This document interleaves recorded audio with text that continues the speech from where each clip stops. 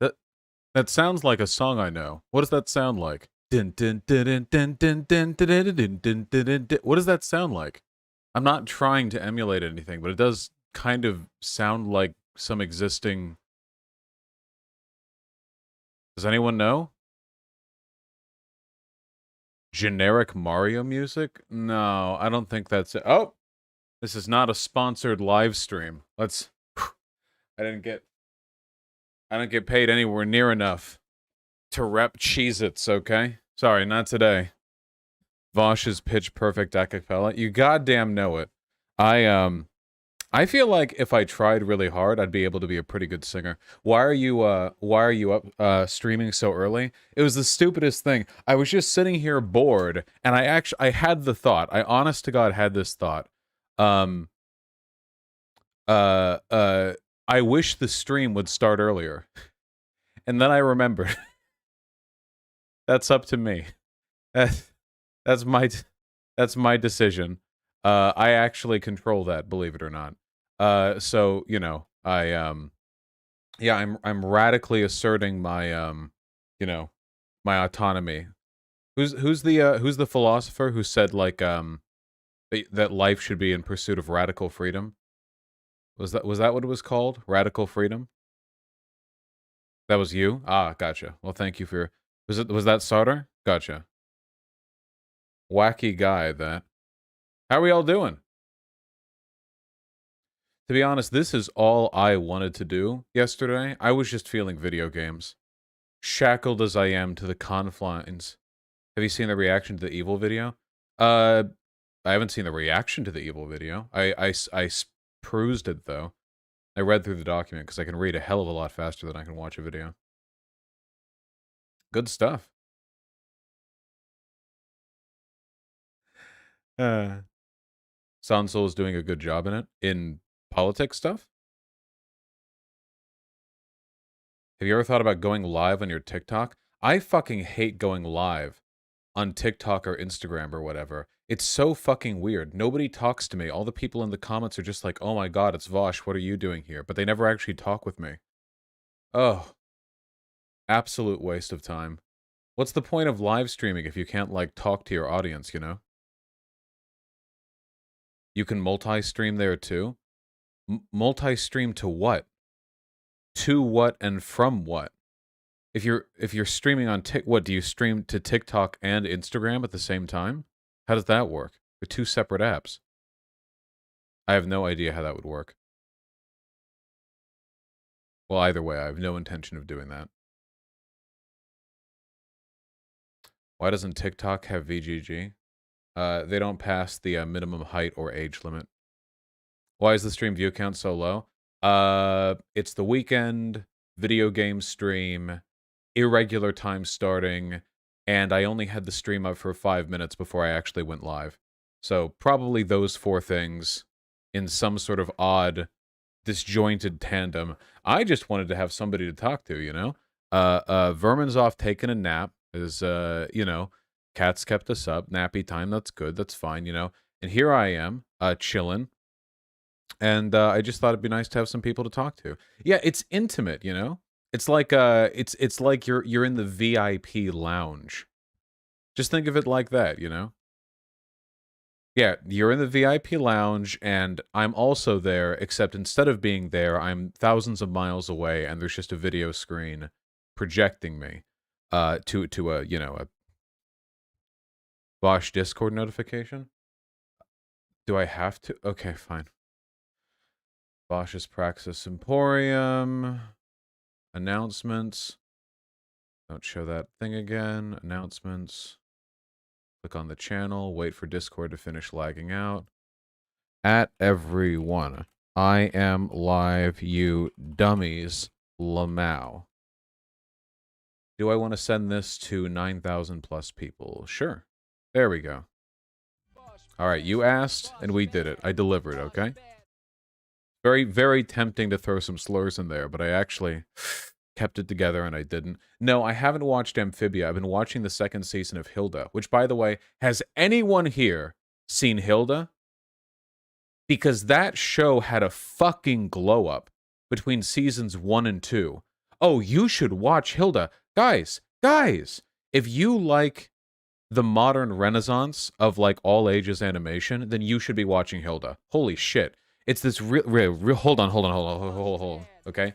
It's this really goddamn cute animated show about a young, sprightly, adventurous girl living in a fantasy world in modern times. So there's cars and trains and what have you, but there's also fantasy creatures and stuff. And she has a deer fox as a pet, and she's got friends, and there are like trolls and stuff and what have you. And they're all British, but you're going to have to get over that, okay? And the first season of Hilda, it was really, really nice. And it's so beautifully animated, by the way. It's really beautiful to watch. The first season was good. It was nice, but it was a little unserious, you know, maybe a little naively pleasant. But the second season really kicked it up. All the plot lines got more serious, more involved. The writing got more in depth. Everything got so good. No, you should still watch season 1 because season 1 is still really good. Season 2 is like, I'm getting my mind blown every episode, seriously. Maybe that's overstating it a bit. This has rapidly become one of my favorite animated shows, by the way. I'm just saying that. It's really, really worth watching. What is it called? Hilda. Hilda. Look, if anything is going to make you think favorably of British people, it's going to be this media, okay? This is the this was covertly funded by the Royal Crown over in London, okay? As a way of trying to deliver, you know, cultural influence over to the Americas that'll maybe win people over a little bit more on British accents. I think they're technically Norwegian. The folklore seems to be Scandinavian, like where they're pulling the folklore from. It's more Scandinavian than it is like Anglo-Saxon, but the accents are British. So, you know, it's all this big. They actually, I haven't finished season 2, but they recently had one where they were like, they encountered some fantasy creatures that were named like comedically Nordic names. Let me see if I can find the episode list just to find the names of these fucking things. Hold on, Hilda episode list, because I had to put subtitles on because I had no fucking idea what they were saying, which was pretty funny. Let me see. The Yule Lad. This came out in 2022. I missed it. I was sleeping on it. You know what the fuck's going on with that? Hold on, let me find it. Oh, Kartashnika. That's one of them. Kartashnika. And then there's a whole other one, and it's... You actually got it, Snorri, yeah.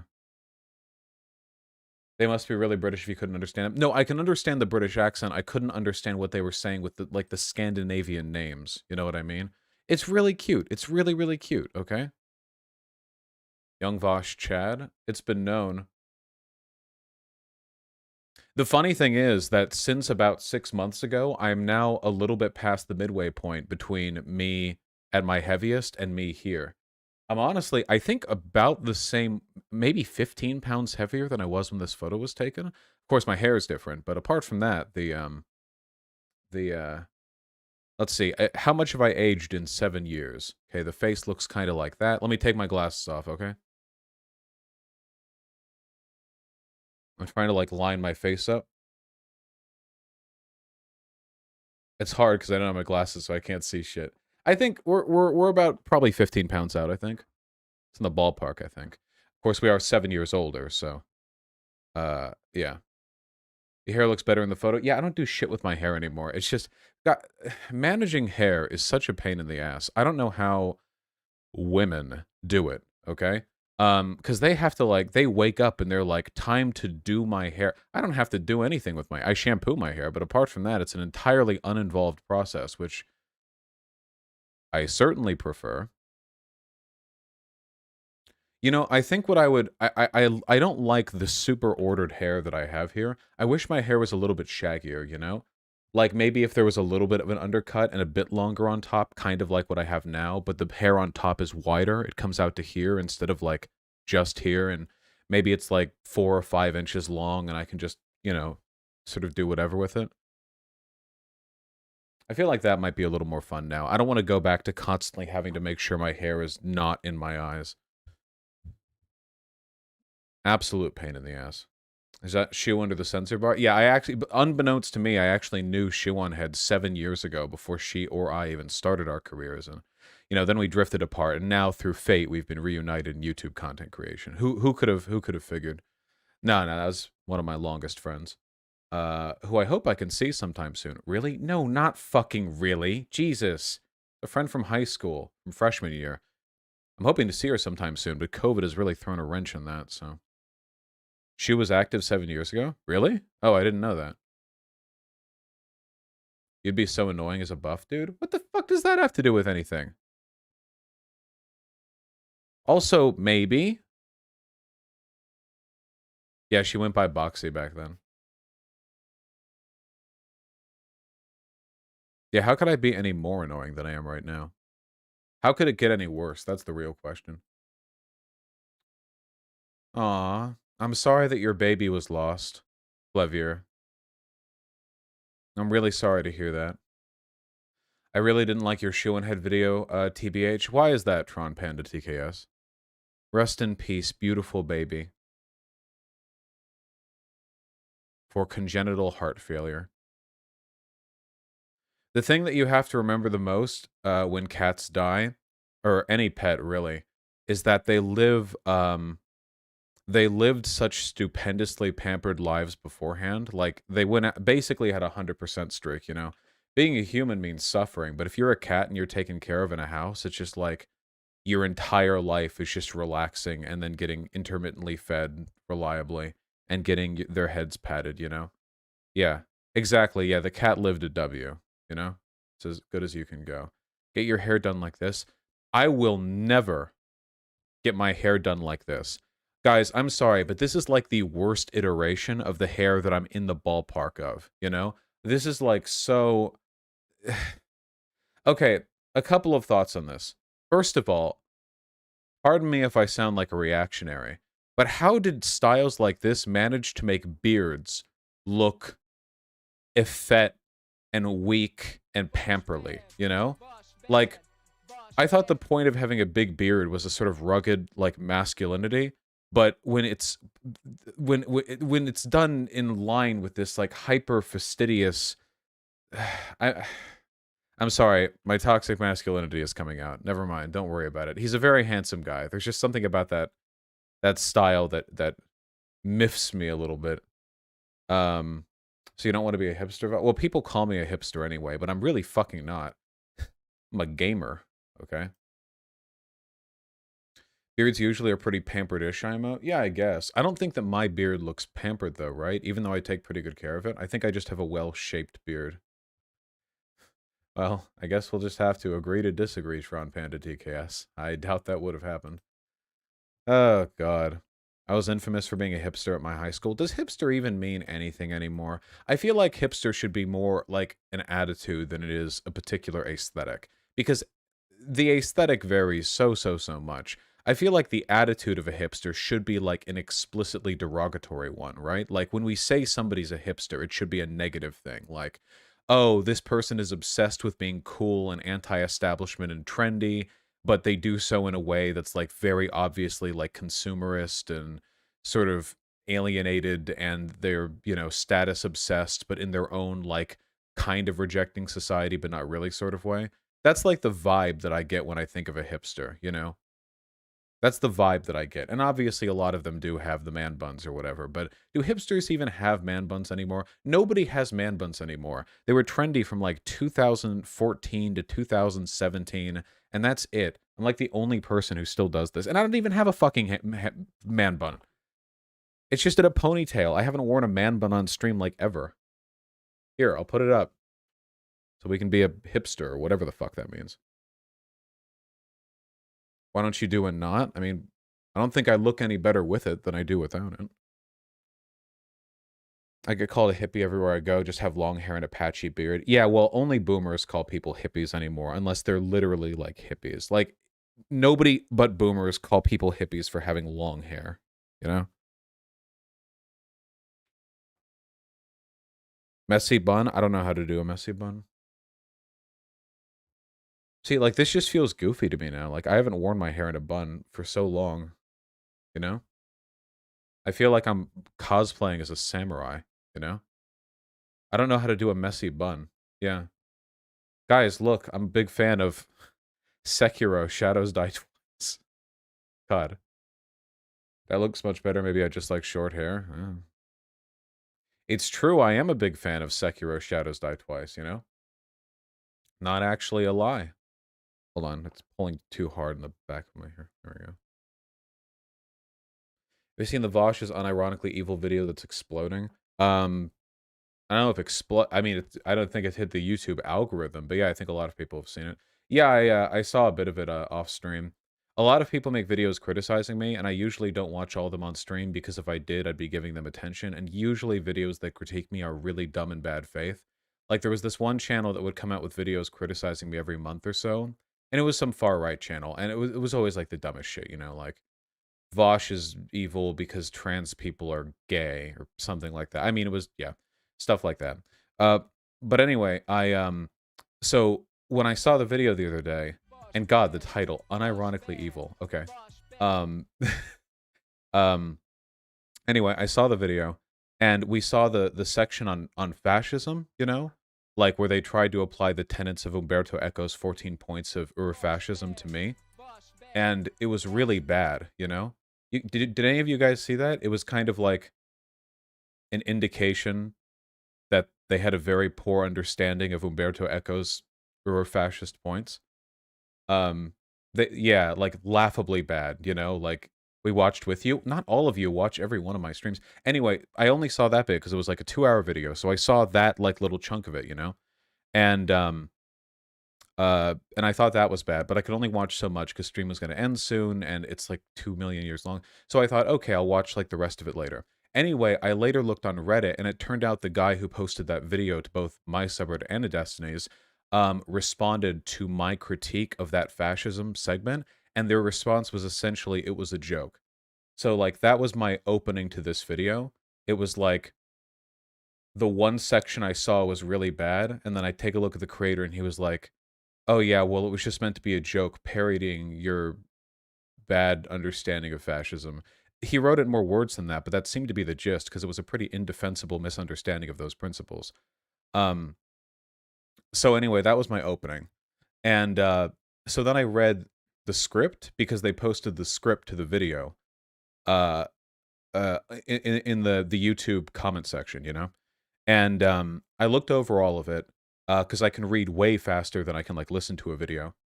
Um, and thought most of it was pretty bad. Um, it actually opens with saying that it was incredibly bad faith of me to not take Count Dankula at his word that he wasn't a white supremacist. A lot of the video was breaking down like specific. It was like that, and then it was like the Prime Kai panel and the fascism thing, and a lot of it. Well, how do I put this succinctly? Um,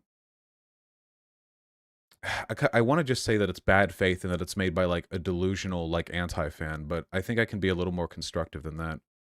Um, I think the most accurate thing that I could say about it was that while there are some underlining like good points throughout the whole video, a lot of it is based on either a really bad like faith interpretation of what I say or really ridiculous extrapolations based on cultivating and cherry picking a selection of things that I've said. The problem is when you've live streamed thousands of hours of content, if you want to clip things out in a particular way, you can always make somebody look one way or another, you know? Like I would be very surprised if there was any like political like content creator online who live streamed who you couldn't do that to some extent or another. Given how much hyperbole I tend to engage in, I think I'm probably more vulnerable to that than a lot of others. So the good parts from the video, from the script that I read, because I read the script, I didn't watch the video.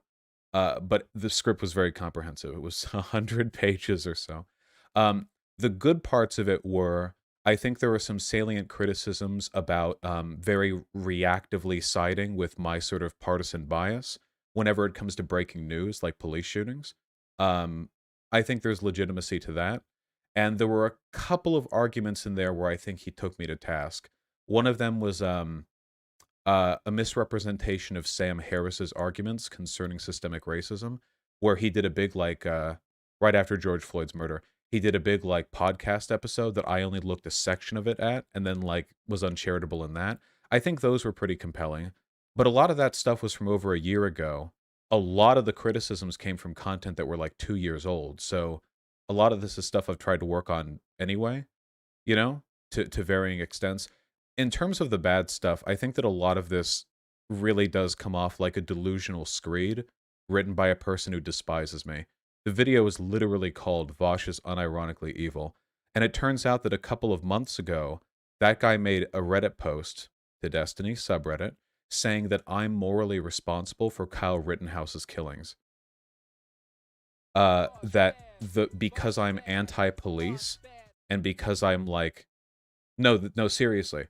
Because I'm anti-police and because I'm partisan in my advocacy for anti-fascism and other stuff like that, that my language is what led the people to attack Kyle Rittenhouse, which is what led Kyle Rittenhouse to shoot them. And this is such an absurd. If you're going by that logic, you could say anyone who's ever criticized the police or anyone who's ever talked about anti-fascist violence in a positive light is responsible. So that to me suggests delusional behavior. And then you personally, I mean, it said me personally, yeah. And then all the top comments underneath the Vosh is Unironically Evil video are from Sargon of Akkad, Count Dankula, and Short Fat Otaku, who have been liked and hearted by the person who made the video, who is ostensibly on the left. So I'll say this much. While there are certainly some salient criticisms throughout the entirety of the hour and a half long video, I guess there would have to be. If you talk about me for that long, you have to say at least a few things that are correct, right? I think that a lot of it comes off as questionable at best, you know? So I guess those are my thoughts reading the script. Maybe my feelings would change if I watched the video, but the script had all the language of the video, so I don't necessarily know. In your opinion, what do you think is the best critique you've ever got from either leftist or from a right winger? I don't think I've ever gotten good critique from a right leaning person. The best critique I've gotten from left leaning people, um, I mean, Book Smarts gave me good criticism. I think when I talked with him, um, though I disagree with him on a lot of stuff. Zigzizi, Loner Box, yeah, yeah. I think they've levied some pretty good criticism. You know.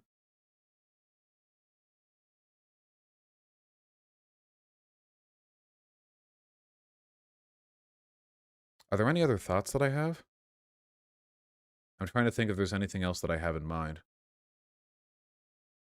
Oh, yeah, another thing that makes me really suspect about the politics behind the video on me is that a lot of it was a big section of it, maybe a quarter of the script, was trying to impugn me by assembling quotes where I said mean things about conservatives, like how the modern Republican Party is fascist and Republicans support fascism and how they would have been throwing rocks at little black children trying to integrate into the schools back in the back 50 years ago, and stuff like that, which I think are very defensible comments. I don't know why you'd think conservatives today wouldn't have acted like the conservatives back then. There's a pretty clear ideological through line from then to now, but a lot of this stuff was being assembled as part of a broader argument that I'm dehumanizing conservatives, which is weird because I think for the most part, I try to make an effort not to. I might try to indicate that conservatives are ultimately a victim of their own ideology, that they're dangerous and their ideas are horrible, but that's not the same as dehumanization. I'm sure, I mean, I've said the term subhuman, but, well, I got that from somebody else, okay? I think for the most part, I'm pretty clear in my messaging on that. Hassan dehumanizes them way more than you. Yeah, where's the Hassan cancellation, actually? Um, Anyone else have any salient questions? About the video, I mean. Because I heard Destiny watched it, which is not surprising to me. But since some of you guys come directly from that, I'll hear it out. Do you think there are similarities between the hate D gets with his friendship with Lauren Southern and your friendship with Shu? I think anyone who's comparing Lauren Southern to Shoe on Head is like delusional and is like their head has been completely clouded with internet memes. The idea that there could be any parallel between like anti SJW from 2016 and white nationalist banned from several countries tied to stochastic terrorism responsible for trying to drown refugees out in the sea. Stuff like that, you know? I feel like there's a yeah.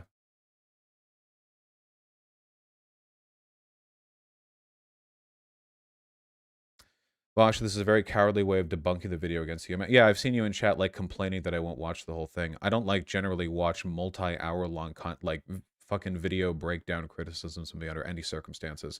But that's like a pretty stereotypical way of trying to bait me into it. Like, dude, you're a coward for not dedicating an entire live stream to responding. Yeah, no. Do you know this guy Hakeem? He has multiple videos calling you stupid. Here is one. Yes, I am aware of who Hakeem is. Thank you for reminding me of his existence. Uh, Honestly, I mostly just laughed and called you a sellout when reacting to your shoe video. Damn, I actually think the shoe on head was pretty responsible, but Destiny has long since lost the ability to understand the plot when it comes to issues like this. So not terribly surprising to me. Hassan's cancellations every 9/11. That was such a weak cancellation, man. The 9/11 stuff. I know he got in trouble with his uncle about it and like the Fox News thing and everything, but that's so defensible, you know? Wait, I just found out who Lauren Southern is. What the fuck is that banned from multiple countries thing? Wait, Lauren Southern is banned from multiple countries, right? Am I thinking of another person? Am I thinking of another Canadian? I'm almost positive she is. Yeah, okay, okay. That's what I thought. I'm almost positive. Yeah, she's banned from England. Very nice. Um, as one does. Do you know anything about Vicky 1999? I recognize the name, but apart from that, no. I don't think so. What's your position on anti-moral realism, since that was one of the critiques of the video? Oh yeah, that was from that debate with Rem. The funny thing is that like Rem postures as some kind of like philosophical, you know, like expert. I mean, the way he fronts himself as, even though he was an undergrad, it turned out he never even got a degree. Recently, it was found out that he never even like yeah, so I don't know like how much of his credentials he's lying about, but the thing is like I have no philosophy education whatsoever, literally none. So when I my engagement with stuff like moral anti-realism is just I hear arguments that seem more convincing to me and I try to learn a little bit about them and but like I could be moved over to another one, you know? When Rem came on, he demonstrated a horrendous inability to understand my position.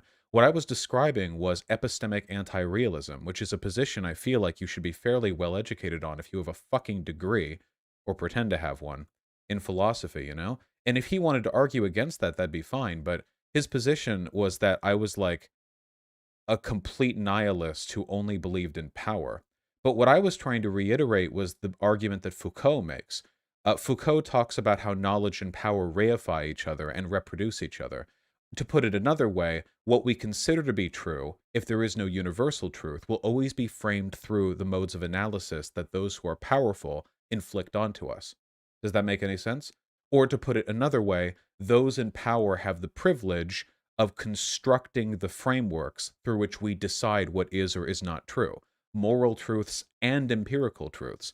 That was the argument that I was making, you know? And this is a position that I still haven't really seen debunked, but if you had like a horrible tyrannical regime, they could construct a truth in which they could rewrite history however they saw fit. And because there's no one universal definitive truth, that truth would be something people within that framework would have to contend with. It's a truth I would find morally reprehensible, but it's a thing that could be constructed. This happens in dictatorial regimes all the time, doesn't it? We see it's not just that they're lied to or that information is controlled, it's that the way they come to understand the nature of reality is yeah, I mean, it's literally 1984. So that was my position, but then Rem ran back to Destiny crying about how I don't believe the Holocaust happened or something and how this stems from my nihilistic view that only power is what matters.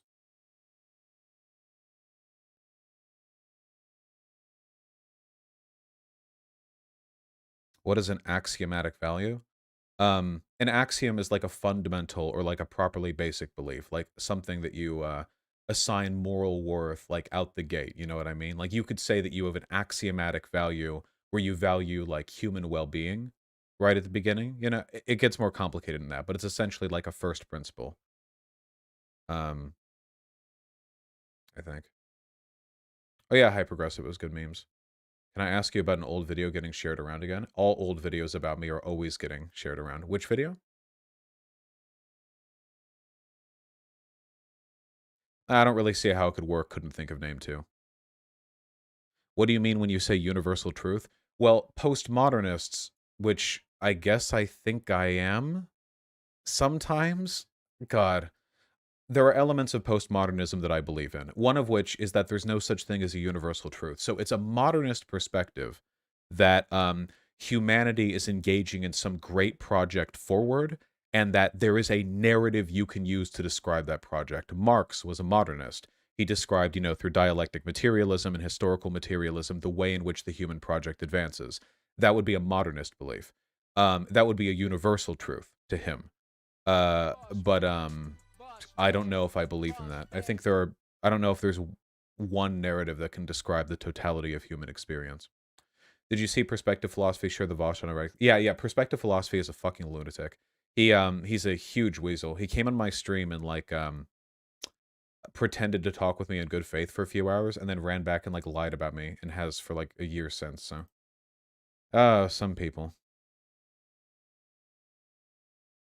Quixotics. Yeah, I think so. It's something that I'm trying to work on a little bit, but I do think that the conversation about breaking events is a little bit more complicated than what a lot of people pretend it is. So usually what'll happen is let's not pretend this isn't a Destiny community thing. When Destiny says stuff that's patently incorrect, like when he said that Dylan Burns was grifting and lying to further his career to knock off Prime Kai, and that Katarana was just like using like stuff like that, he doesn't really get much like reciprocal backlash for it, but he keeps his hands off immediate breaking politics so that when other people comment on them, he can attack them. The thing is, I think you kind of have to comment on breaking news. You can't let the narrative be completely controlled by conservatives. Like, do you think that's how you like manage political discourse? Like, anytime anything happens, the conservatives are the ones who get the first 48 hours of like political discourse and speculation, and like everyone on the left completely shuts the fuck up. I don't necessarily know if I agree with that. I think that it is important to create narratives around breaking news. It's just important to frame them in a way that leaves interpretations open to whatever possible futures might rise from uh, information that comes about. How do you ethically do breaking news, though? Well, I mean, the strictest way that you could do it is simply by reporting things that have already happened. Um, but that's never where politics takes place, you know? Politics isn't about what has happened. Politics is about what should happen in response to what has happened. So I don't know if I agree with that being like the line right there. You could talk about like, hey, there's the potential things go this way, and if that's the case, this is bad, and here's why. Um, but if you go down that road, you kind of imply that that is the thing that is going to happen down the road. I don't know if there's a way to balance it perfectly, but I do know that the cultural consequences would be disastrous if we ceded all information to conservatives up until we get like official police reports anytime anything like that happens. There's got to be a better way to handle stuff like that than that.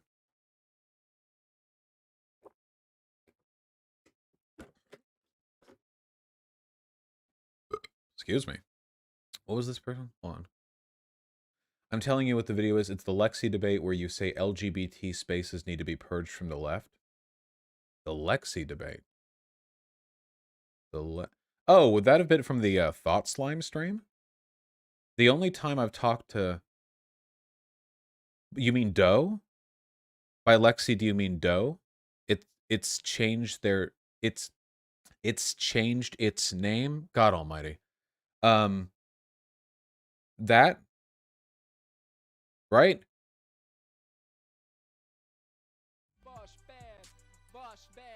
I need confirmation. We're talking about the Thought Slime stream, right? Why don't you just post the video? Just post the video that's circulating. I'll go over it. Doe goes by it's. I think so. Yeah. Do you remember what you were doing on 9/11? I think I was in like art class. You know? I can't find it. Oh, well, if you pull it up, I'll take a look at it. I don't know.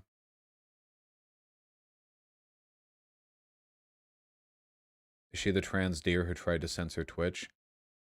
No, the person you're referring to is another dear trans person who was a Twitch ambassador. The person we're referring to is a different trans dear person who goes by its pronouns, which I respect, but admit do feel awkward being used in practice, perhaps through inexperience. I think Doe is also fine with sheer. Can we just not get me canceled for something new every day? Can we just. We just.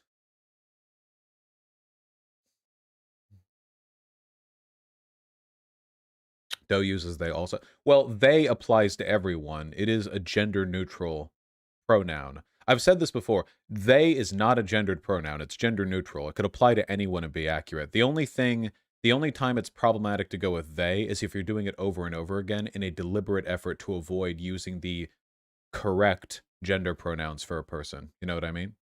Get on with the segments then. Don't tell me what to do, Rodzilla. Fuck you. What do you think about trans people being uncomfortable with it/its because it can be used as a slur by transphobes? I understand where trans people are coming from when they say that, but look, if a person gives me their pronouns, I'll respect them. As long as they're less than 40 characters, okay? There's a limit to that shit. Somebody came at me, I'm pi gender, and my pronouns are the entire digits of the irrational number pi, then I probably wouldn't go ahead and run that one through, you know. Crimson Winston, we spent like 20 minutes talking about it. I hand-waved part of it. I do have... Okay, I'll take a look at the clip, thank you. It is something that frustrates me, though, because I do feel like it's really difficult for me to find good criticism, you know? I know I'm not perfect. I think I'm pretty good, all things considered. I know I'm not perfect, but, like, so often criticism comes from people who are delusionally hateful towards me. And sometimes I get criticism from good sources, but usually it's a little more fellow content creator criticism than it is, like, a holistic, uh, a takedown of the please Vosh, I can fix you. Yeah, well, many have tried. I've seen people on Twitter saying using they when you don't know somebody's gender is misgendering. What's your opinion on that? My opinion is that's a fucking idiotic perspective. What? It's misgendering to use they when you don't know their pronouns? That's literally the time you're supposed to use they always. Crimson Winston, you know you can rewind in the VOD, right? Like, you can just rewind and see it there. Can't keep doing it over and over again. What are you supposed to say? I guess you just say, like... Fuck, what do you say? You do seem to generate very passionate, albeit bad faith criticism. Yeah, it's unfortunate. I, wonder what... Wonder what makes me so special in that regard. I don't think I'm uniquely infuriating. I know there are people online who are more obnoxious with their platforms than I am.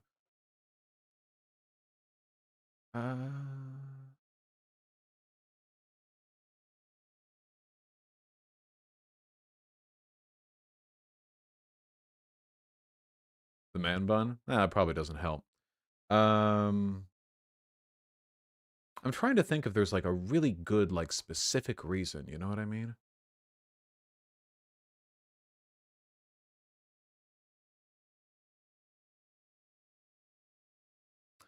I think if I had to make any guess at it, I think it's because I mix all of the irreverent antagonism of a debate bro with the pointed political partisanship of, like, an advocate for a certain position. So on one hand, when people are, like, super, like, edgy and engaged online, oftentimes they're not as committed to their positions as political partisans are, which means it's easier for them to fall back and sort of play the friend game, but I can't really do that, you know? Shu could do that. You're extremely bad faith, especially to conservatives, Vosh. You even said the only reason you treated Hunter Avalon good is because Shu told you to. I see we have a person who watched the video. Well, that section, by the way, was one of the indications that I got that that video, the Vaush is unironically evil thing, was a really dumb video. So the statement that I had made was that Shu telling me information about Hunter Avalon changed how I treated Hunter Avalon. If you think that's an indication that you're bad faith, that the way you treat people changes depending on information you have about a person, then you don't know what bad faith is. What do you, what do you think bad faith is? Like I frame my conversation in a way that takes into account info I have on the people I'm talking to. What a dishonest person. What? But that was being framed as some ultra bad faith thing. It's really weird. That's not what that means. Yeah, a nice, but look at marijuana cigarette right now. Just watch the video instead of debunking chatter. So you have a bad point and then you run away from it. Yeah, I see. No more baiting from you. Shush, shush, shush, shush, shush. All right. This person linked the video. Let me see. Demsoak, this is a 4-hour live stream VOD. You didn't link me a clip. You linked me a 4-hour live stream VOD that was posted months ago. What am I supposed to... I linked the clip here. This is a purple link. Have I seen this before? Hold on. Well, if it's purple, then I guess I must have. Watch all of it, you coward. Yeah. The left community online... All right, hold on. First of all, let's take a moment to appreciate the glow up, okay? I'm skinnier now than I was then. Isn't that crazy? Actually, I have... Hold on, I have my phone here for once. I actually know what weight I was back then because I did intermittently diet, and whenever I do, I keep my weight in a big notepad along with the date. And this isn't quite from that time, but I should have been around 245 pounds back then. And I'm 234 now, so I'm 11 pounds lighter than I was back then. It's, oh my god. It is so fucking obvious when people only come in here as DGG Drama Frogs. Hold on, Crimson Winson, the person who begged me to talk about the video and then didn't go back and watch it during the earlier segment. They have this to say. I don't understand how anyone falls for Vosh. Yikes. You know, when people like you act like that, it really kind of feeds into the narrative that Destiny cultivates a huge conservative audience in his community. Hold on, 1 second. Let me just see if I can,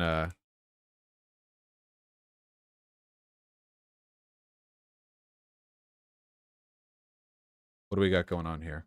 Wait, that's not a... If only I knew how to type. There we go.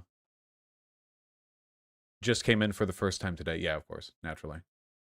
They're so fucking desperate for content. Holy fuck. There we go.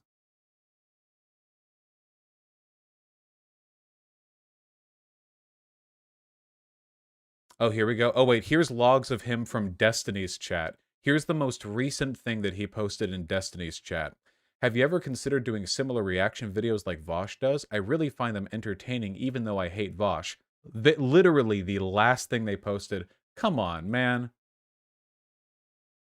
Can we not feed into stereotype this fucking hard? Can we try a little bit harder? I'm glad you like my videos, though, okay?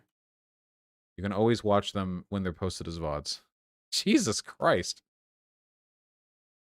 Is it worth going through random chatter's logs? If it's funny, yes, always. Now I'll go through yours. Hold on.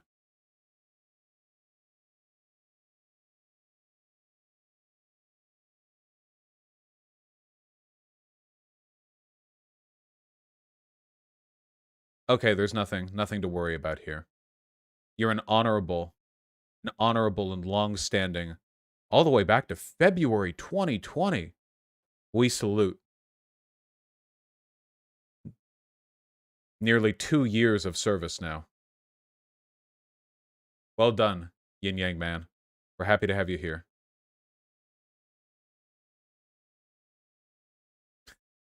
Okay, we got so distracted. We got so fucking distracted. Hold on, I'm sorry. What are we looking at here? Let me see this goddamn video. Okay, hold on. Let's go. Particularly the LGBT community is cancerous as fuck. Uh-oh, hold on, wait. From the beginning. We get all that syntax going. The left community online, particularly the LGBT community, is cancerous as fuck. First of all, as a member of the left and the online LGBT community, I think I have the right to say that, and both of these things are completely true. That's not bigoted to say. I'm not saying the people are bad. The communities are absolutely incredibly cancerous.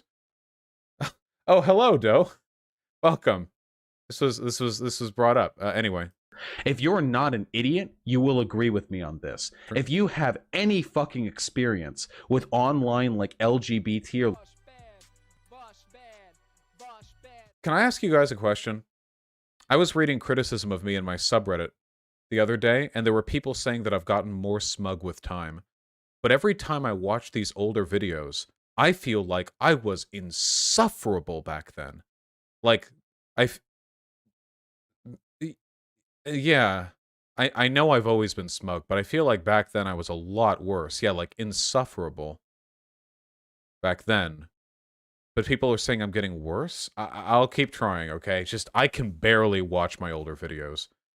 Whew. leftist discourse, you know it's cancerous as fuck. You understand this. People are hyper fragile. There's a ton of mental illness. And I'm so these, you can't convert these people. They're not reasonable. They have to be excised from the left. And it's because it's coming from dumb fucks who are... we clipped out a segment there. I like having the full context, but let's continue. Gay. What is this person says they're gay as hell?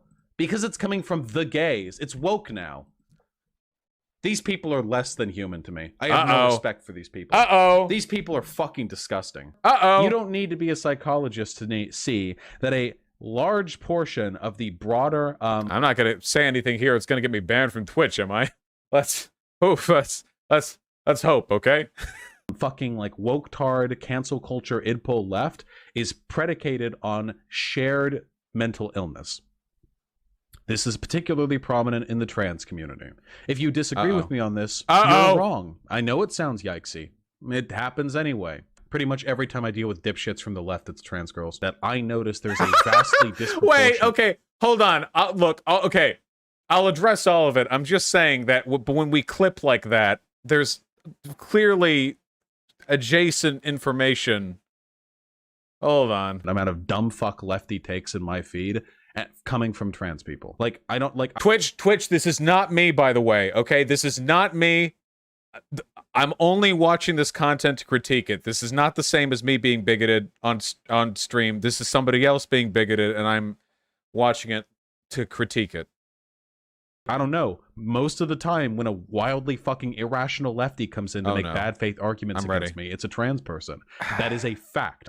If all of these dumb fucks recognize that I despise them and think they're every bit as detrimental to the left as Nazis are, I am doing good. I want these people to know that they're my enemy. I fucking hate them. I really But they're not your enemy. Oh, no. Yes, they are. They hurt.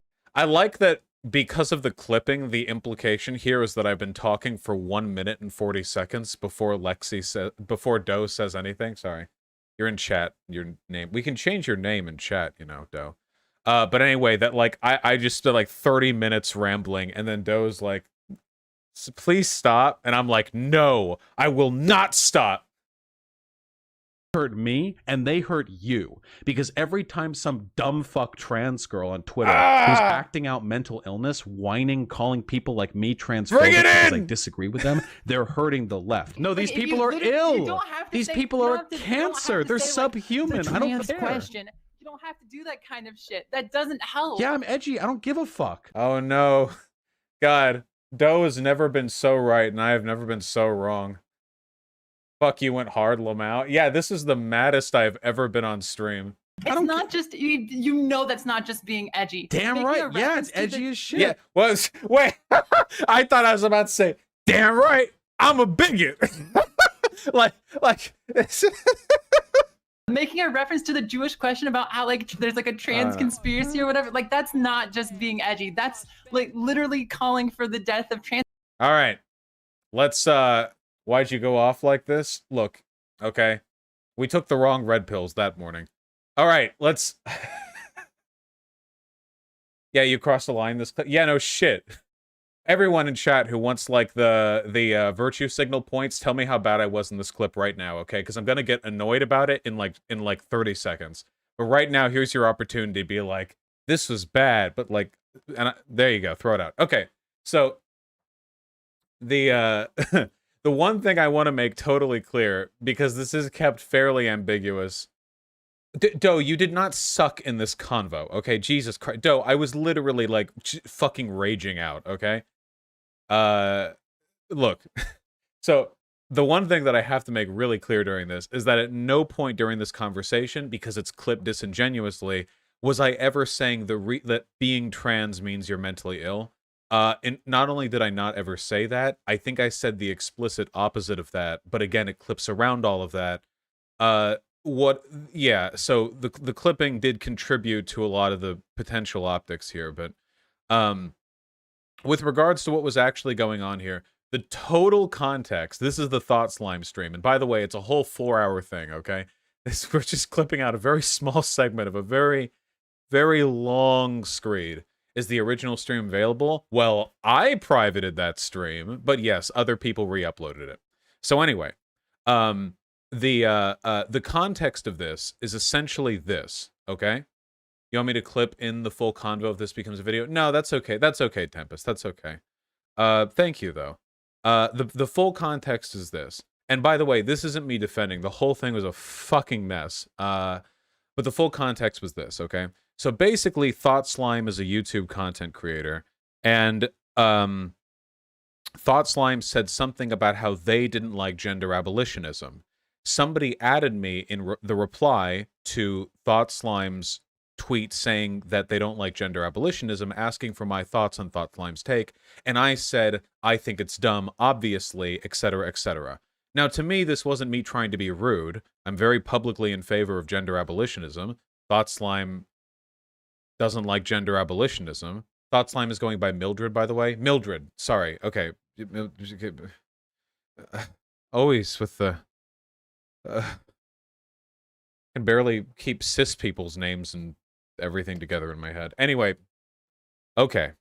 So, I said somebody told you this like a month ago. I do not remember that. Whatever, just shut up, please. Please. Just let me finish. Okay, please. Shh. Anyway, so anyway, Thought Slime blocked me for that. So I was really offended by that because I'm just gonna say Thought Slime because of the channel name. Please just let me go by the channel name, please. I say ContraPoints 2 instead of Natalie. Just okay. Thought Slime blocked me for that.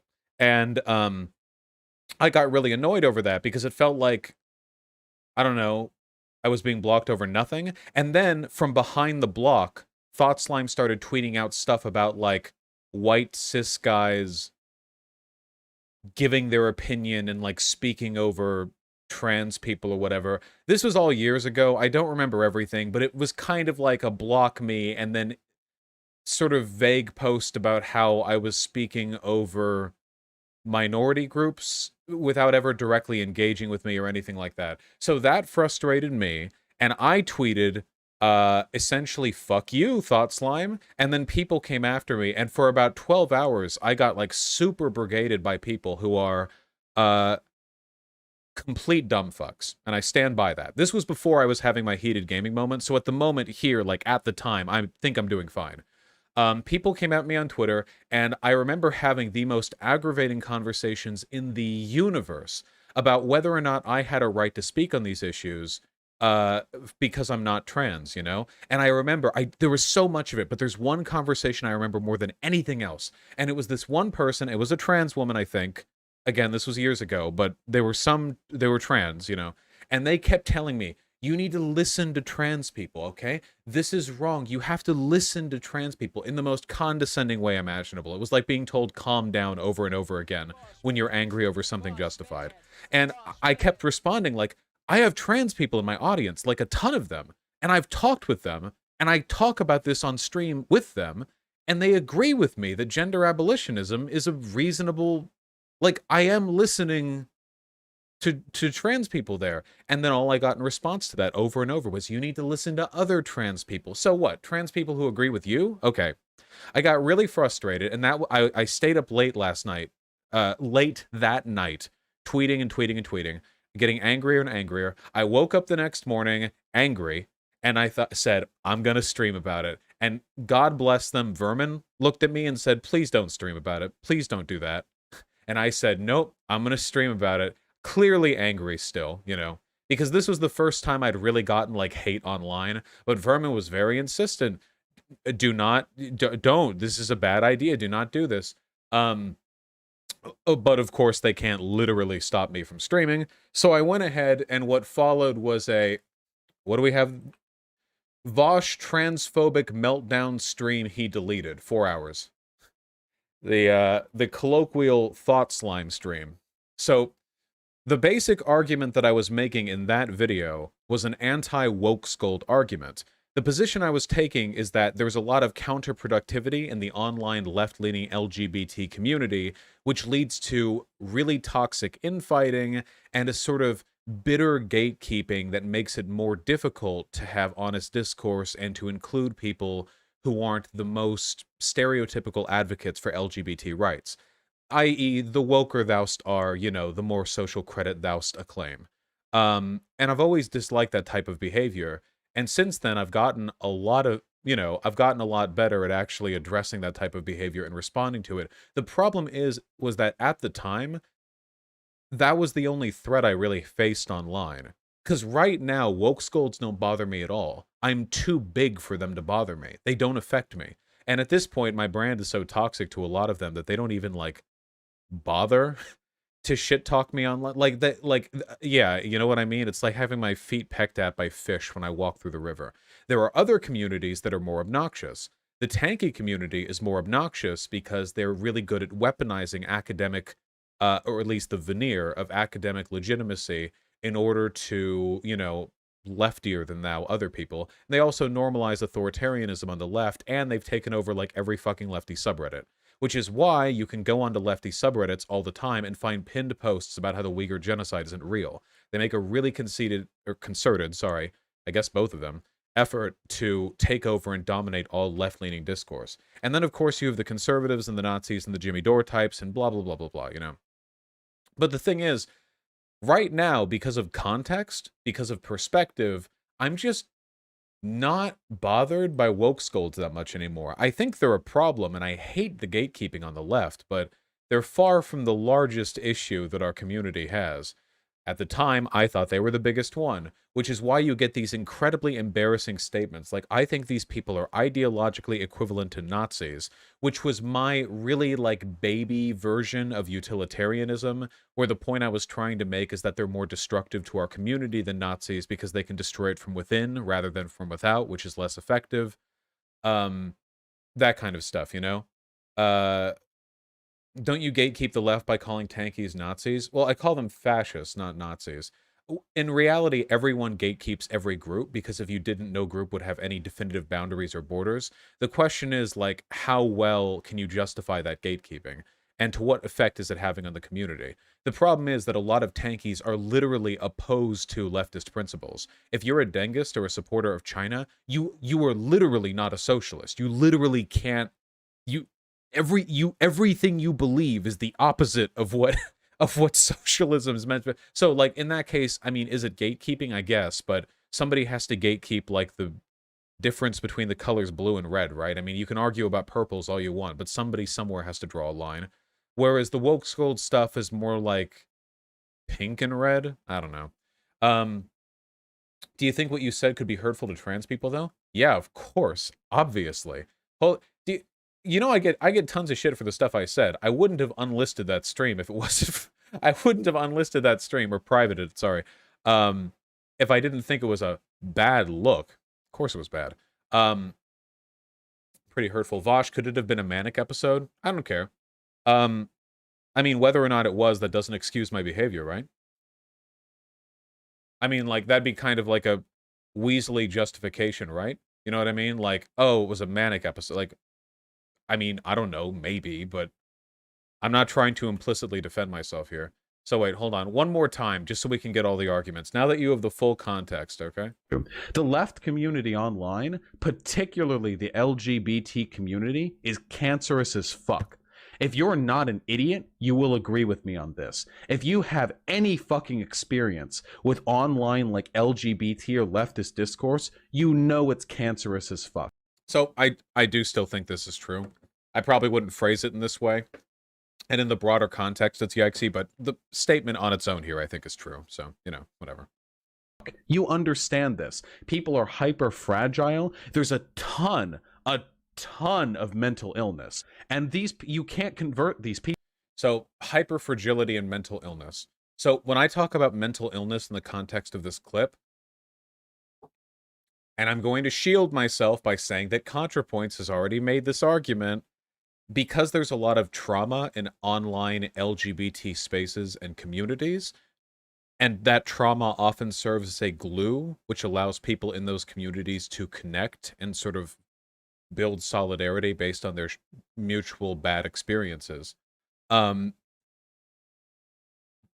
Oftentimes, coping mechanisms for trauma can be really, really, really toxic, both to yourself and to other people. That there's a kind of reflexive attempt to guard the purity of your social space because you have difficulty discerning the social space from the political advocacy. And I think that oftentimes that behavior does manifest in a fairly mentally ill way. And I say this as a person with mental illnesses who has talked extensively about both them and the way I've medicated them on stream. I don't think being mentally ill makes you a bad person, but I do think that if your behavior is motivated by mental illness, it's almost by definition something you shouldn't be doing, you know? Or to be more accurate with that, if you're engaging in pernicious behavior as a product of trauma, you should evaluate that and not sort of accept or rationalize the behavior because it's something that you want to do, you know? Victims of abuse will often self-justify a lot of heinous shit, but you got to work past that. So anyway, that's what I meant to say. That's the version of this argument that I still agree with. Whenever I say mental illness in the future of this clip, that's what I'm referring to. Likewise, you know that people say that I called trans women mentally ill? That's also clipped from this stream, and it's the same basic principle. I was including mental illness as a set of categories alongside trans to describe the people who gave me a lot of shit online at that time. But the mental illness wasn't because they were trans. The mental illness was the trauma reaction, crazy overinflation of others' harm, like that kind of stuff, you know what I mean? People, they're not reasonable. They have to be excised from the left. And it's This is me gatekeeping, by the way, unironically. because it's coming from dumb fucks who are gay. What is this person says they're gay as hell? Hold on, okay. To be fair, all dumb fucks are gay, and all gays are dumb fucks, okay? This is axiomatic, all right? Many people are saying this. Because it's coming from the gays. It's woke now. These people are less than human to me. I have no... This is just me being, really edgy. I disagree with a person, therefore you're subhuman. I wonder what community I picked this up from. This is just me being edgy. Ow, the edge. Oof, ouch, ow, my fedora. respect for these people. These people are fucking disgusting. You don't need to be a psychologist to see that a large portion of the broader fucking like woke-tard cancel culture idpol. And it sounds so embarrassing too. Woke-tard cancel culture idpol left. Like it's not just the tone, it's like the language I'm using is like a inarticulate 14-year-old Ben Shapiro fan trying to describe why he thinks colleges are bad for humanity or something. Left is predicated on shared mental illness. This is particularly prominent in the trans community. So remember why I said what I said? The mental illness is like a reference to the shared trauma bonding in a lot of these communities. That is what I meant at the time too, but that doesn't excuse the rhetoric being used. I was mad as shit. But that is, I think, what I meant to say. It's certainly what I think now, you know? If you disagree with me on this, you're wrong. I know it sounds yikesy. It happens anyway. God, I'm so fucking condescending. I am absolutely not more condescending right now than I was back then. I have definitely gotten less condescending over time. Pretty much every time I deal with dipshits from the left that's trans girls, that I notice there's Okay, that's just a statement of fact, and at the time, that was indeed true. Now, whether or not that's true, that doesn't necessarily mean it's okay to say. If I was getting in a lot of arguments with black separatists, and I went on stream and I was like, yeah, every time dipshits come at me from the left, so with black people, like, that'd be pretty bad, you know? That'd be a bad thing to say. So I don't endorse this. The only way this is acceptable is if you're talking about groups that aren't marginalized, okay? If I said it was white girls, maybe that's okay because they're like less marginalized. Maybe if I said the gays, that would be fine. That's okay. If I said I'm under attack from the gays, I feel like there's enough of a sort of pseudo-ironic distancing from the problematic implications for it to be defensible. Probably not trans people though. There's a vastly disproportionate amount of dumb fuck lefty takes in my feed coming from trans people. I don't know. What are we getting from chat too? We have Pepe mods. We have Pepe hands. You tread some pretty dicey lines, my dude. You just did, mate. This is not the take you need to make. This is probably the most criticism I have ever gotten from my chat, you know? Even my Marvel takes don't accrue this much criticism. No, most of the time when a wildly fucking irrational lefty comes in to make bad faith arguments against me, it's a trans person. That is a fact. At the time, that was true, but again, that doesn't justify them. If all of these dumb fucks recognize that I despise them and think they're every bit as detrimental to the left as Nazis are, I am doing good. I want these people to know that they're my enemy. So edgy. So edgy. God, I should have worn a fucking Batman cowl and cape to this one. And when the woke scolds, and the tankies, and the trans gays look up at me and shout, save us, I'll look down and whisper, no. Jesus. Fucking hate them. I really do. But they're not your enemy. Oh, no. Yes, they are. They hurt me, and that's Rorschach, not Batman. But Rorschach was meant to be an XP of Batman. So, checkmate, liberals. They hurt you. Because every time some dumb fuck trans girl on Twitter who's acting out mental illness, whining, calling people like me transphobic because I disagree with them, they're hurting the left. No, these people are ill. These people are cancer. They're subhuman. I don't... Woo! You know, I wonder if it occurred to me at all back during this time if there would be any rhetorical consequences to using the language that people use to dehumanize trans people against trans people, but not because they're trans. You know what I mean? I feel like rhetorically, this is basically the equivalent of me calling a black person the N-word, and they're like, why'd you do that? And I said, oh, you know, I just think you've got a really bad taste in anime. What? You know, I just think you've got a really bad taste in anime. Like, it's so bad, I just said a slur. I got really mad. I feel like that's basically where we're at right now. With this clip. Not right now, with this clip. Oh, God. This question. You don't have to do that kind of shit. That doesn't help. Yeah, I'm edgy. I don't give a fuck. I sound like Ricky Gervais on Twitter here. Oh, God. Remember Ricky after that? What was it? What was that awards show where he was like, I identify as a trans monkey, call me bonobo, post-op? The Emmys, that was it? And then afterwards, people got mad at him for his stupid, lazy, derivative stand-up. And then he was like, huh, you don't understand. I'm the torch-wielding advocate of free speech, the Olympian of free advocacy, and you're trying to silence me. You know what I mean? It's not just, you know that's not just being edgy. Damn right, yeah, it's edgy as shit. No, making a reference to the Jewish question about how, like, there's, like, a trans conspiracy or whatever, like, that's not just being edgy. That's, like, literally calling for the death of trans... The left... Alright. Was Rick and Morty a show back then? Yeah, Rick and Morty existed back then. I'm trying my best to be a Rick here, you know?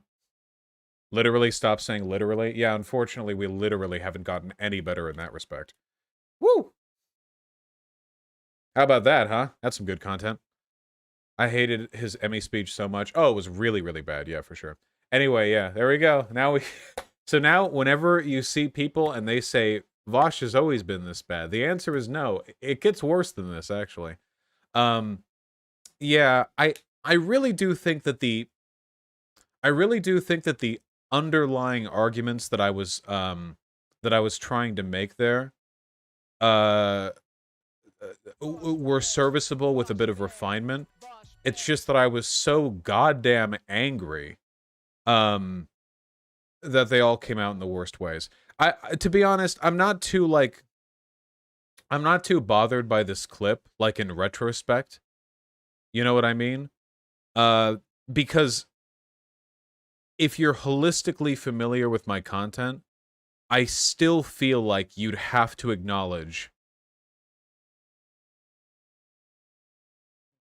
that I'm pretty goddamn pro-trans, you know?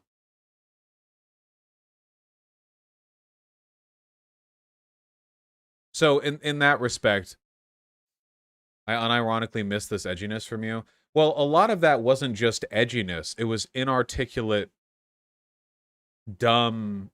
Like that was like 20% edgy. The remaining edgy percent of it was just it was just dumb, angry white boy gamer molding, you know? There's nothing inherently wrong with being edgy, but it has to be appropriately formatted.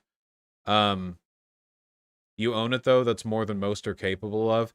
Don't give me accolades for this. This is a I have to how do I put this? It's an obligation as a part of the content that I produce for me to go over stuff like this, so you don't need to like jerk me off for doing it. It's really about how well you can hold to it. And for what it's worth, and I'll stand by this, you know. I think that you'd have to be in pretty, you know, pretty bad faith to look at the content that I produce today, even in the context of everything that I've done, and interpret what I am as transphobic, you know? I can't blame people for looking at that clip and getting shocked, though. I think that adding context to it makes it a little more clear where I was coming from, you know? Well, maybe Catboy Jazzy. There's a lot of variability to stuff like that. And it's also one of the problems with, like, one of the problems with stuff like that is because it is incredibly difficult to determine the extent to which older bad stuff. Yeah, Demsoak, I see, thank you. To which the extent to which older bad stuff suggests some underlying problematic behavior today. I'm generally not a big fan of canceling people because it came out that X or so years ago they believed something different, you know? Remember when, what was it, Gunn? What's his first name? James Gunn? Jeff Gunn? James Gunn? What was the name of the guy? James Gunn, yeah. And, like, he had tweets from, like, 12 years ago or something. And he got in trouble over that. That's pretty weird to me. I don't really get that. Yeah, they were from, like, 2012. Yeah, like, 2012. 2012? 2012? I'm like a... I was like a fetus back then. Jesus. Wasn't it dead baby jokes or some shit? Yeah, I don't even remember what the context was, you know? From Tempest, my friend. One thing I see a lot is that you're not transphobic because I work for you. I think that's a bad argument. Yeah. I like if I hired a black person, would that mean I can't be racist? You're not transphobic because you vocally advocate for trans civil rights in your platform. Yeah, I mean, you know, I try my best. Yeah, I don't know. Well, was it conservatives who canceled the James Gunn? Well, yeah. I mean, conservatives participate in the cancel culture stuff as much, if not more than, you know. Oh, yeah, speaking of, people are currently trying to cancel ContraPoints because somebody dug up a video from, like, 2009? Where she was, like, reactionary or something? It was Tankies who were doing it, apparently. A video from Kiwi Farms? Yeah, it was Tankies. who are conservatives. So isn't that before she transitioned? That would have been way before she transitioned. Yeah. Can I do an anti-vaxxer debate? So while I have thought about it, they're not actually possible to find. You know why? Have you guys seen all the other Twitch debate bros? I mean, all of them. Dylan, all the panels, Destiny, all of them. There are no anti-vaxxers, okay? They hide their power level like crazy when they actually get on a live stream. What they do is they're very anti-vax, but when they go on there, they half-heartedly present like 2 counter-arguments, and then at the end they fall back on the, well, it should be everyone's choice argument, and then when they get off the stream, they go back to being fully anti-vax. It is such a waste of time. It's like talking to fucking, like, flat earthers, you know? Just such a waste of time.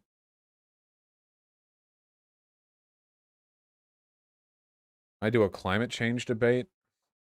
I don't think debates are the best way to convey information on those issues, you know? Oh, sure, Quizotix. Destiny is always going to be trying to, like, desperately claw for my attention. He's been doing it for months, and it never stops being pathetic to me. The most we get on my stream is that he gets mentioned in response to something that he does. And that's genuinely it. But he'll, like, do entire stream segments, video, like, constantly. And he's going to be at that Freer Future Fest thing, so I'm sure I'll be seeing him there as well. But it's like a interminable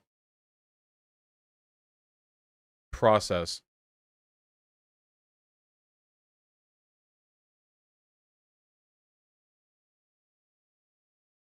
Did you see this reporting about Biden quid pro quo with Ghani? What? Before Afghan collapses, Biden pressed Ghani to, quote, change perception. In the last call...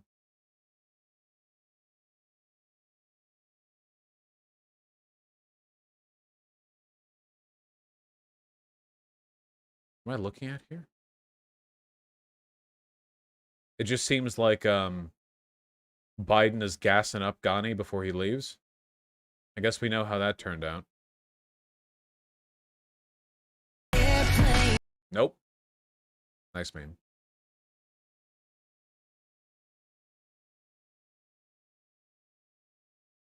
Well, you just fucked Destiny already so we can get out of this arc?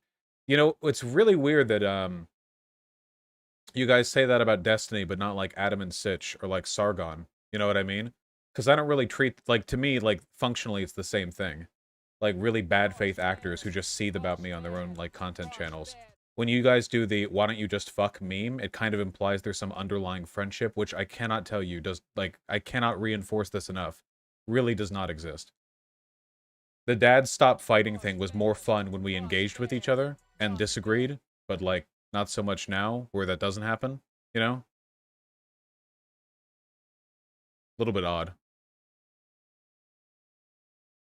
Can you please debate more liberals on socialism in the future? Alright, enough goddamn debate requests. Where the fuck are we going from here? Wasn't there, like, a video we were supposed to go over?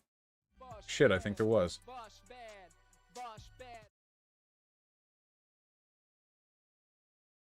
Matt Walsh. Oh, yeah. Lest I forget. Hold on.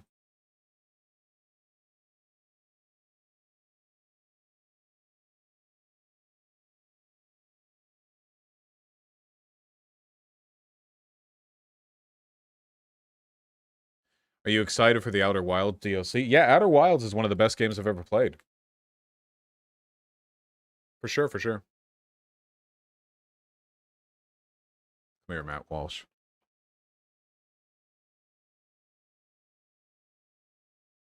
Come here, Matt Walsh.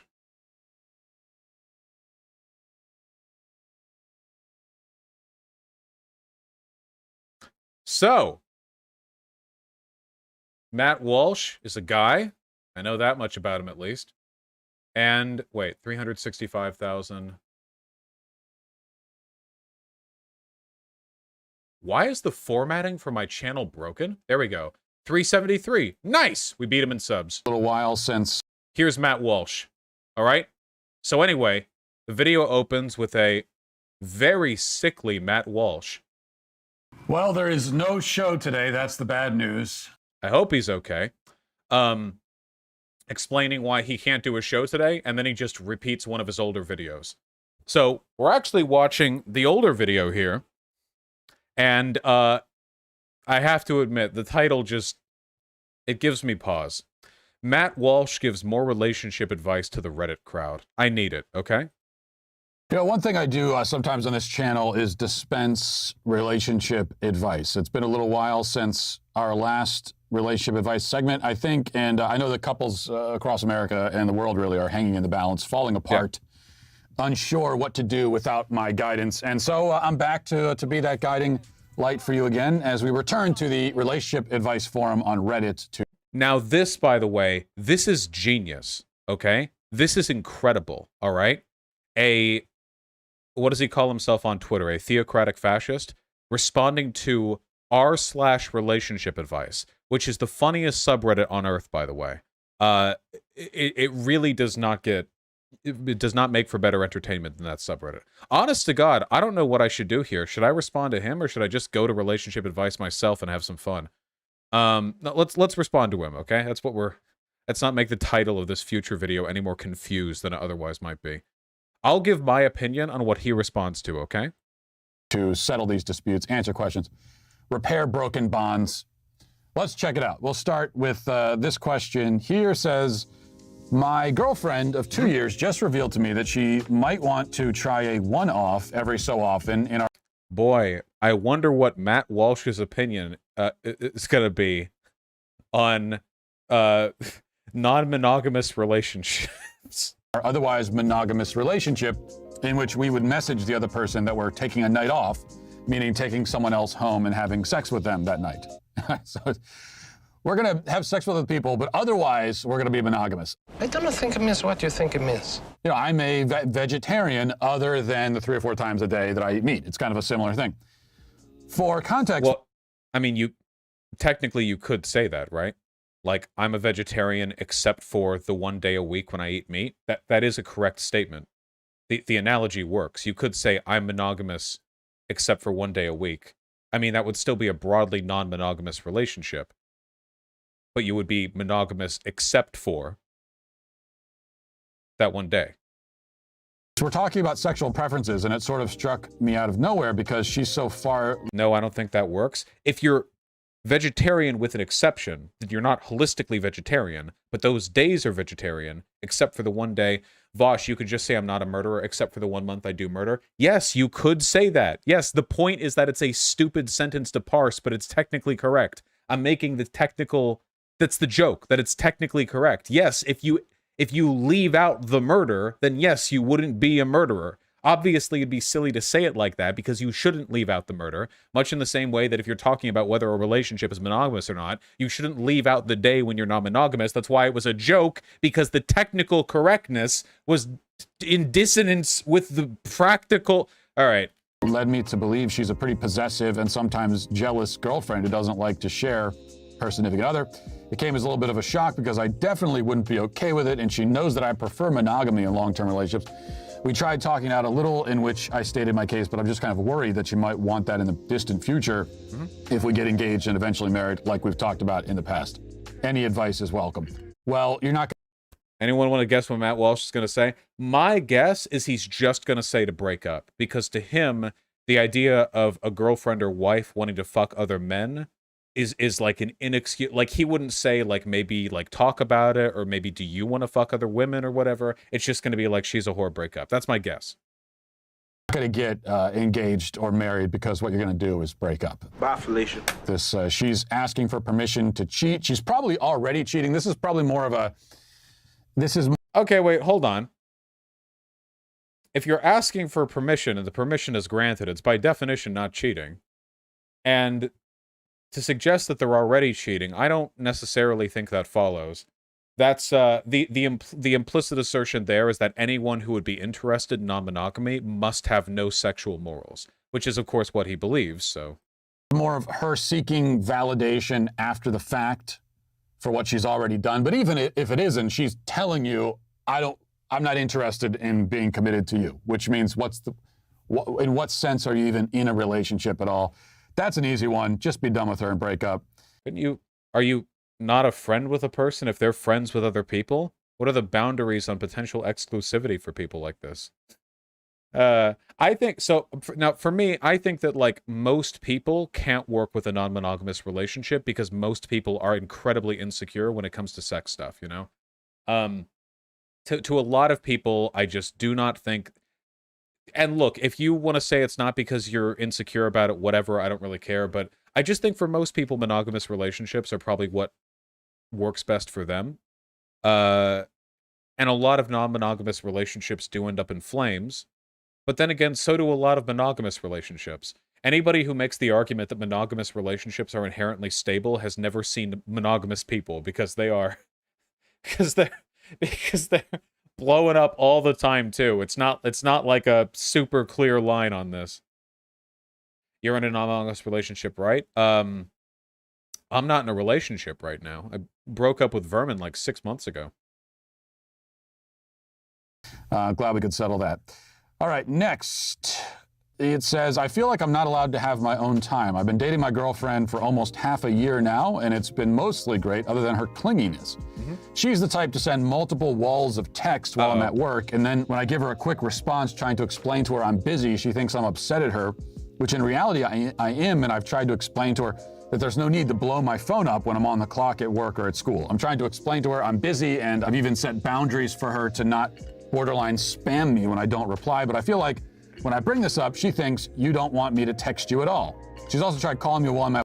I've dealt with people like this. This shit, I really hate this. I'm sorry, I get triggered by... I'm getting secondhand triggered right now.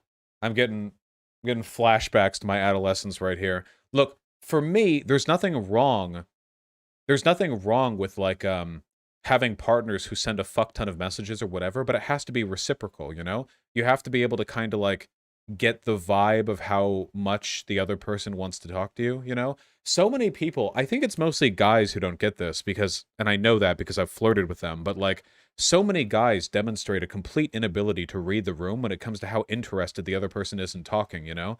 Like, they'll send a big paragraph and they'll get like a 1 or 2 word response, and then they'll send another big paragraph, and then they wait 12 minutes and then send another one angry that they hadn't gotten the first. Like, that's, yeah, it's very odd to me.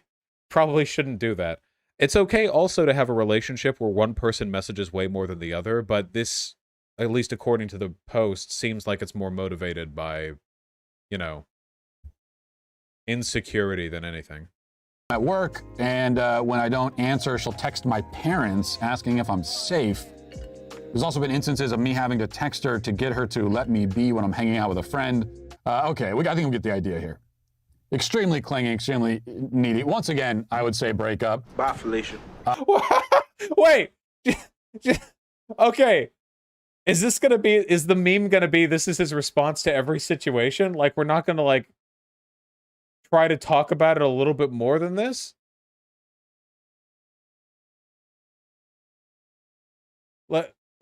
I mean, all right. You have a very simplistic attitude towards relationships. I suppose I respect the consistency.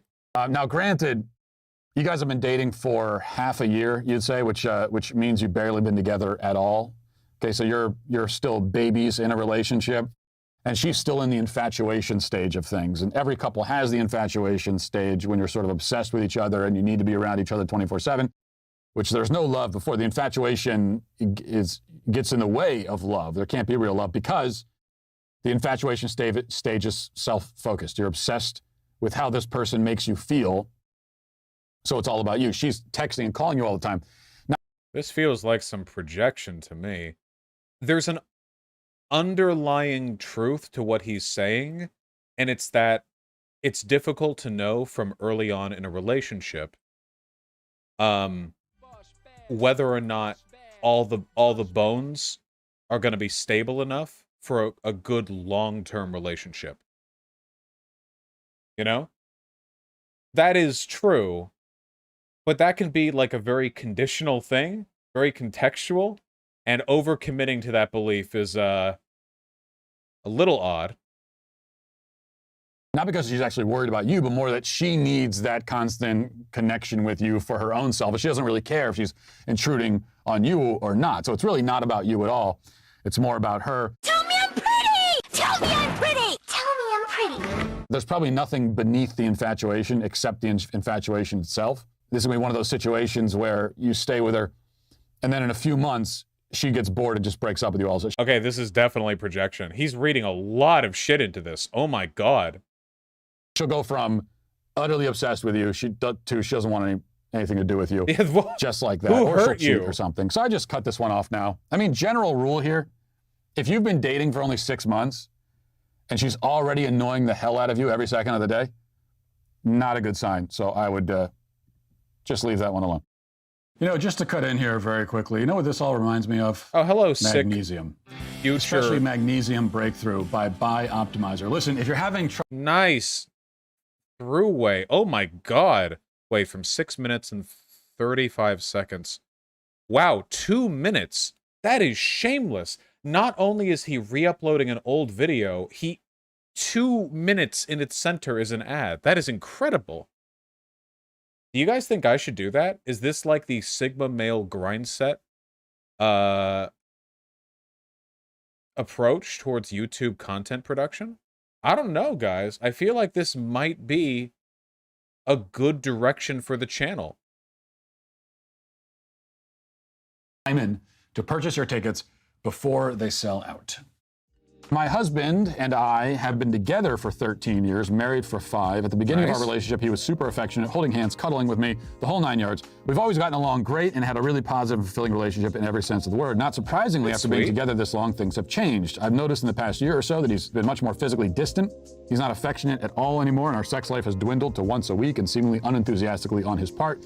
When I've asked him about this, he always tells me it's just because he's getting older and isn't interested in sex anymore. About the not being affectionate thing, he says, grown men don't like being hugged and stuff.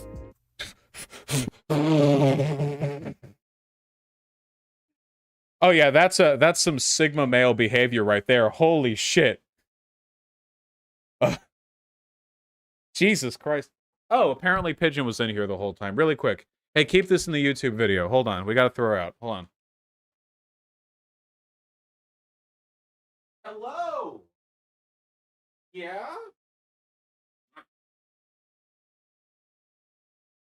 Keep this in the YouTube video. Too many people who watch my YouTube videos don't know about this disgusting, ugly skin rat that I love. Look up. Look up. Look up. Look up. Look up. Look.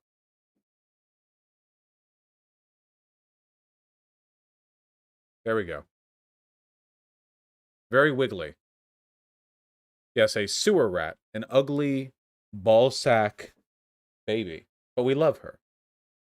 All right, let me put her back. There's my 2-minute ad. Oh, will you stop wiggling? You're going... Yeah, okay, go.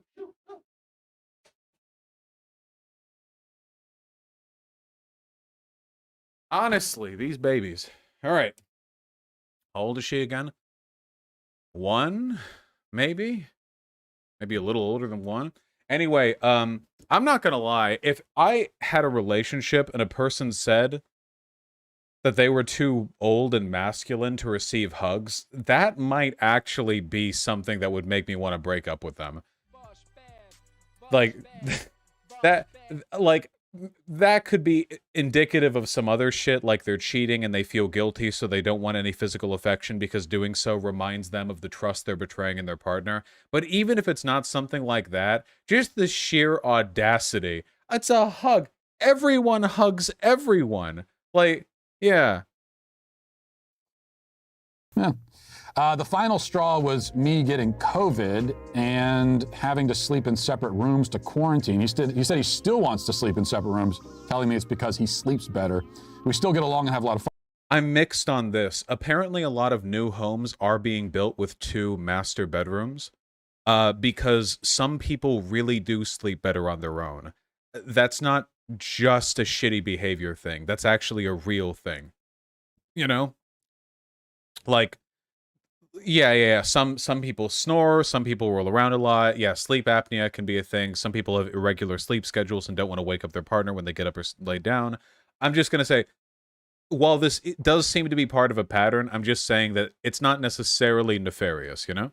Fun together, but I feel like at this point he treats me like a roommate instead of a wife. I don't want to leave him, but I also don't think 38 is too old to give up on a romantic relationship entirely. Okay, so I'm going to take the opposite approach here and say that breaking up, divorcing shouldn't even be on the table. What worries me the most in this whole thing is that you said, I don't want to leave him, but, right? Like, that shouldn't be in the discussion at all. Oh my God. Both of the times that men were the ones writing the posts, he was like, yeah, break up with that bitch. But now the woman's like, hey, my husband's being really weird and I don't want to break up, but, you know, I'm like really upset by this behavior. He's like, you fucking harlot. You despicable whore. You would even consider breaking up with your husband over this? Jesus Christ. Yeah, it's because it's marriage, which he thinks is like sacrosanct and so on. Of course you're not going to leave him for this. That doesn't make him right in what he's doing and how he's treating you, but this is not a divorce situation, not even close to it. This is what's known as a rough patch. Happens in marriages sometimes. The only thing that makes it a little bit unusual is the bit where he doesn't want to sleep in the same room, and that you can't allow at all. That's a death knell. The hugging isn't unusual? Oh my God, Matt. I knew we were going to get the best takes from this guy. Now, look, the hugging thing, it's true. Past 30, you know, men just don't like hugs anymore. However, you do need to be in one room like God intended. Separate rooms? I mean, then you really are roommates.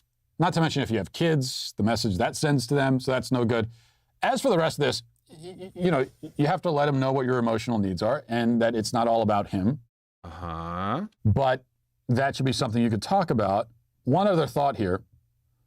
Married for 5 years, together for 13. So you were together for... I knew I should have said something. I was wondering if he would make a comment about being together for 8 years before getting married. For 7 or 8 years before marriage. This is maybe yet another reason why long engagements or courtships or dating periods or whatever are not very good, because you're hitting this rough Gotta period, get married these kind after of 2 months. doldrums way earlier than you should be, because you were already 8 years in by the time you even walked down the aisle.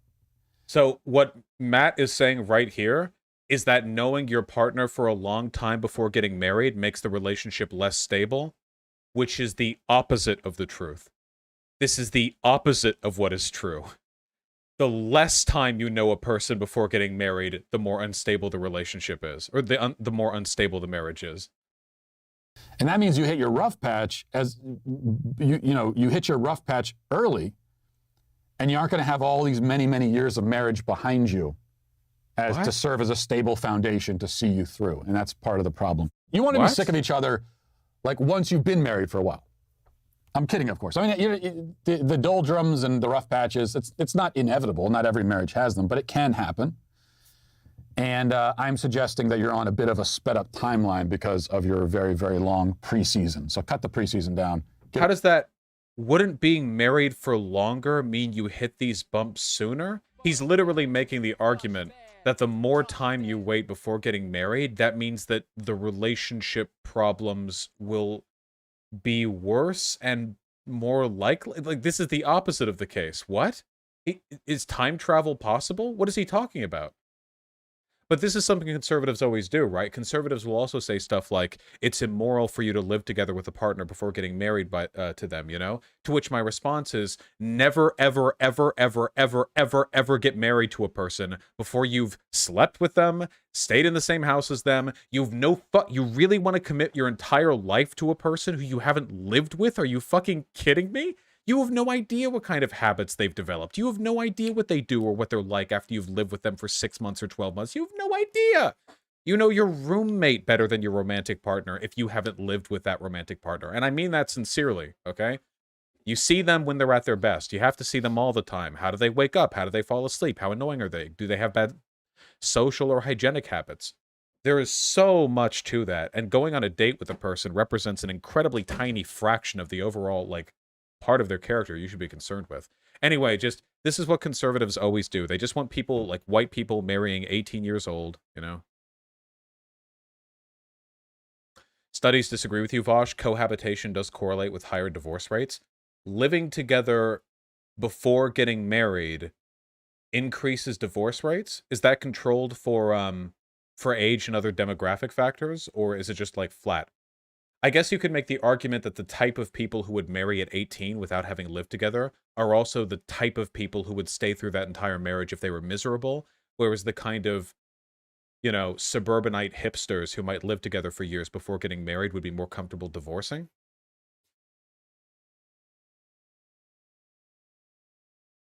I'd have to look at the data. Right to the main, to the season.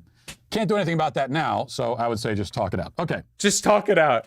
The other two with the guy, just dump her, bitch. With the woman, just talk it out. Whatever. Talk it out. That's the advice he's giving right now. Talk it out. That's great advice for me. Just talk about it. What do you want me to do? I would make a terrible therapist. Maybe we should chug on over to Mamby-Pamby land, where maybe we can find some self-confidence for you, you jackwagon. Okay, one more here. This says, I hate the boomers who edit these videos. What was that even from? What was that from? Somebody tell me. A commercial? It was a commercial? Okay. An insurance commercial. Okay. I feel that my girlfriend can be the perfect future wife, but I'm afraid that I met her too early in life.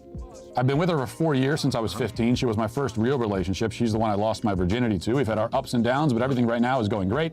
Nice. She's really mature for her age, and that's why I think she'd be a good wife. My problem is that I don't know if I want to spend my whole life having only been with one woman. Oh, wait.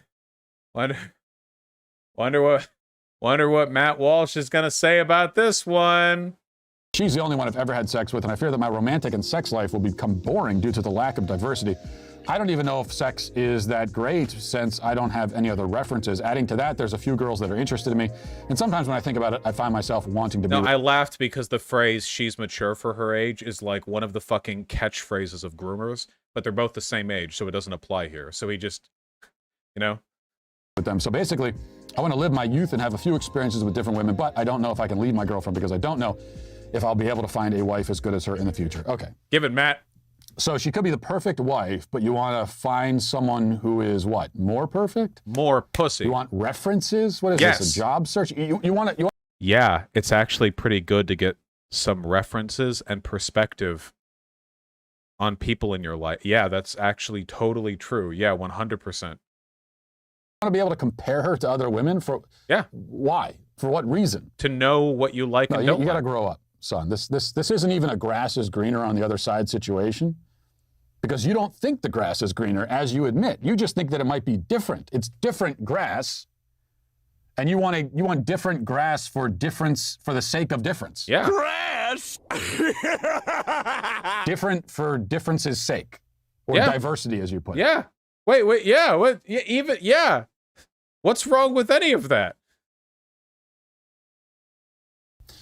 This is, you know what this is like? I'll tell you what this is like. This is like when you're walking through an airport and there's a Potbelly sandwich shop right there, but you say, no, I'm not going to get the sandwich there, even though I know it's delicious. I'm going to keep walking, see if I find something better. Maybe there'll be something better at my gate. And then you get to your gate and all there is like a kiosk with a refrigerator and some soggy sandwiches in saran wrap and maybe a cup of like macaroni salad or something. I love this analogy because it actually proves my point. And it's not getting a sandwich, it's which sandwich shop you spend the rest of your life at. We're talking about a lifelong commitment, right? So yeah, you'd probably want to check out the whole airport to see every restaurant before choosing one to spend the rest of your life at. We're talking about commitment here. So yeah, spending a little bit of time in your youth to figure out what you want and then making a commitment actually seems like a pretty reasonable thing to do. It's not like we're talking about a limited length of time here. The dude's 19. Christ. And yeah, the plane is going to heaven, and it's taking off in 60 years, Matt Walsh, okay? You've got a long time, though depending on what that kid does, he might have to board the plane going to hell. But he's got a long time to figure out what he's into, okay? But it's too late to go back to the Potbelly. You've 60 I think years. this analogy is not very good. So let's just take that as advice on how to handle it. I think the only problem is the kid might not be able to get this girl back. Well, that's a conversation you should be able to have, right? I don't think there's anything inherently wrong with talking about non-monogamy with people that you're attracted to or people that you've been in a long-term relationship with. Now, sometimes that's going to end poorly, but if that's something that you're interested in, I mean, what do you do then? Just bottle it up and live your entire life full of regret? People should talk about things they want. I agree, but I think that's why he's asking. Oh, I know why the kid's asking. The kid's in a tough position. I just think Matt Walsh is kind of an idiot. Airports and where to find food. As for relationships, when you find the person who you know would make a good and devoted and loving spouse, you've won. You've completed the game. Congratulations. The thing is, though, you don't actually really know. Come on, how many times have you heard this story? I had my first love from high school. We got married right after high school, and only afterwards did all of the red flags start to show up. And then later, I ended up partnering with somebody in my mid-20s who was so much better for me, and I didn't even realize what I wanted back when I was a little kid. Who you are in high school is not who you are in your 20s, is not who you are in your 30s, and etc., etc.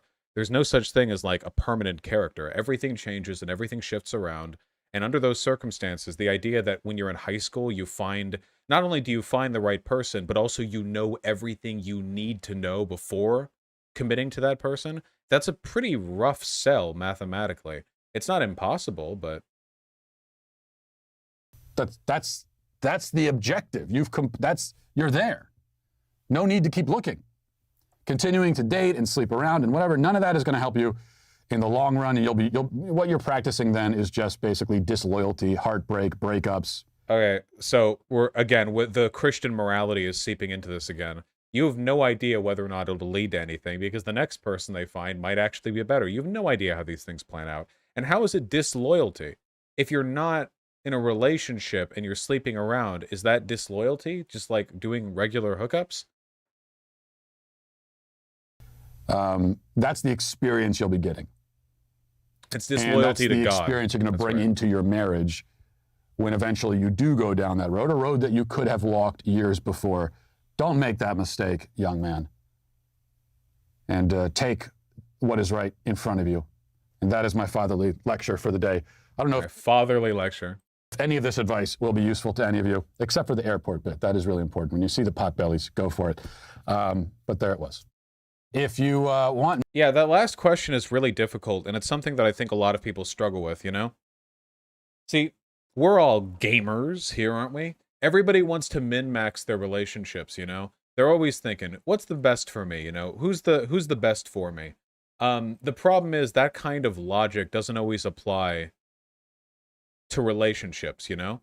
That is to say, the multifaceted nuances of individuals and the way they engage with their partners are so complicated that oftentimes it can be nearly impossible to have a full and perfect assessment of who will be good for you and who will stay good for you in the future.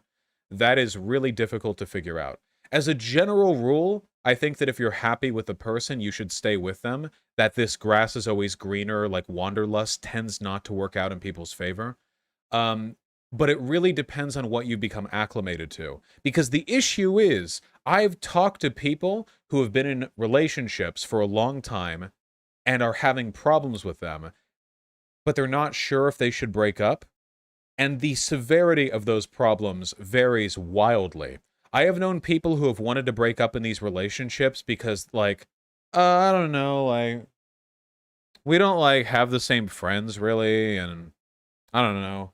And I knew from the context of this conversation that this was a fairly trivial concern. And I've known people who are like, oh, yeah, I don't know. I mean, sometimes he throws stuff at me, and one time he, like, grabbed me by the wrist and threw me against the wall and said that if I left him, he would kill me. But, like, I don't know, like, sometimes guys are just aggressive. Like, this is the variance with which people have doubts about their relationship, so I don't really know if there's any effective blanket statement that you can make about whether or not some people have very different red flag thresholds. I'll put it that way. Of course, this is a solution that is made infinitely more complicated by the potential for non-monogamy, which is getting more popular in some communities these days. I'll say this much, though. There's a very big difference between non-monogamy, which I think can be practiced reasonably and without too many issues, if the people involved know what they want and are into that sort of thing, and polyamory, which is a whole other goddamn motherfucking thing. Polyamory is a whole other thing, okay? The basic difference is that non-monogamy just means that you're not sexually exclusive, but polyamory tends to imply that you're capable of holding multiple relationships, you know? Not like you have one partner, but you fuck around. but multiple relationships. And that stuff can get really complicated. Yeah, I mean, you say don't try for the harem route. Some people are built for that kind of stuff. And if you do it, maybe you get to live your entire life like that without many worries, you know? But I think that's a very small minority of people. So I wouldn't say you should just dive on into that. It varies tremendously. When are you going to do a relationship advice stream? Well, I mean, I'm kind of talking about that right now. I don't know if I could dedicate a whole stream to something like that, but yeah. There's yeah, I just think it's the kind of thing that you should go into very, very cautiously. The main issue though is that with regards to open relationships in particular, because isn't that the real thing people worry about relationships? The real problem people have with relationships is the concept of exclusivity. Exclusivity is the only reason relationships are a trade-off, really. Without exclusivity, there's always the potential for things you don't like to be supplemented or made up for by other people. The issue with all of that is that oh god, it's just so difficult to know whether that's going to work for you. Aren't non-monogamous relationships prone to being one-sided? Yeah, they are, unfortunately. And it does happen fairly often that, like, a more non-monogamous person, like, one person will be more non-monogamous than the other person, like, even if they're both nominally non-monogamous. And then it can get difficult to, like, ascertain the extent to which there's, like, an acceptable emotional availability for this or for that or for the other. It's so difficult to manage.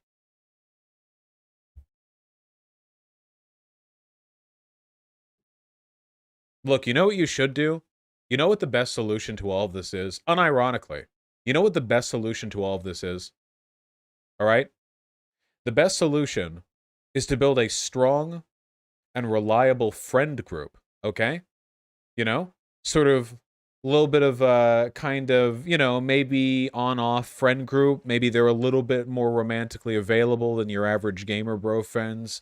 You know, and you sleep around from time to time with some of these people. Some of them are friends with benefits. Some of them are friends generally. I think that when you lead into relationships from friendships, you give yourself the opportunity to know a lot more about people than you would if you date into relationships. You know what I mean? There's a reason why people talk positively about, like, friend into relationship. And I think that's because you get a lot of the preceding groundwork laid out. You know what I mean? But then the other issue is that if you just open with friends with benefits stuff, it could just be you're lustful and all your decisions are going to be made off of... Yeah, and sometimes friends want to stay casual too. It's difficult. It's hard out there. Vosh, you losing weight? No, actually, it's just being reallocated to my fat dumpy. But it's the same amount of weight. All right, cut it. Get me out of here. Get me out of here.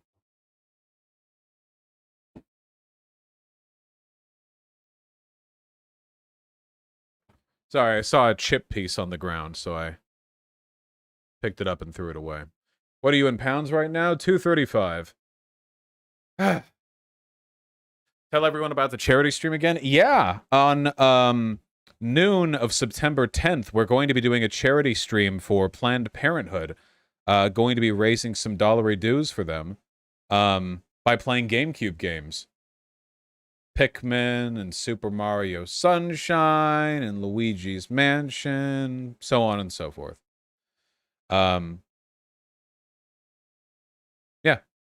12 p.m. PT, September 10th.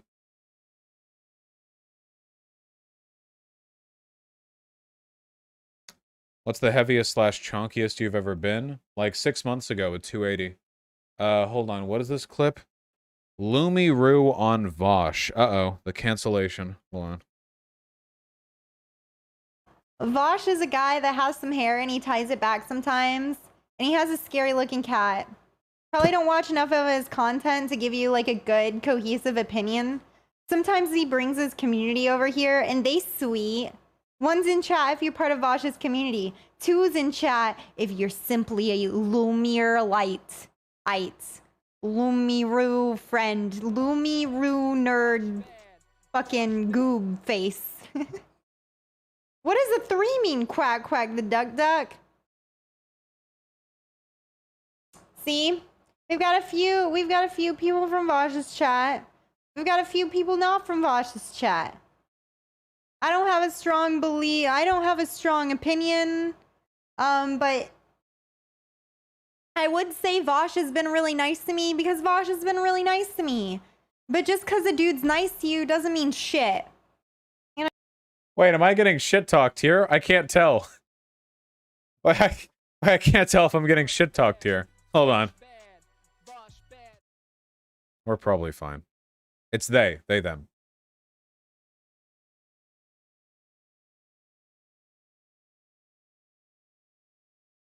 Is it going to be a 24-hour stream? Yep, we're going to play video games till we can't play no video games no more. Goddamn right it's going to be.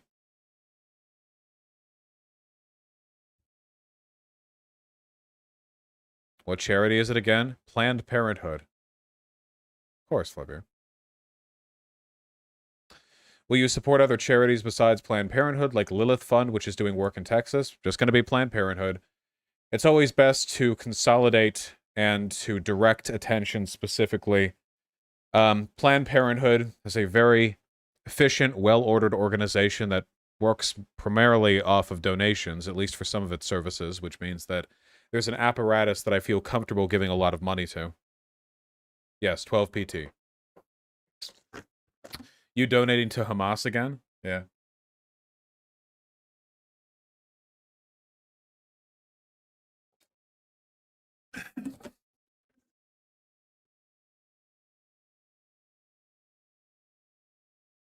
Hey, it fits, right? Hamas has aborted plenty of fetuses. Just, you know, killed a lot of the people carrying them. As they often... Oh, fuck that is. I don't actually know how many pregnant women Hamas has killed. Probably in total numbers, not a huge number of people. Just being edgy. All right, stop. You got to bring Mike from Pashtun on. Yeah, we gotta bring Mike from PA on 100%. If we can.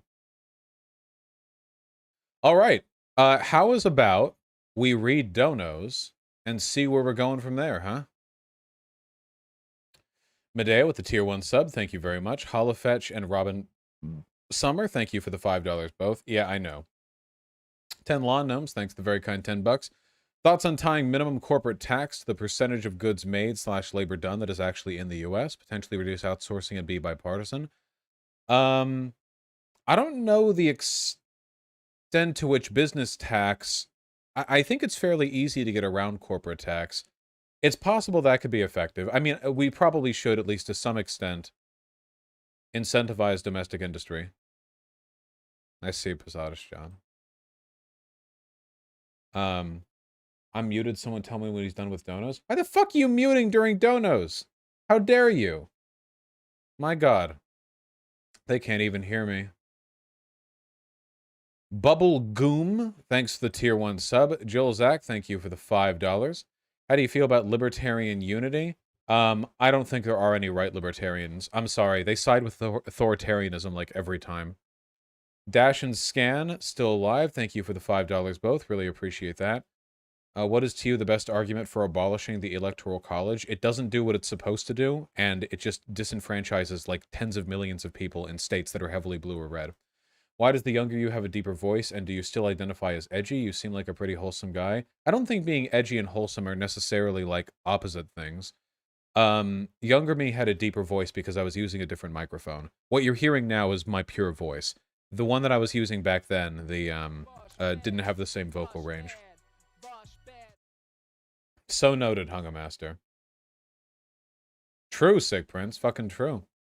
Mia01, thank you for the very kind tier 1 sub. I'm a trans girl and I'm glad you're not defending this. Bad look, but growth is a good thing. Thank you for improving. My pleasure. I'm delighted to have a ridiculously hyperbolically terrible alter ego past persona to debunk from time to time, you know?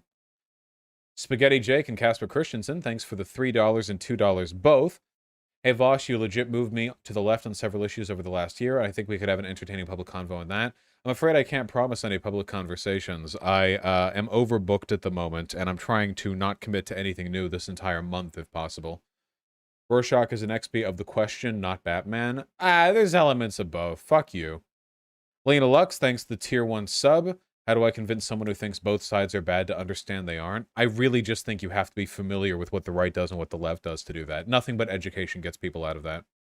Sick Prince, the $5. What incentivizes people to work under socialism? You sure are asking me some foundational tech stuff over a donation. Market socialism, which is what I would advocate for, would still incentivize people to work, probably through higher than UBI standard income. But beyond that, you get into increasingly esoteric arguments on the theory of, workability. It has been shown, though, through studies that UBIs do not decrease labor participation that much. So maybe you could construct a world where people would be willing to do tough jobs just because it's necessary for them to. Not impossible.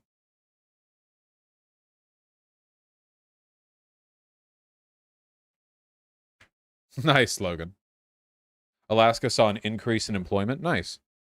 Communal Cum Dumpster, thanks for the $5. Nice name. Hey, Vosh, it'd be absolutely awesome if you were to stream The Forgotten City. Love the content. I don't know what that is. ICOTU, thanks to the tier 1 sub. JSauce1, thank you for the very kind $15. I really, really appreciate them.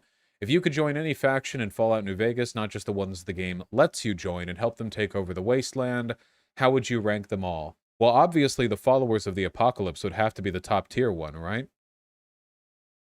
The followers of the apocalypse would definitely be the best of them all. And then below that, I mean...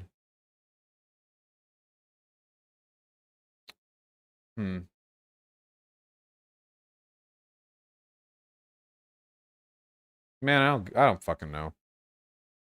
Who are the technology hoarding dudes? Again? Brotherhood of Steel? If the Brotherhood of Steel controlled everything, they would probably be, like, fine, right? I mean, at their worst, they're like a fairly xenophobic and exclusionary group. But I feel like if they had everything... No, they're bad. They're weird technocratic fascists. I don't think they're fascist. I think they're techno-theocrats, if anything, right? They have an almost deific relationship to technology. Are they fascist? They're literally fascists? Oh. Huh. They were 100% fascist in Fallout 4. I didn't play the bad Fallout games, only the good Fallout game. Well, 1 and 2 were good, Yeah, okay, never mind about them then. The only thing I really remember about them is that they're trying to hoard all the technology. I do remember the fallout of the followers of the apocalypse, though. Well, who else do we want to destroy? I mean, we don't want the boomers taking over stuff. I don't want the cons taking over stuff. We don't want the Legion taking over stuff. The ghouls don't really have any organized force outside of, like, occasional batches of sentient ones. The NCR is, like, fine, but... The Kings are pretty okay, honestly. I feel like the Kings are about as close as you get to, like,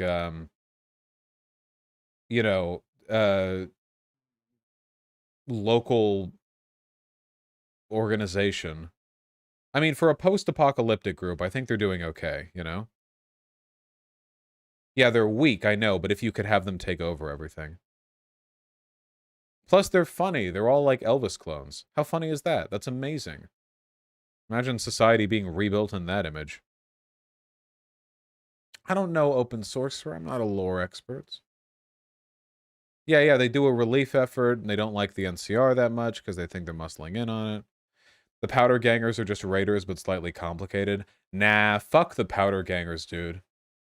Well, anyway, fuck Raiders. Raiders are always the worst. Raiders are unironically worse than the Legion. At least the Legion keep the roads clear. Raiders do the literal opposite. Raiders go from town to town murdering, raping, pillaging, and stealing. And the Legion does too, but at least the Legion upholds some kind of facsimile of a ordered society afterwards. If you turn the world over to Raiders, there would be nothing but fire, Wouldn't the Legion just be the new Raiders? The Legion literally put crosses on the road? No, I'm not saying that the Legion is good or doesn't kill people. I'm saying that the Raiders don't even leave any element of civilization behind when they destroy stuff, you know? Like, there's not even anything left. They just prey on people trying to keep the world together. You know?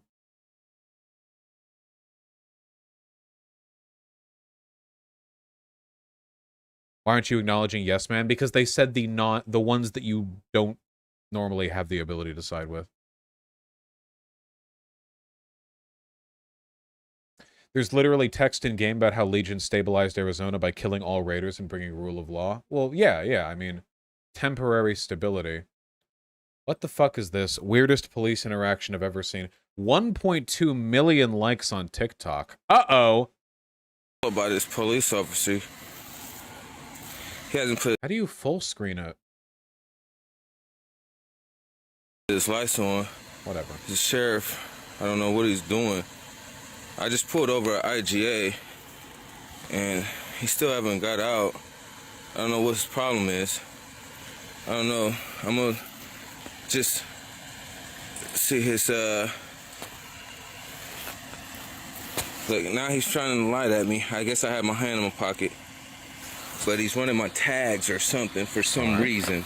So, I don't know what's going on. Looks like he might have another sheriff on their way.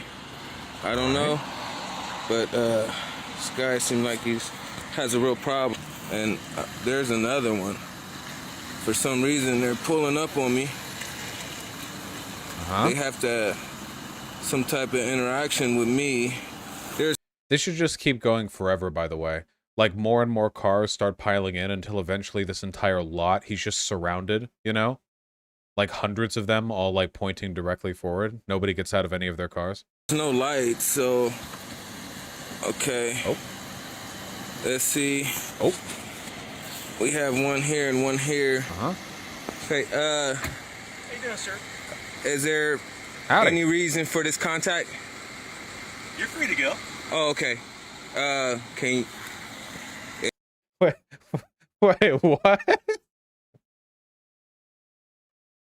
Are they just having fun menacing the guy? Hold on. Is there... Can I get a name and badge number for both you guys?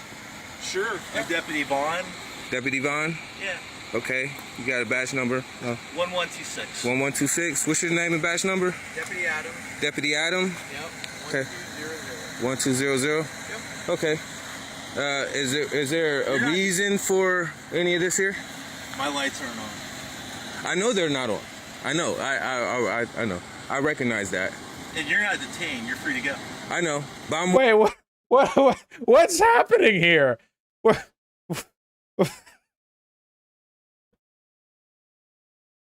wondering what is this? You pulled in here at a public parking lot. You're free to go. Okay, but I wonder what is going on. Why are you guys parked like this? Like, you're not in a parking spot. You're parked blocking here. I'm just wondering what's that? You're absolutely right, sir. Okay. You're free to go. Thank you, though. What? Yes, sir. You're blocking me in. You're parked like very menacingly. You are completely correct, sir. Now get on out of here. Much. You're also free to stay. Yeah, I know I'm free to stay. That's why I'm asking questions to see why are you parked in. You're confused. I'm confused why you're parked like that, and you're parked like that, and y'all both out of the vehicles. And told me I'm out of the vehicle and started videotaping. Yeah, because I'm wondering why you park like that. By the way, I just want to say this guy's a fucking hero because I would not be in his position, and I'm white. Okay, if there's a black guy and I see the like shark start circling me in the water, and I'm just standing there like with my phone, like, yeah, this is pretty weird. Like, yeah, he's coming off remarkably calm in the situation, which I respect quite a bit. I was going to ask you. You haven't ever turned on your lights or said anything, and then you get out. You said I'm not detained and I'm free to go and I'm free to stay. So I'm also free to ask questions. So I'm just wondering why are you guys? Yeah. Deputy, I think we should probably go roadside with you up here. Thank you. And thank you so much. I've been getting followed by. What? Okay. So unless there's something that I'm missing here, I feel like there are only two explanations of this that I can really think of. There are only two things that I could that could possibly explain this, you know? One of them is that it's a nightmare. Yeah, of course.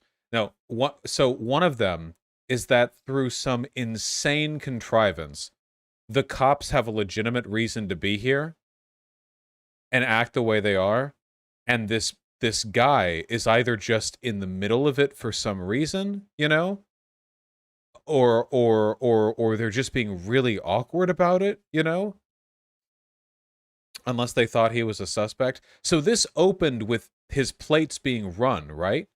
Okay, wait, longer video. Let me see. When profiling me goes wrong.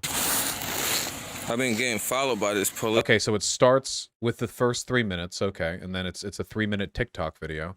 So yeah, that's his car. Yeah, he was followed, his plates were run.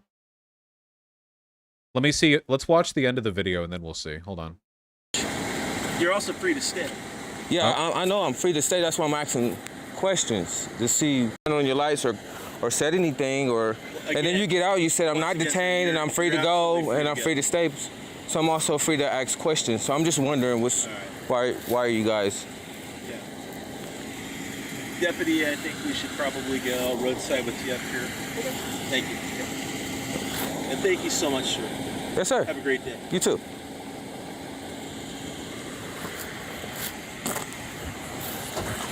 Not sure. We'll find out. I think his lights just went on.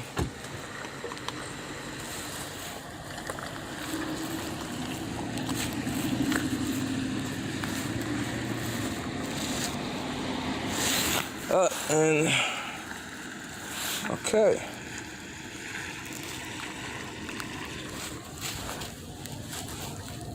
Like, when I see this, the only vibe that I get from it, the thing that immediately comes to mind for me is like, the thing that immediately comes to mind to me is that, yeah, it was like some bullshit intimidation thing. Or that they were trying to like bait something, you know what I mean? That was the feeling that I was getting, you know?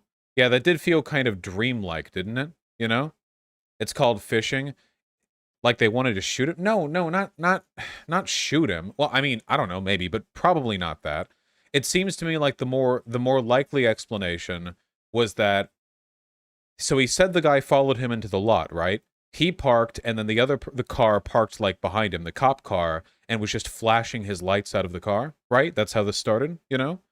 And then apparently that first cop called a second cop because I don't know why else another person would have come there.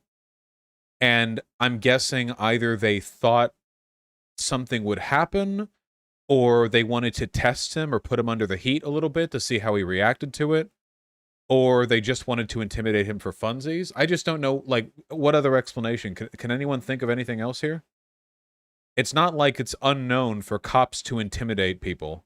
That's a thing they've been known to do. Huh? So. I think they would have shot him if he didn't have the cam out. Well, I think they would have menaced him in some way, if maybe more than he did if he didn't have the cam out. Having the camera out is definitely some kind of like, you know, contributes to self-defense, that's for sure. Fishing at a common drug deal spot, I think. But if they got that guy from the car, then... I mean, you can't just, like, stop people because they're driving past areas that are known drug hotspots, right? It's possible they were looking for a suspect and realized it wasn't the guy they were looking for. That's possible, yeah. But man, they acted kind of weird, didn't they? Like, wouldn't they ask questions then? Like, if there was actually a crime that had been committed. Yeah, because they ran the plates, right? Well, the guy thought they might have ran the plates. But they didn't know. The cop didn't announce it, you know? the first cop stop him, or did they pull up behind him? I thought he said that they had, like, made him get into the parking lot. That, you know? There's actually a really good video explaining the interaction. It's so nice. Rickroll, nice meme. Look, I guess I don't really know the specifics to this, but it definitely came off kind of harassing. Also, I feel like the cops did a very bad job with communication if this was something which was meant to be done in good faith. If the cops were legitimately pursuing something in good faith, they had to know how they were coming off, right? Like zero communication, flashing lights from the car, pulling up on both sides of things, not explaining what they're doing, not giving the first time like the guy says anything, they're like, "Yeah, you're free to go." Like stuff like that. If it was part of some sincere crime busting effort and this guy just got caught up in it, they did themselves absolutely no favors in making themselves look, you know, like that was part of some legitimate crime busting effort. The video is old too. This is from February 1st. I guess somebody just clipped it and put it on TikTok. Always good to film the police.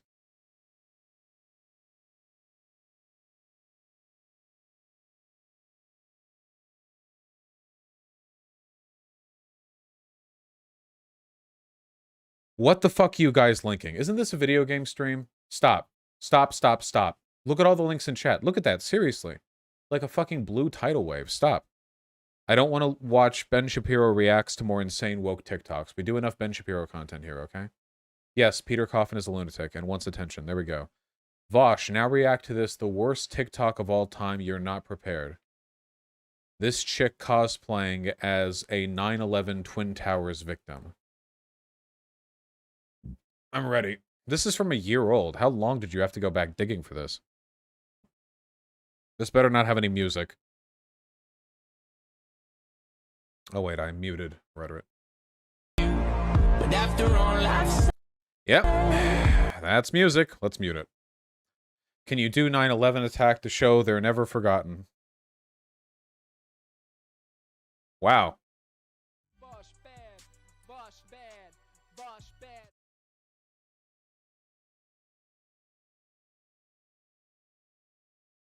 You know, taking the music away actually makes this work. Oh, there's the smoke filter.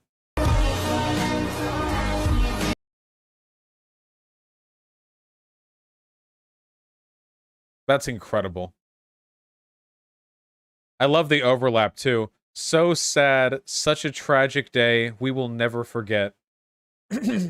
That's amazing. Is this ironic or ironic? I think this is sincere. Because this is actually a trend on TikTok, or it was a trend at least, where people would do makeup to be like ghosts from tragedies long past, and then they would like talk about how they died. Do you remember those girls who died in the Holocaust? Like those 16-year-old white girls who like make-upped themselves, and then they were like, yeah, my name is Abigail Goldstein, and I died in the Holocaust. Or something like that. Oh, God. America literally forgot. Can we just forget about 9/11 already? Who cares if we forget? I'll forget. I forget about 9/11 every day. I wake up and make an active effort to forget about 9/11. I don't fucking care. Happened 20 years ago. Jesus. It's a good 9/11 meme. Stop linking.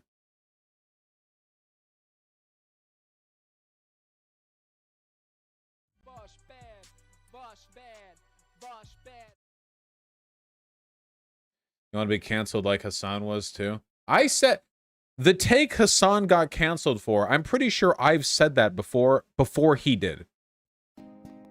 The stuff you have to say to get canceled these days. Wait, what is this from chat? Dude, seriously, did you not experience it? That's like asking someone to forget about their rape. Yes. Saying we should forget about 9/11 is exactly like telling a person to forget about their rape. I'm not even going to attempt to debunk that, and I encourage you to reflect on that sentiment.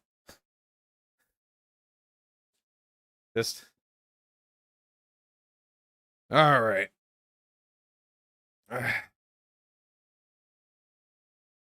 Can we, White Nervosa, can we have a mode where we make it so you can't post links in chat? How amazing would that be?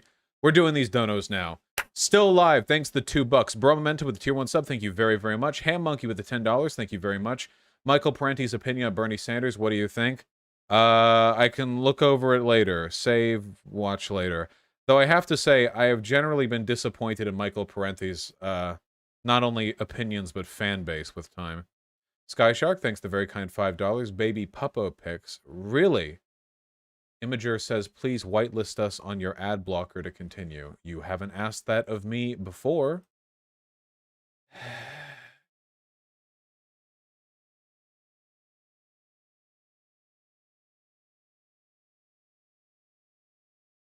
Well, thankfully it is indeed a very beautiful baby.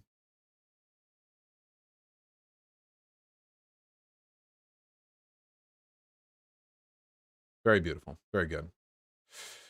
Adept Inception, thank you so much for the unbelievably kind $100 donation. That is super kind of you. This is from yesterday, but I love you anyway, even though you're locked in the yesterday. Making up for listening to your content for quite some time. Appreciate your insight and work. Thank you. I really appreciate that. We're all trying our best out here, I think. Thank you.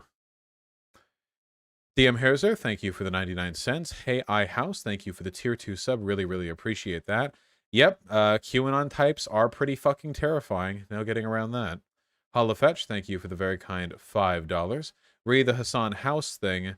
Every time a tweet came on my timeline about it, it was always because the right-wingers I followed liked it. Curious? Yeah, they do seem to like that. Chillmeister and Dango Bangle, thank you for the $5 both. I heard you're a transphobe. What is your problem with Cybertronians from Transformers? Shut the fuck up.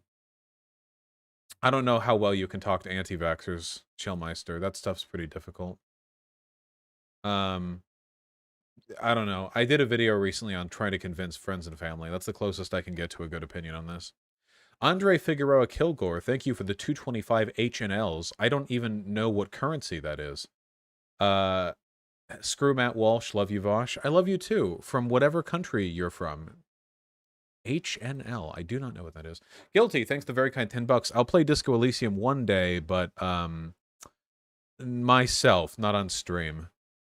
Rogaine Experience, thanks to $2. I'm a horse. Whew, I wish. 187th Sane, thanks to $10. Vosh, remember when I donated 1K? These are the kind of models I wanted to in part vibe about. I don't know what you mean with regards to models, but I do remember the 1K. Either way, thank you very, very, very, very much for that and for this. You know, just holistically, I appreciate it. Thank you. Karachi the Blind, thanks the very kind $5. I can try to look into it. Queen Jolene, thanks the tier 1 sub. Adept Red, thanks the very kind $10. I respect transparency and accountability as part of the job, but let's not pretend that's a standard. Nothing wrong with positive reinforcement for your community. Thank you. I really appreciate that. Lord knows I get a lot of hate on this, so I suppose I'm entitled to at least one nice thing said from a person in chat a day. Josh L., thank you for the very kind $20. Hey Vosh, what do you think of profiting off of intellectual property, working on a COVID rapid detector, and questioning the ethics of patent/commercializing? Well, I mean, patents I'm not as familiar with. Copyright law I'm kind of sort of in favor of. The thing is, I do think there's value in being able to copyright your artistic creations because it's good for artists. Not just mega companies, but also just regular old artists. I think that's good. With patents, maybe I need to look more into it. I genuinely don't know. There is a balance that has to be struck between incentivizing people to work and produce because they can benefit from it after, and allowing people free reign over technology that we could all benefit from, you know? Alec Gunter and Nicholas, thank you for the $5 both. Yes, I promise I'll talk about the California recall election soon. I swear to God I will. And thank you, Nicholas. I really appreciate that. And Grildo Grabbins, thank you for the very kind tier 2 sub. I really, really appreciate that. And now, of course, we have the linkers. Andre Bish with the $5. Have we seen that horrendous shit that happened to a Georgian high school? I haven't. Oh, no. Oh, boy. Oh, God.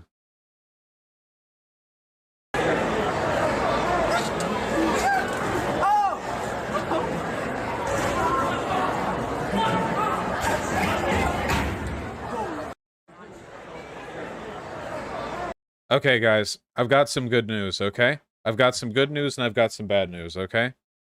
The bad news is that flag probably got some, like, cafeteria chow on it. The good news is something tells me this guy's life is going to be ruined from this. So if that's any consolation to you guys, it is unimaginably likely that as a product of that being recorded, I have no doubt that if I scroll down, people are going to be posting his name, yearbook photos. There's no way you can get away with this stuff. Apparently he did it for $5. Well, he's about to find out that was a very poor investment. Yeah, 3.7 million views. This dude is fucking mega fucked. And by the way, I can really only be so sympathetic. This isn't him having a bad opinion. This is basically assault on a person for their identity, which is basically a hate crime. Obviously, we're talking in the lighter degree of hate crimes. I mean, this isn't like murder or anything, but yeah, yeah. My sympathy is a little limited, you know? So we'll see how that runs out. An elder, no less. Wait, was this person old? Is this person old? I don't think that person's old. Well, I mean, same age as everyone else, I think. I don't think that's like faculty wearing like the gay flag or whatever. What a Chad. Or Chadette. Chad pre? I don't know. Look how happy that girl is. I don't think that girl is happy. I don't interpret this behavior as happy. Well, okay, let's do a breakdown on this behavior. Hold on.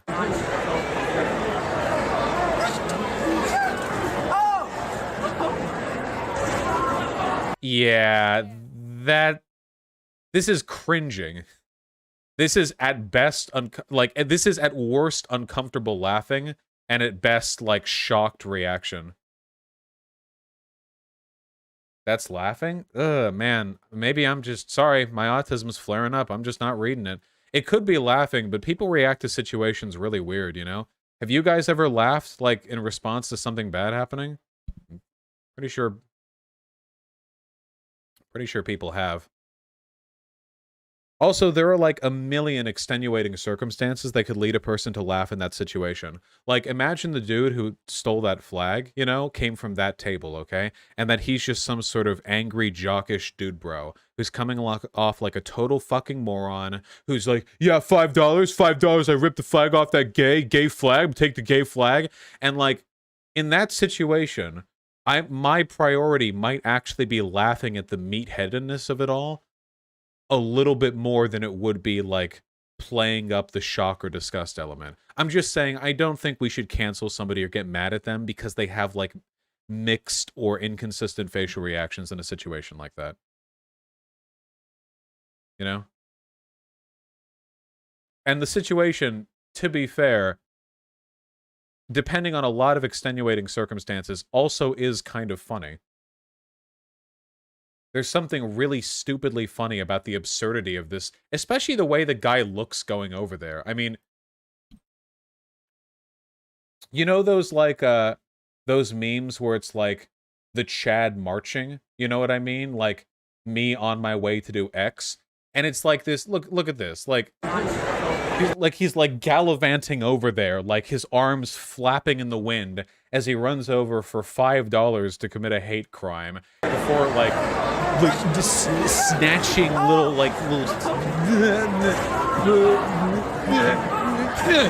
you know? There is a fundamental like absurdity to this, which does nothing to diminish the severity of the problem, but I'm just saying you can react in different ways. You know. Yeah. Wouldn't get mad at her over this. She didn't do any hate crimes today. As far as I can tell.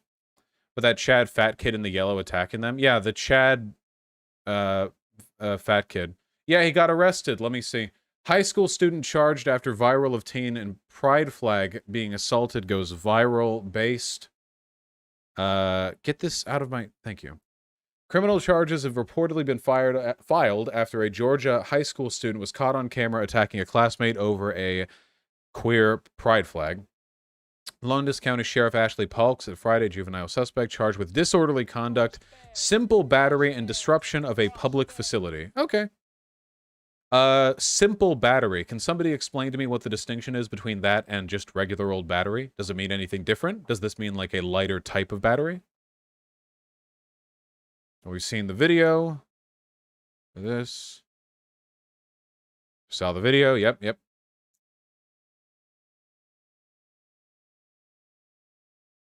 Okay, thank you for the memes, guys. The names of the students involved have not been released by authorities. That means they're released, just that they haven't been released by authorities. However, social media posts allege the apparent assault took place over a $5 bet and named the student who purportedly carried out attack. Yep. According to an LGBTQ nation, simple battery is just a lesser battery, no serious bodily harm. Okay, that seems like a fair charge to me. I mean, battery can include a lot of things. This was an assault with a deadly weapon, you know. An online petition to remove the alleged attacker from the school sports team had over 5,000 signatures as of Friday evening.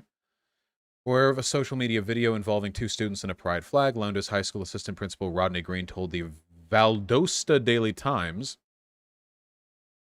"We take the well-being and safety of our students seriously. Our staff work hard to provide a safe environment where all of our students feel valued." Nice. This talks about other such incidents. So, let's check chat for consistency. What do we want to happen to this kid? Remember, guys, rehabilitative justice. You know what we're supposed to be about. Can we hold up to it? Die. Okay, very good. Gulag. There we go. Death row. Nice. You're playing it up for the camera. Make him gay. Okay.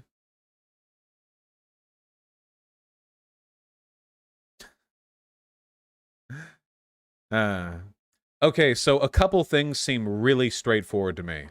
I think expulsion, that's a pretty obvious one. This isn't even like a hate crime thing. Just doing that, I think, will get you expelled in a lot of schools, just generally. So, yeah, that seems straightforward enough to me. Community service, probably. We get nothing from putting this guy in prison for any meaningful length of time. Juvie does not make people less homophobic, tragically. I feel like, how old is this kid? High school. So I'm guessing, judging from their size, they're a senior or a junior. That does not look like a 14 or 15-year-old. They're 17? All right, yeah. Yeah. Lose the sports team as the punishment? Well, if you get expelled, then that follows, right? Yeah, I would assume so. That seems fair to me. Let me think. What else? The thing is, it seems like the worst of his punishment is going to be the social blowback. This is, well, this kind of is cancel culture, even if it's legitimate, but this is one of the reasons why public backlash and canceling are really, really difficult to assess when it comes to the severity of punishments, because oftentimes there can be really negative consequences to this type of behavior. So there are 2 ways you could, like, interpret this, right? You know? First, actually, let's follow this on an axis. We'll talk about severity and outcome. Severity-wise, being attacked on social media doesn't necessarily, like, hurt your life in any direct way until it does, you know? There are people who have gotten in shit online and it didn't really affect them that much in real life, and then there are people whose entire lives have been ruined. Remember that one lady who tweeted out that Africa AIDS joke before boarding a plane and then landed to find out that her life was ruined? Stuff like that, you know? And that was over the most mild shit, too, you know? Cancel me if you want, but, I mean, that joke wasn't even, like, super-duper right. Yeah, she was progressive. But even if it was racist, I think you should be able to be racist on social media in, like, a jokey way without literally your life being ruined. Because that just... proportional harm. Holy shit. Like... That's the yeah, you clip me.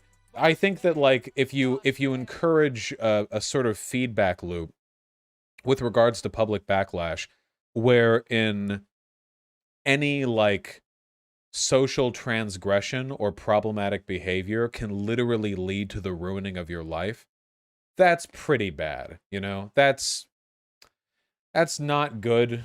That's not very proportional, and it's hard to control, too. And also, when has the mob ever been a good, you know, like,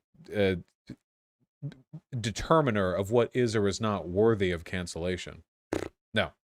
So this stuff is difficult to control, but it's also inevitable, so I don't know how much we can really do about it. With regards to outcome, though, I mean, on one hand, the queer kid who was assaulted is going to get a ton of public support now. And this is also part of a broader rallying cry that we can engage in to support young queer people and to malign and socially discourage and shame young bigots. And I think that's wonderful.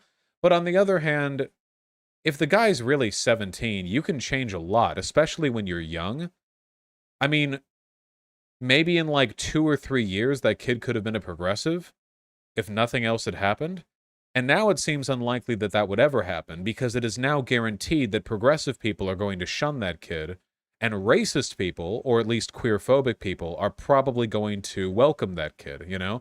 Like, it's the same like what would happen with Kyle Rittenhouse, right? You know? Whatever ambiguity there was about Kyle Rittenhouse's political leanings before everything took place, after the fact, only right-leaning people were supportive of him, and left-leaning people were decrying him, and then he was hanging out with, like, Proud Boys or whatever, you know? So, that seems like an inevitability, you know?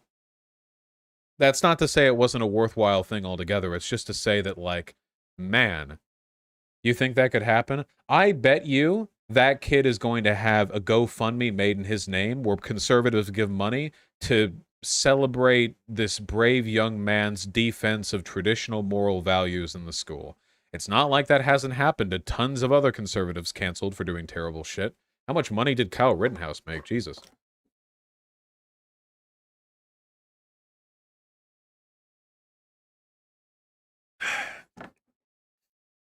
No, maybe silence. You get what I mean. Forced ivermectin therapy, that's his punishment. What, you want to turn him into a horse?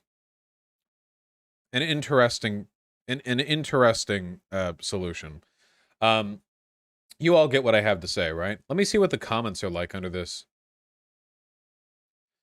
This is a fucking hate crime. This is genuinely horrible. This is the school that covered up the murder of Kendrick Johnson. People in chat have been saying that.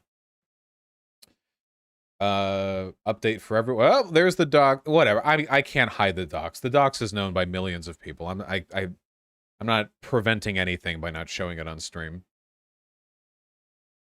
Let's see. If only she was there. Oh, I think I know this scene. I'm not getting there. Blue eyes, white privilege. Nice meme. All right.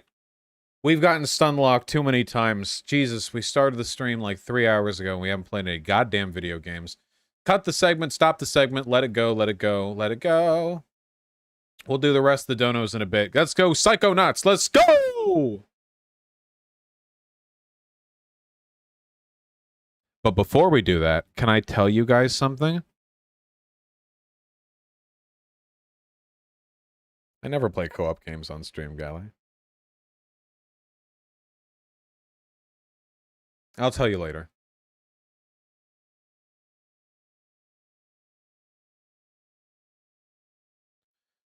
Psychonauts, Psychonauts, Psychonauts, Psychonauts, Psychonauts, Psychonauts, Psychonauts. Oh, that's true, Gally. Whoa, Psychonauts!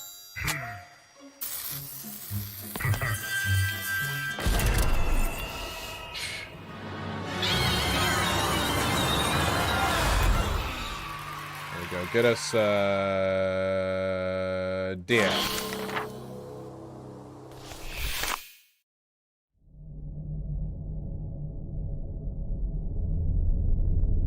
Didn't you say you'd talk about the things you did in previous stream? Have you ever watched a Walsh stream?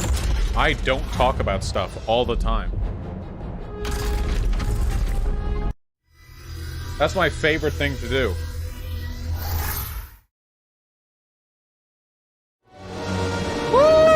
Experts agree. All right. It's just not safe to use clairvoyance without my special clairvoyance enhancing pins. I still want to talk about the thing.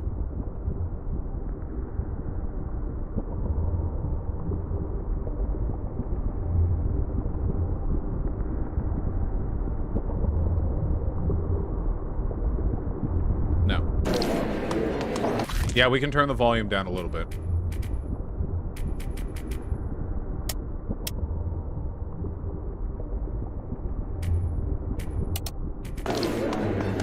That's a bit better. Okay. Look at all this. Got some new gadgets available in my shop for testing. Really? I mean for purchase. They're totally safe. Not It's still very loud. Oh my god, you betas. Honestly. available to interns, obviously. That's as low as I'm going. It's got a lot of dialogue in this one. Okay, what were we doing again? Okay. My goodness. Then turn yourself up. No, shut. It's fine. Hold on. Scavenger hunt. Go to class. We still have to go to class? We haven't done that? Boing. Boing. Rasputin Aguanto. I know your name now. Mostly because you're late for class. No. Oh, just they know thinking stuff. about Nick. Shh. You know? Oh, that's right. He mailed that letter for you that one time, didn't he?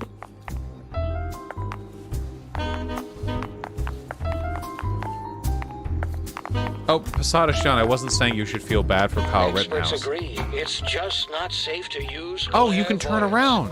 Without my special clairvoyance enhancing pins. Oh my god, it's literally Walsh. Oh, is it just that they see each other with love? But he only sees bacon. I get it. She sees love, but he sees bacon. Experts agree. It's just not safe to use clairvoyance. Without my special clairvoyance enhancing pins. Shut up.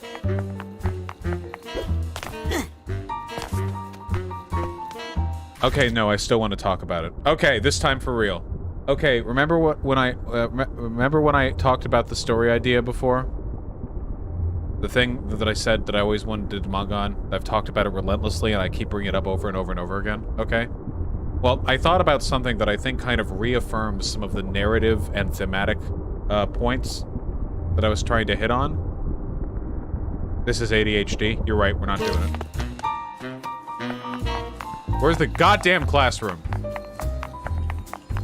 Oh, good. You're finally here. Let me know when you're prepared to learn something.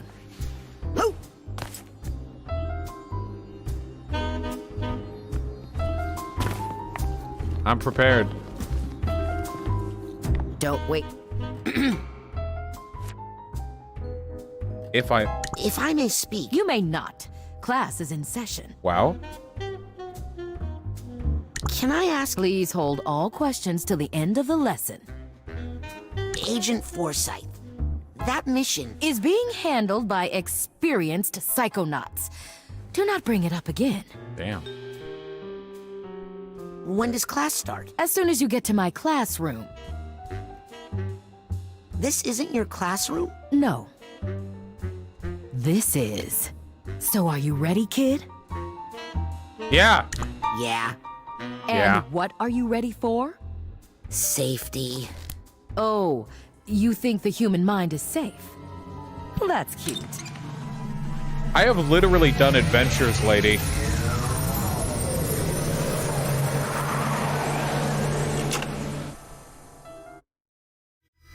We're going in. All right. That was a nice transition. Cilantro. Are we lagging? And that is how you perform the advanced psychic ability known as mental connection. Cool. Damn, we have to do this again, huh? Custom. Why is it custom?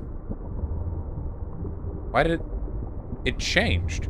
Oh, there was a patch. That's why the audio went back up.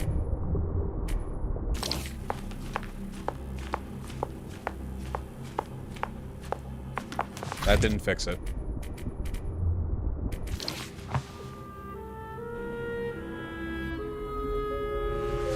Ooh, sorry. Could you repeat that?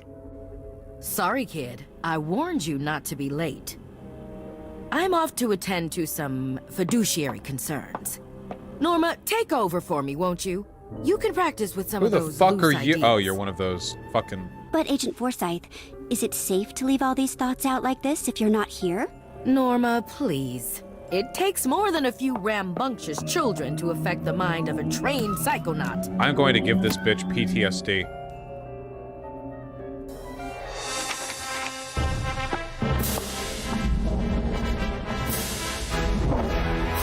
What are you doing, weirdo? I look sick as shit. Wait, why was I doing that? Try not to fall asleep in my class. All right, Rapscallion. No, that was Okay. odd. You just did that for no reason? How do I explain mental connection extremely simply? Let me guess. We focus on an idea in someone's mind until we form a tangible connection with it. Oh, I didn't realize you were a mental connection expert. By all means, give us a demo, Sure. Professor. And I'll do it too. I've literally done adventures before.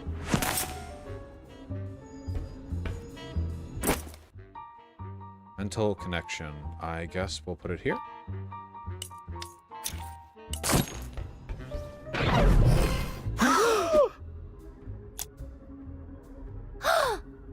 What the heck did you just do?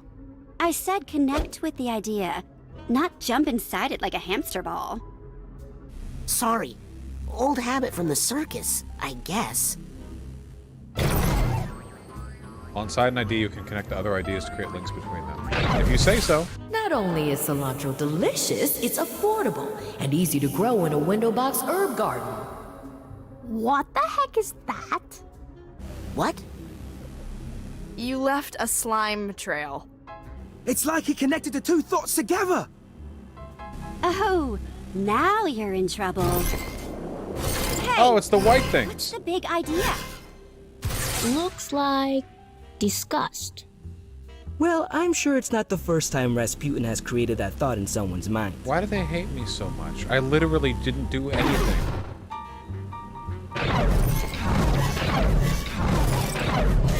I know cilantro reduces the risk of digestive distress, but it tastes like soap.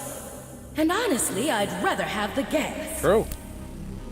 Hey, Raz.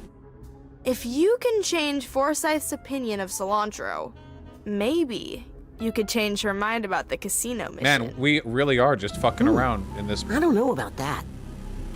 Yeah, I mean, she worries about us kids too much. It's taking years off of her life expectancy. If you could get her not to be so worried all the time, We could all go on a real Psychonauts mission! Oh, not yet, funny rhetorician. My reading list is like super Well, I don't long. suppose it would hurt to take a look around up there. Just see if there's any, you know, problems. I think it actually could hurt tremendously for you to take a look around in here. You know? Like, thinking about it? Well, what's this little nugget of wisdom doing here? Oh, I like those. Nugget of wisdom. We get a whole rank. Okay. Isn't this her fucking brain? Yeah, this is actually her brain. straight to the top, Raz. Of course, if you're scared, don't do it. Wait, you're not doing shit. You'll probably get kicked out of the Psychonauts for trying, but what the heck? Connect those thoughts, young man! Try not to kill her brain, Raz. Remember, it's for the good of the mission. See if one of the other side prowers can break through this. Straight to... Shut up. Pyrokinesis? No. Psyblast. The top, Raz. Of course, if you're scared. We're gonna give her a goddamn aneurysm. Oh, wait. This was a terrible idea. We're going to give her autism. These...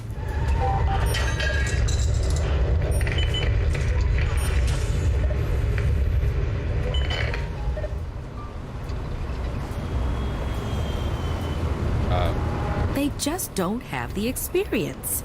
Yeah, this was a bad I'll just have idea. to get Sasha I'm going back. his laboratory budget. No, I'm not. I don't want her to know I'm here. Hard All right. enough getting him to give up wearing socks with...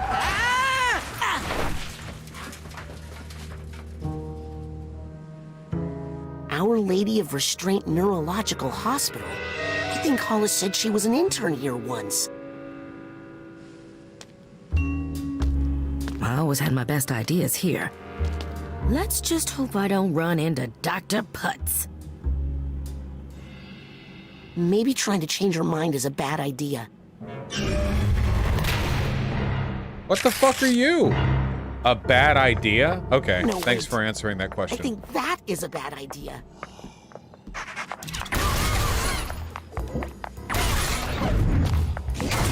I literally have brain lasers. No.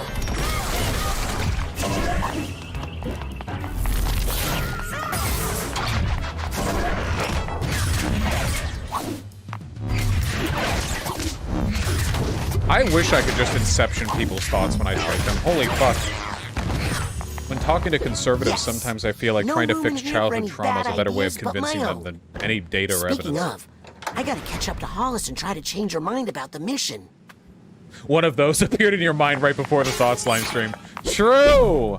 Oh god, if only I had a little Rasputin fucking around in my brain pan right before. I had several of them in there at that time.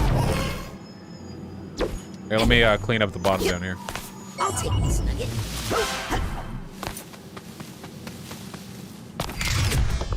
Give me my shit! Boing. Boing, boing, boing, boing, boing, boing, boing.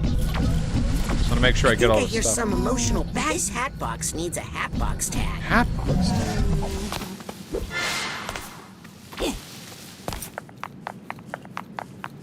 There's a tag somewhere around here. Hold on. God, this feels fun to play. Okay. Last time stream was like a year and a half ago. No, I think it'd be 2 years ago by now. Ah, here's the hat box tag. A long goddamn time. How much time has passed, huh? I wasn't here for all that. Was a drama. We talked about it earlier this I stream. hear something. What's up? I need the steamer trunk tag for this guy. Yep. Is there a stat in the top right you're covering up? Just the total number of... I guess there's no reason to not have it in the bottom right. Hold on. Oh, absent TV. There's nothing wrong with that. You know, I still consider myself a fairly young content creator. I mean, I've been doing this for a little over 2 years. It's I think I hear not some emotional baggage nearby. really that much time. That won't always be the case, but... You know. Okay. So we have the thing. There we go.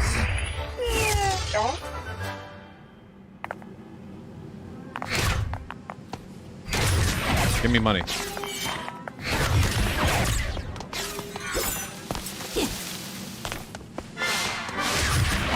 Fuck these. Fuck these. Nice. Did you play the original? Yeah, I did. Okay, I think we're all cleaned up out here.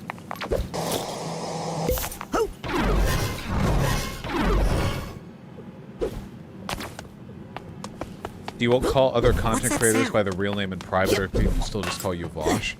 I don't talk to other content creators in private, so people just call me Walsh, really. Yeah.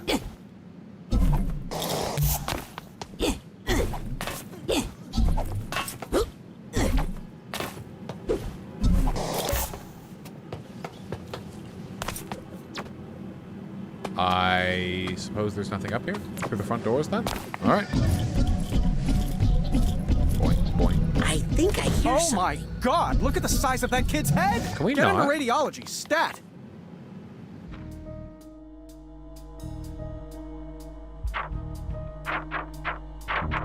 Oh.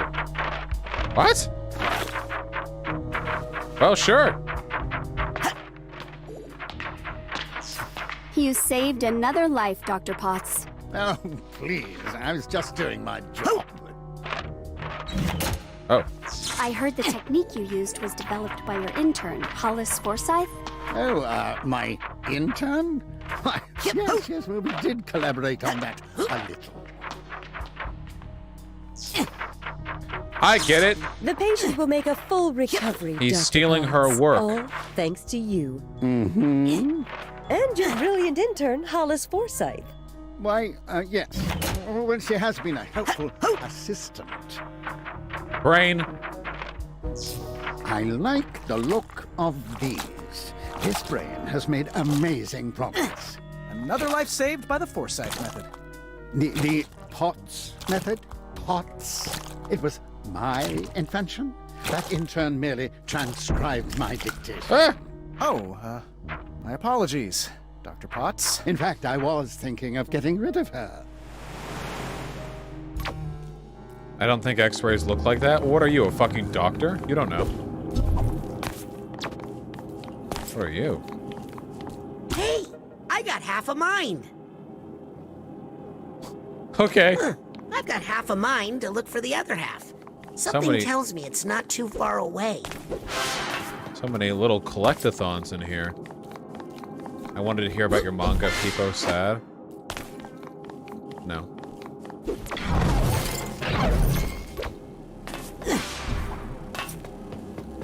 Wait, the goddamn thing.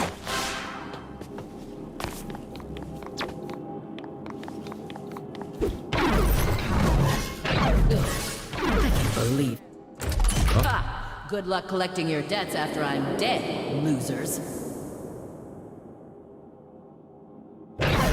Can you sing to us? Gimme. Oh, it's a permanent pickup. Nice. Yeah, you guys made too much fun of me last time. Sorry. You lost your hearing me ramble about it privileges. You were actually fine last time. Anything I'm missing in here? It is a collectathon after all.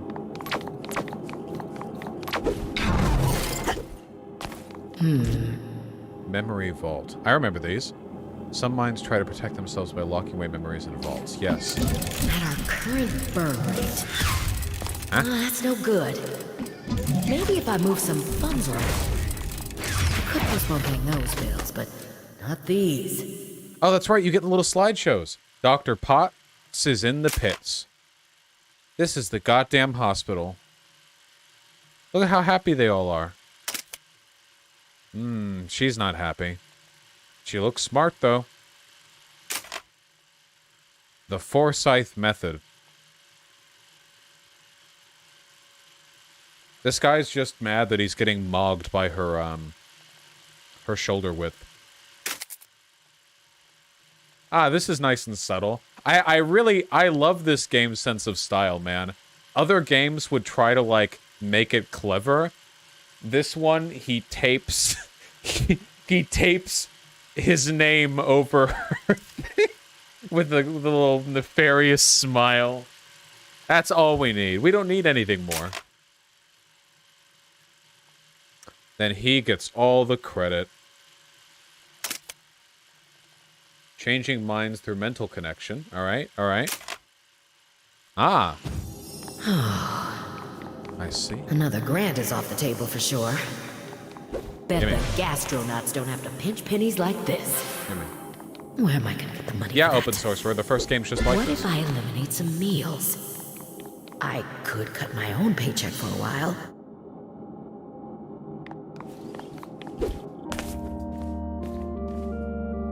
I went to school for medicine. How did I end up stressing about money management all day? Well, I just need to put those thoughts aside and focus on the children. Their safety is the most important thing. And it's not just because a lawsuit would bankrupt us right now. That casino mission would be good experience for them, but it's too risky. What if I let them go and the worst happens? Death. Need to focus. Only one unfathomable fear at a time, Forsyth. Send me. I like left my parents. Nobody's gonna sue you if I die. Associated risk with something more positive than death, it would open her up to so many more missions.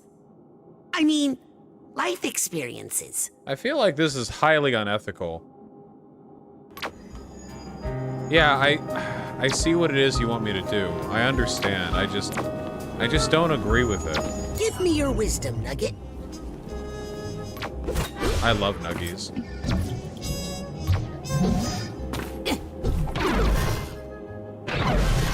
Mushrooms.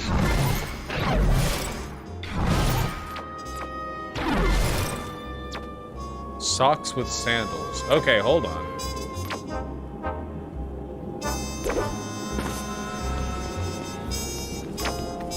Anything back here? I know how you sneaky collectathons like to... Yep, here we go. Money. There we go. I think that wraps it up. All right. Delight mushrooms. Is that what we like? Okay. I could connect delight with socks and sandals, but that feels highly unethical.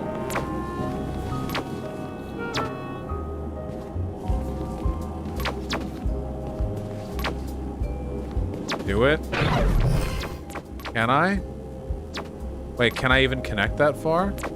How do I make the connection?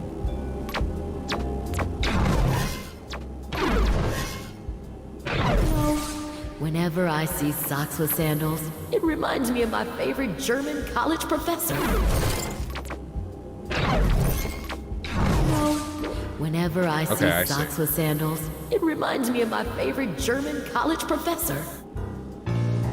Well, I feel a bit bad about that one. Money's back there. Risk equals money seems reasonable. Cilantro equals disgust. Mushrooms equal germs. Okay, let's break this. She should be able to enjoy cilantro. Can we connect cilantro to mushrooms? Just an idea for a new omelet recipe. If Hollis wants to solve her money problems, she's gonna need to accept some risk. Yeah, I get it. Hold on. Bring her. Yeah, sure.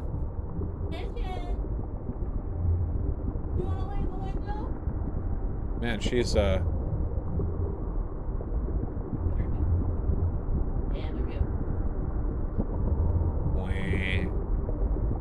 Chimpkin.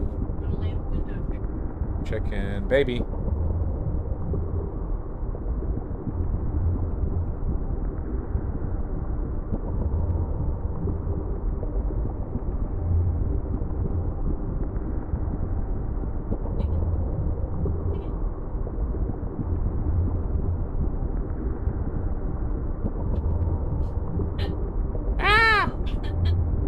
Violence. Ah!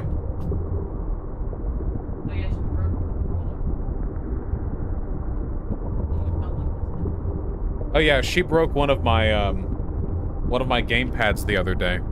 I'd actually just put in a new one to use, and then she bolted through underneath my desk so quickly that she unplugged the gamepad from the computer and yanked it out and knocked it onto the ground and broke it, and now it rattles when I shake it. Yeah, good thing they're like 15 bucks. Okay, we fixed the mushrooms. Now we must connect death to disgust. Oh, I can't. What about death to money? If the Psychonauts don't get some more funding soon, I'm going to die. That's all there is to it. That's not why I'm...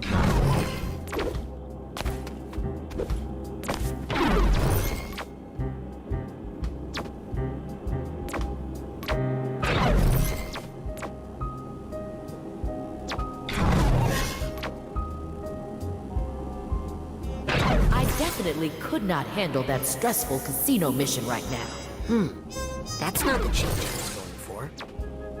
We don't want her to stress about money. How do we connect?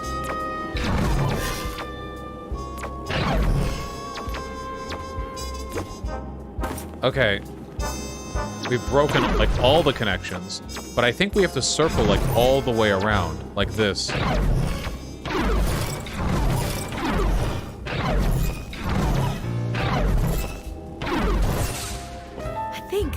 I think I just figured out how to solve all our money problems. Mushrooms.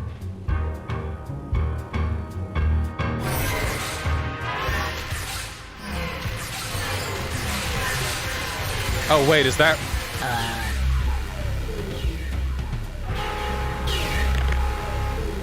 Uh-oh. Might still be there on Shimniak. Oh. It's a goddamn mushroom.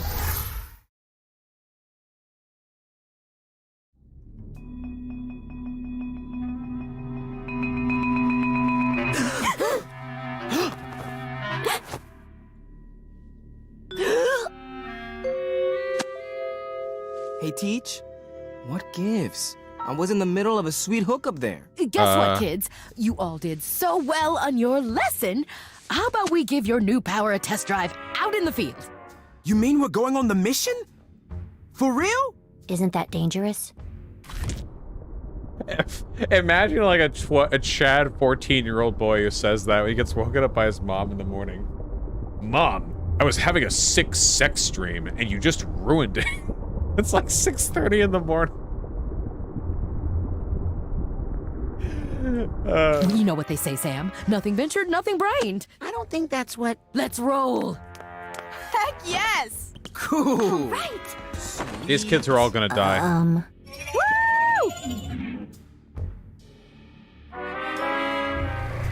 Oh, we're really just going for it. I'm so glad you changed your mind about the mission, Agent Forsyth. I was nervous about bringing the children, but if you feel that it's safe, then it must be. It's crucial we find out what these delusionists are up to at the casino. With you handling tactical command, I'd say our probability of mission success has risen 35%.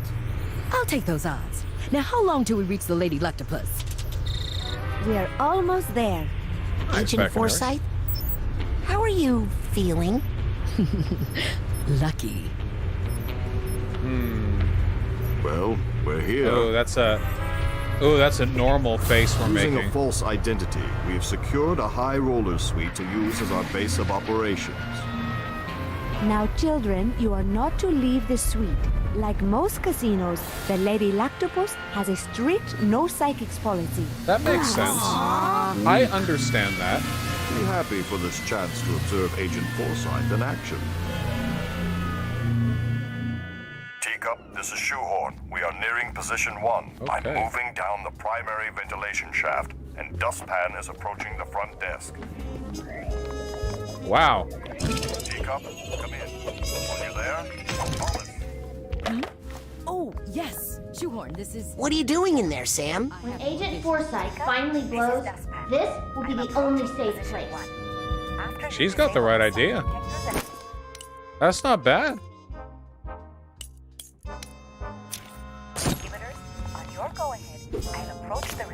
Everything's good on the mission so far. You mean except for our mission commander having a total breakdown? You asked me It's to. not a breakdown. She's just strategizing. Uh-huh. Because my position is close. No need to explain, agents. You do your job, and I'll do mine. Let's keep radio silent so I can concentrate. Understood. Roger that, Teacup. Dustpan out. What you doing, Morris? I'll tell you what I'm not doing. I'm not watching the pre-semi-final practice vote to find out who's maybe not going on to the next round of Pop Gladiators. Speaking of that, I've been watching American Ninja Warrior for the first time, the season 13, which has been very fun, but also, like, oh my god. The kids are winning, like, all over the place. They finally let 15, 16, and 17-year-olds play with the adults, and the kids are unironically kicking the adults' ass. Nothing makes you take the black pill on aging quite as much as watching a 16-year-old beat like a 30-year-old professional athlete at the test of athleticism. This is a TV, Yeah, the right? future is now, You're old not just some man. big, dark... You sure you should be making drinks? Agent Forsyth is right over there. Rasputin, we're just fooling around. Lighten up. Actually, I did eat one of those pickled onions, and I think I got a little buzz off of it. Yeah, those boys are pretty ripe. I love the voice acting in this game. I think I'd like a small tumble in the net, please. What's that? I think it's a circus drink. My parents would talk about having one at the end of our shows. Oh my god. Oh, Raz. Okay. Yeah. Maybe a hazy Raz, no. Hey, maybe we should keep out of Agent Forsyth's, operations theater? Something is really not right with Hollis. What did you do to her? What, me? Nothing. I just... Made her love gambling? She's fine. She just needs a little space. I cannot take my eyes off this train wreck. You are going to be in so much trouble. No? Rasputin, don't sneak up on me like that. Listen, do me a favor and run up to the jet, will you?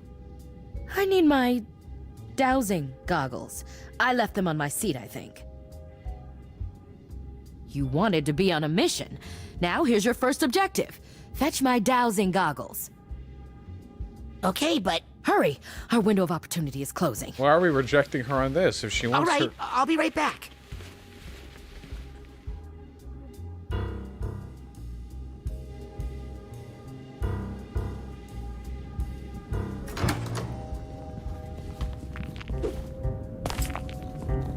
One of the other things that I like about her model is it's one of the rare instances of a hyperbolic and cartoonified black face without being racist, you know? I don't see any dowsing goggles anywhere. A lot of I mean, to be fair, I have no idea what they institutions look seem to like. struggle with that. I've actually never even heard of dowsing. Oh no. Agent Forsyth, where are you going? Oh no, Hollis, what did I do to you? Rasputin, is that you? Mia? Sasha? Agent Forsyth is missing, but don't worry. I'll find her.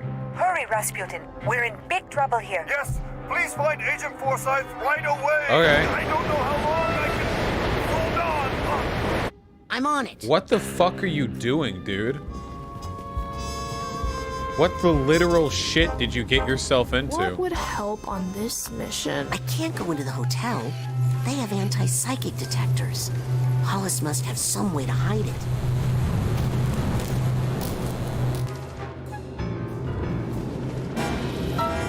Alert. Weak psychic activity Hey! detected. Weak? I did an adventure! What fucking getting memed on? Oh yeah, fuck it. These things don't have like an alert when they get blown up.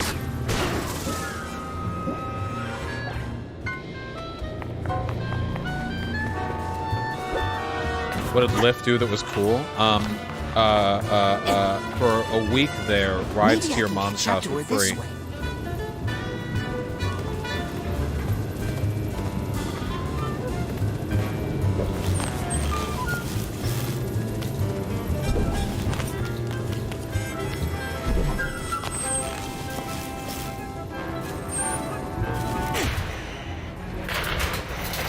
That's nice of them.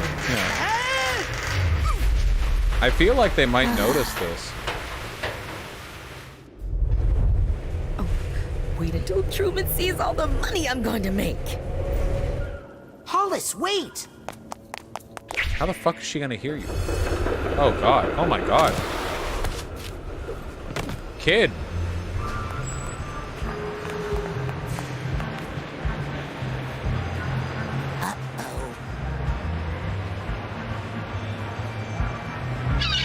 Verb.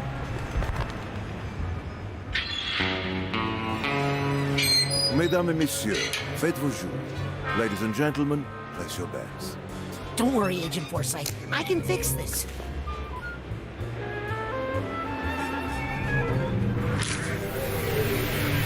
All right.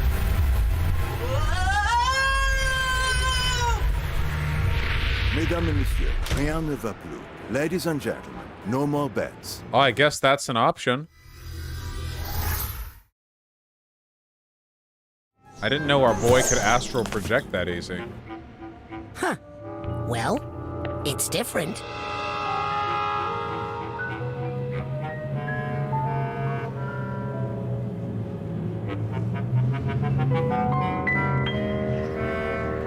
But maybe it's not so bad. Maybe. Yeah, this is your mind after just one marijuana. I was wondering if I ever changed my stance on the kink at Pride stuff. Well, time has only made me more homophobic. So. No, I think that, like... I just think that, like...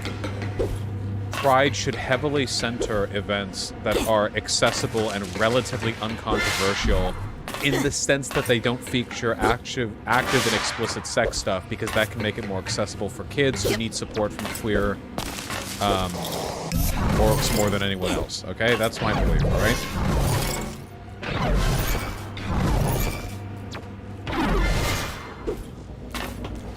Half a mind. What do you think of Bernie or Rust? Well, that's not controversial here, is it?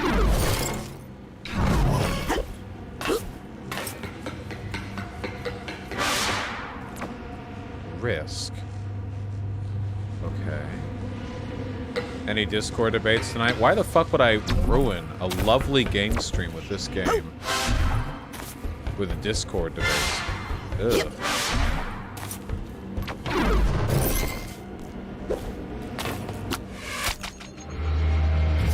You have a Switch? I have 3 Switches, for reasons.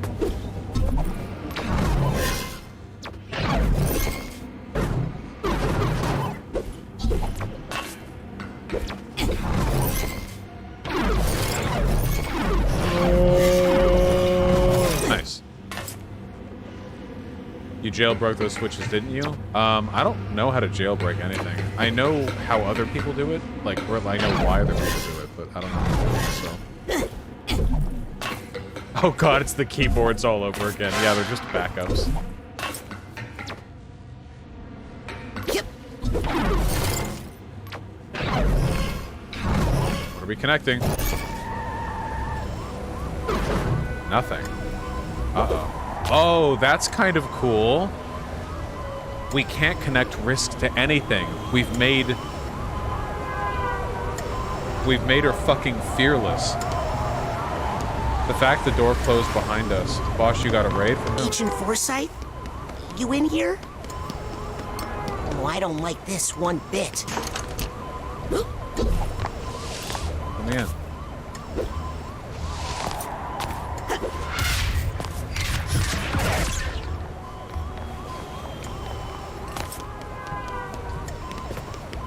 Where are we going? What are we doing?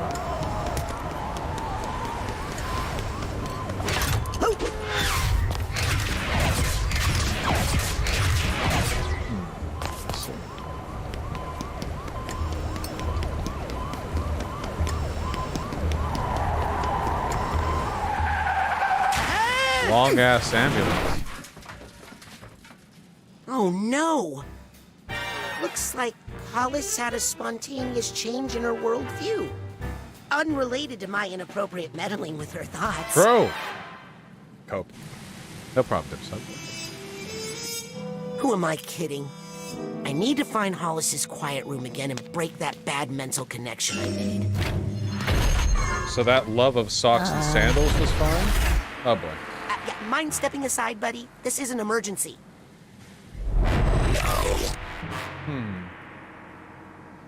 No. No, you don't mind, or like a joke? Oh. Oh.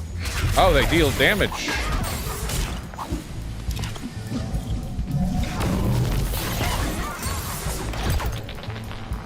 What's that?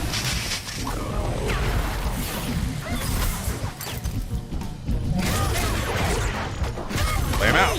Hey! Man, these guys really hurt.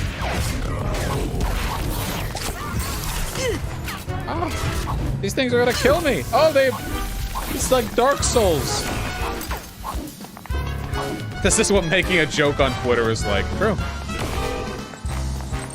Oh, that's right, I have heals. The mental energy I need. Thanks, Cypop. There we go. Okay. Let me pluck it from the air. Fuck you.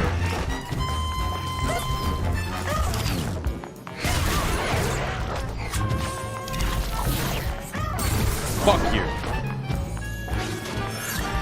No. No.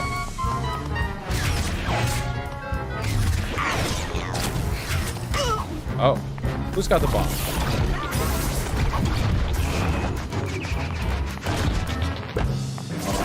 Nice.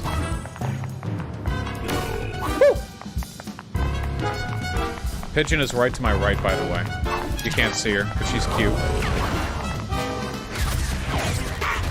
Ah. Oh man, I wish I had a side pop right now.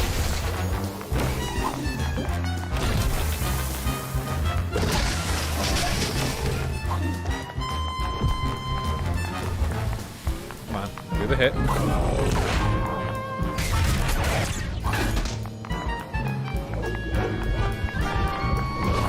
Okay. Woo! Okay. Good thing we're near a hospital, so, your ghosts don't have to walk very. Oh, never mind.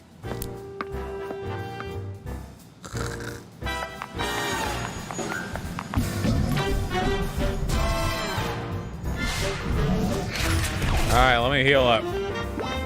Oh god, the health nubbles don't do any more healing now that my max health is higher.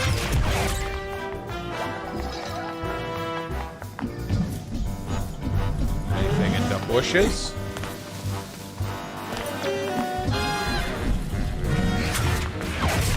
This fucking music is jamming. Hello, pigeon. Oh my god, hello.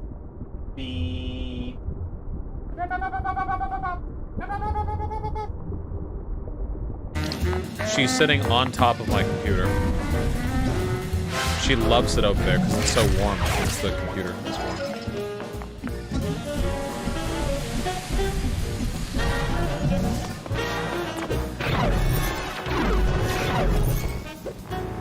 Wait, is this a bot? Oh, it is.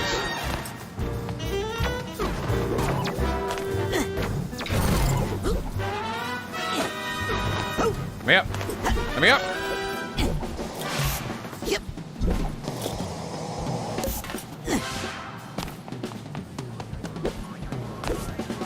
Suitcase tag.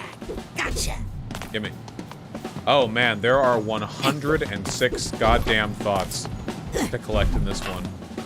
Who dilly? A figment, sorry. They're called figments, not thoughts. So how's chat doing? So pretty, so wise. Yeah, I see it.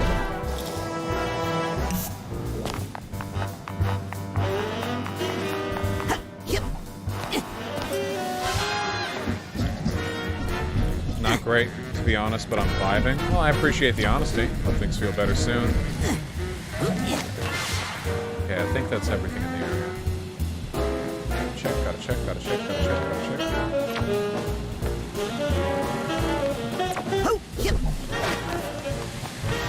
Yes.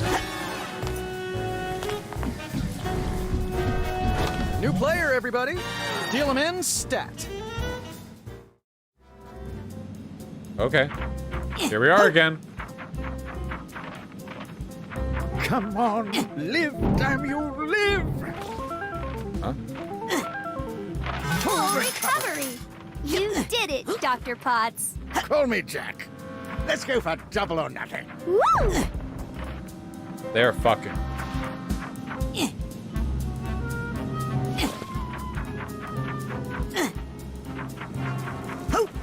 Banana. Banana. Oh. Infection? Banana. Ah, dang it. I'm so sorry, Doctor. Ah, well, it can't be helped. Some patients are just bad luck. This is what happens when healthcare is a for-profit system. I don't like the look of these. Yes, the heart's salvageable, but the rest? Should we fold? No, no, let's hold the 8 and the queen, and we'll pull for the inside straight.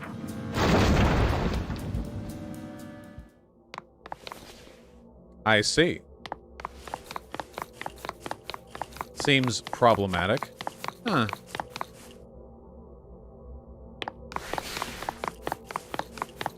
I'll just quickly pop into Hollis's quiet place and fix this mess. High Rollers Lounge? That's not good.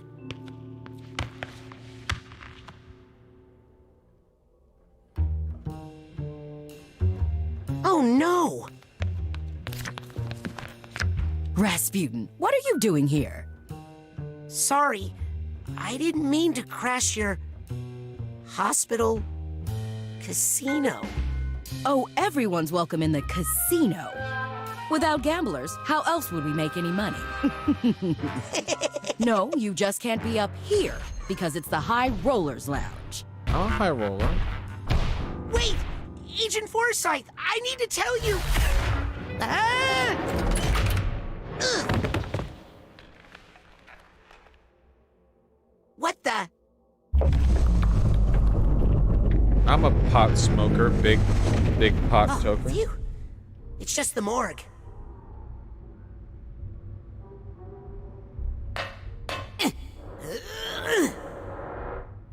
Huh? Yes, Rasputin? We got a patient here. Needs emergency access.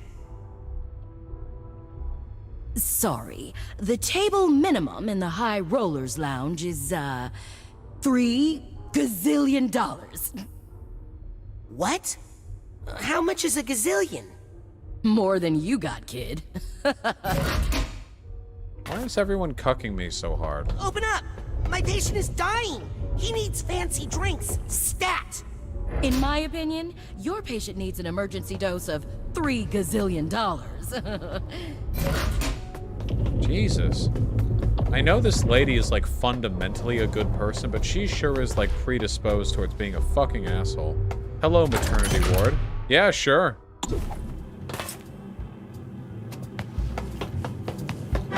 I'm gonna spawn camp this bitch right outside of her mother's vagina. Fix the problem before it even happens.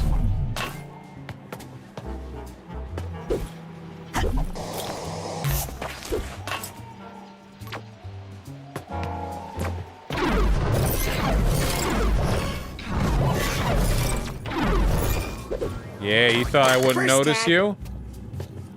Dumbass.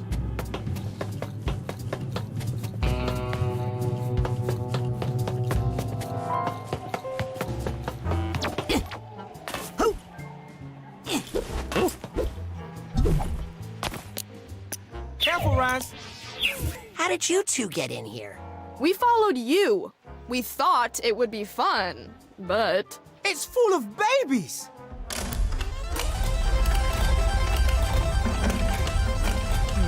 Come on, looking for a little luck here. We have to have a baby. Or you could just, like, have a happy life together. Gen Z.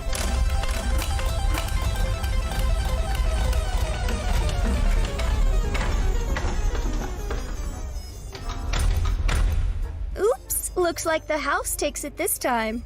This time? You mean every time? Come on, Lovey, let's try another number. We have to win eventually. Well, this is obviously rigged, right? Adam? Lizzie? Guess they really don't like babies. Okay. God damn, I love these fucking games. Time. Spin, Liz, on... Ow! Ow! I shouldn't have to feel pain. I didn't mean to do that. I thought I had clairvoyance, but...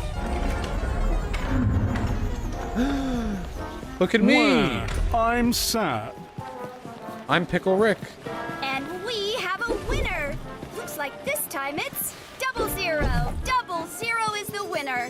What a lucky break for the house. Well, if you didn't win, now's your chance to fix that Where's the with special another thing that I'm bet. looking for? Here? Hey, baby. Are you lost? That's true. I feel like the even numbers are coming up more often than the odds. Where's Didn't the, we already use that one? No more bets. Let's spin that wheel. Shouldn't there be like something honey, of note that I can this see? is it. Through her We go perspective? again. Bring her a baby?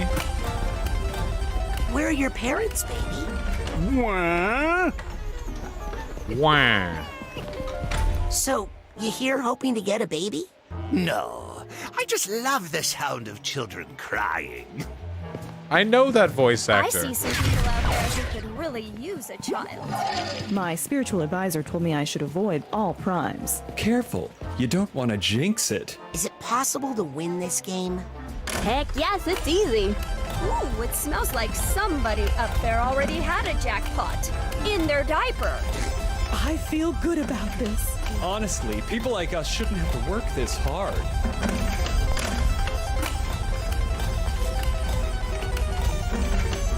Goo.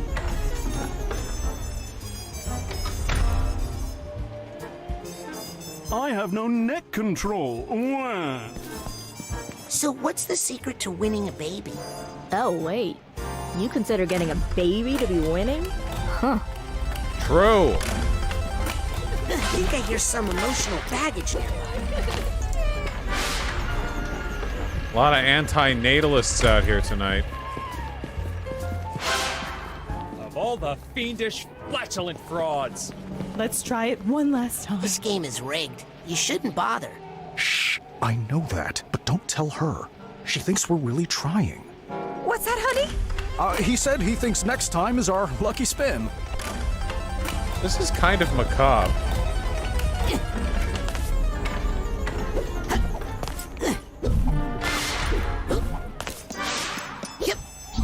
We're buried so deep in metaphor here that I'm not even sure what exactly we're trying to say. 0 is the winner. What a lucky break for the house. Well, if you didn't win, now's your chance to fix that with another bet. Oops. Oh, we never learn, do we? How can we turn these ne'er-do-wells into fair-do-wells? Let's try it Nice, one last Duke, man. I'm time. glad you're okay. Find a giant pen and throw it at the word ward. Just look at these Giant pen, adorable giant little pen. babies. Add up the letters in our last name. Or should it be our first names? I wish this were the stock market. At least I know how that system is rigged. Giant pen. Why would there be a giant Hold pen your here? bets. The ball is in play. Whee! If you don't get it this time, I will burn this place to the ground. Well, I got think lagged, we but chose well. I'd like to place a bet. Okay, you're in. Good luck. Wait, don't you want to know what my bet is? Oh, well, listen. Just between you and me, it won't make a difference. nice.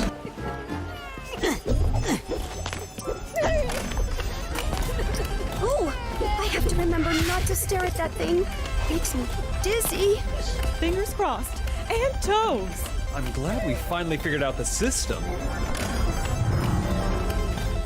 You actually don't really like Invader Zim's voice? Really? The wheel can sense that I don't really want one in my heart. Just a bit longer. Get that damn bag. And we have a winner. Looks like this time it's 0 0. 0 is the winner. What a lucky break for the house. Well, if you didn't win, now's your chance to fix that with another burn these? bet. I knew this number was bad luck. Who do I need to talk to about this roulette reader? Let's try it one last time. I'm helping. Come on and do I your feel like best. we have to make it. Rest for your emptiness. Oh, I just don't know. We have to make it win. Spinning time. We gotta make it win. Wheel. Another last chance for happiness and love. Oh, I hope we get the cute one and not the one with the, you know. Shut Can't up. fail now. Is it behind? Oh. What are you? I can't seem to connect to that idea. Guess I need more practice. All right. Hey now, don't be coy. Come and get your bundle of joy. Haven't hit the gazillion Wait, we've already dollar number talked yet? to her. Oh, this isn't about the money. We are already so rich. So rich. Yes, we just want a child. More than anything in the world. No, I didn't. But the confounded house always wins. I hate to say this out loud, but I have my suspicions regarding the up-and-upness of this low-down dive. The system is rigged. Maybe I could help unrig it. I will not participate in the complacency of this scheme. This system is rigged. Maybe I could help unrig it. Oh, if you could do that, you could have all the money. 3 Yes, gazillion? we don't care about that. Because we're so rich. Yes, very wealthy, it's true, but poor in children. Help us win a baby, and you, sir, can have the gazillion-dollar prize. And our eternal gratitude. Leave it to me. No more bets. Let's spin that wheel. Me. I know you're not supposed to say this, but money really does solve a lot of problems. Sure. Well, of course, the whole system is rigged. But I mean, I'm just one person. What could I do about it? We can unrig this game, but you gotta believe it's possible first. We're some layers in.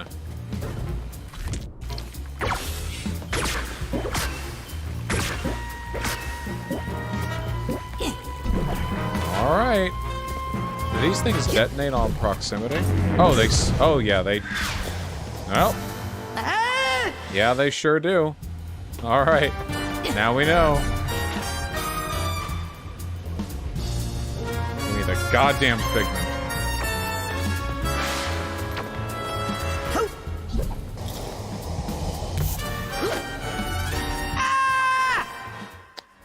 Or alternatively, I could have connected to the thing.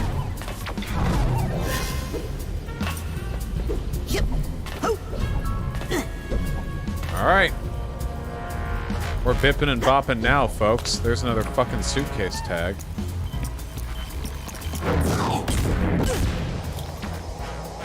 No, that's hard! We're gonna die out here. Shit. Okay, wait, what are we... Oh, I keep missing these things. The connector things. The cuck nectar things. I wonder if it inspired Persona 5 any? Yes, well, not the duffel bag tag. This game came out like a couple weeks ago, so probably not this one, but maybe the first Psychonauts? Which is a pretty old game.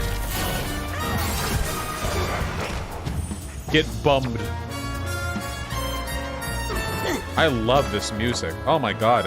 It's like Bond music.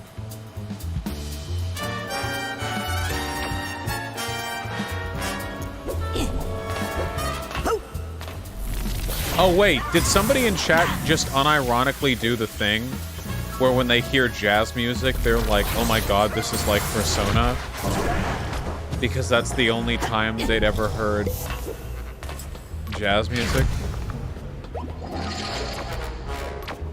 If I missed that, I apologize, because I found those people very funny, and I love and respect them. Yep. Go up there.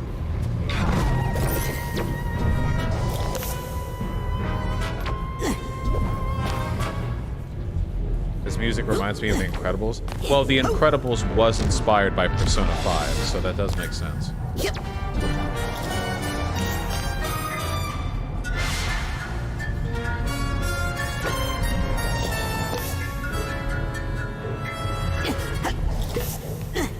Oh, shit. That's a goddamn toilet. Yep.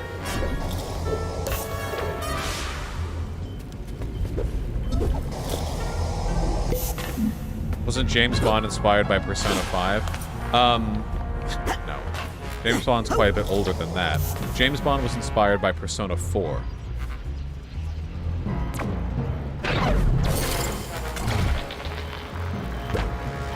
Hop.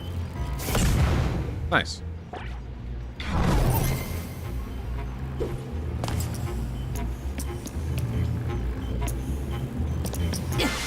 I've never actually played any of the Persona games. I've seen too many memes online about how the Persona games are pedo shit to want to.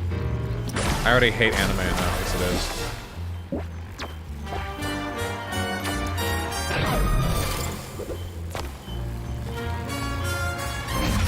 They're so small.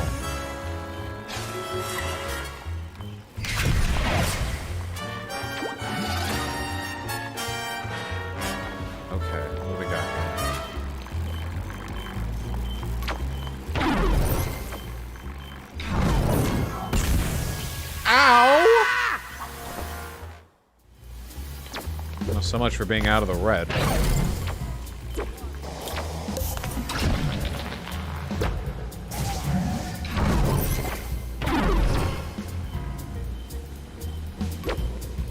I want to get all the figments.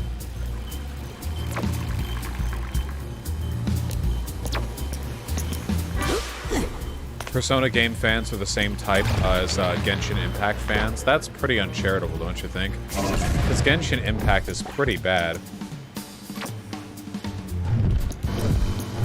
Maybe Genshin Impact is, like, fun to play. I really would not know, but man, those ads are sussy. Sussy and baka. Oh, God.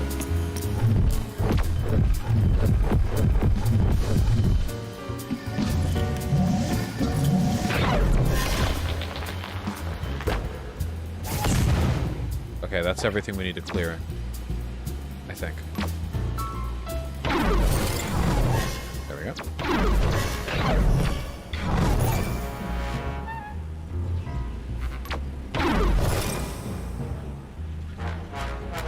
Effective. Defiance? Then again, how do we know we can change things unless we try? And we have a winner! Looks like this time it's not 00? What? We won! Well, I guess miracles do happen. You're telling us. Oh, we are so happy. Well, I'm dead. Here, young man. I don't know what you did, but I'm a man of my word. We don't need it because... You're rich? Yes, but we don't like to talk about it. Oh, look at our little jackpot. When does it start fulfilling all of our unachieved ambitions? Right after we use its identity to hide our excess taxable income. Oh, it will be so nice to have a couple of spare kidneys around the house. It's just a mental baby. It's just a mental baby.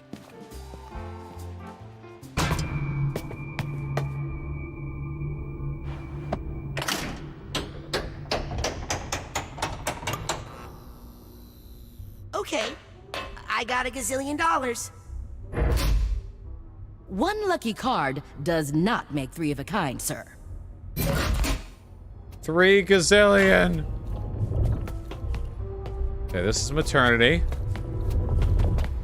Pharmacy. I've been there. We gotta get our health back. We're gonna have this fucking filter on the screen. Yeah, we're still in the teacher's head. How I'm feeling today? I feel pretty good today, actually. I got, I really want to get good at pull-ups, because I think that pull-ups are a really fundamentally good exercise, you know? Like, they're just a basic thing. You know? Just a chin-up, pull-up, whatever. Like a solid thing. I can't do them, though. Not just because I'm heavy and weak, but also because I've been running at a severe calorie deficit for 5 months. So, not my strongest. So, what I did was I got some straps. I got the thing that we saw in the stream video. The ones with the straps, so you can do them while leaning, you know? Like, you lean. Yeah, with the little rings you grab. That's been fun.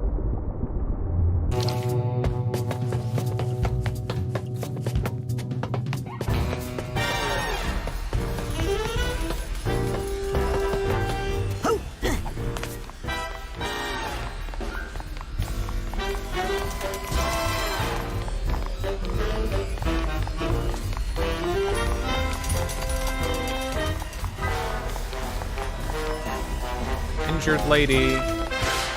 She looks happy.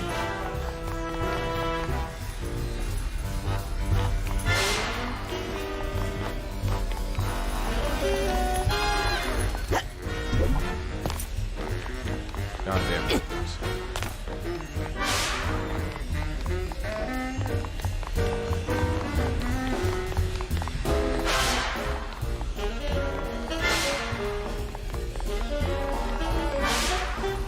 Yeah, Mr. Farby, it's just the lolly shit is so cringe. Hi, can I play? Welcome to Palinko, game of luck and skill. Can you get the patient to take her bitter pill? Skill? It looks like it's all luck. Oh, it is, but it takes skill to do it and avoid a serious head injury. Oh, how do I... Good luck!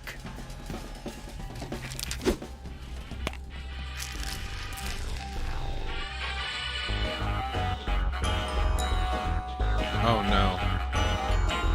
We've got I lolly remember where I clones in parked chat. that thing.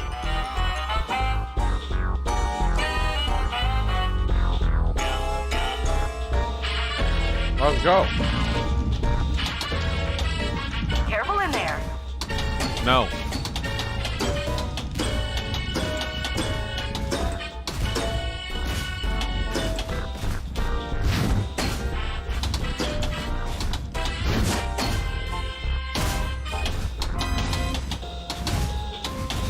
Well, this is clearly not luck-based. Where's her heart? Over here. Go through. Yes.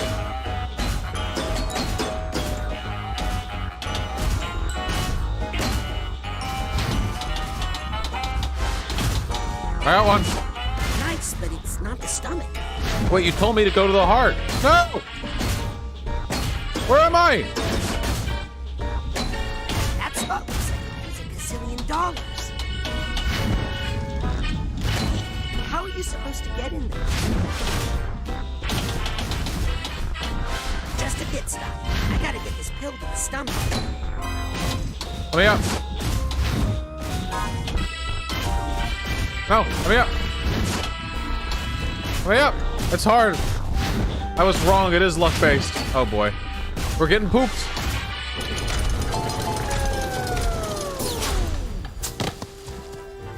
What a ripoff. That machine is broken. Nah, I just suck. Oh, I'm sorry, sir. The Sore Losers Club is down the hall. Wow. He looks like an injectable. But really, he's just a pill. What are you two doing here? You think we're going to let you go alone and get all the extra credit points? I'm just here to gamble. Well, stay away from this game. There's Damn, only this one kid is spot hitting on all the board that diversity pays out, checkpoints. He's in a and it's wheelchair totally and he's locked. gay. It's like her heart is in the wrong place. Hey, I'll bet I could... Morris? Norma? Where'd they go? Oh, goodbye. Don't give up, man! You'll never win by quitting! Yeah, it's all just a matter of betting on the right color. Don't listen to him, Sonny. Come talk to me if you want some true wisdom. Okay. Stop. Do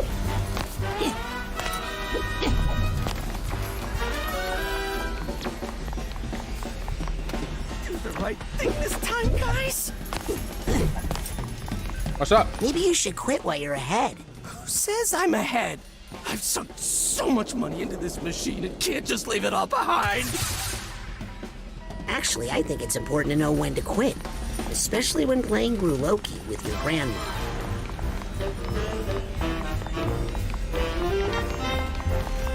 Any luck?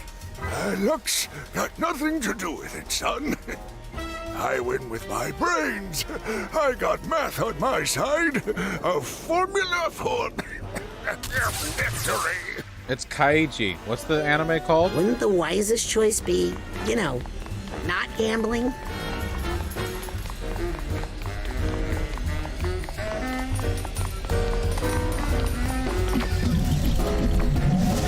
Sounds like you've got a method.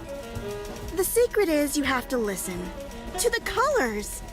Let the rainbow of lights lead you to the pot of gold. Okay, so your solution is like being drugged. That doesn't sound like a smart way to make decisions to me. All right, we've got some... There are some misguided ideas floating around this room. I wish I could help them make smarter decisions. Yeah, okay. Color, decision, death, quitting, wisdom, victory.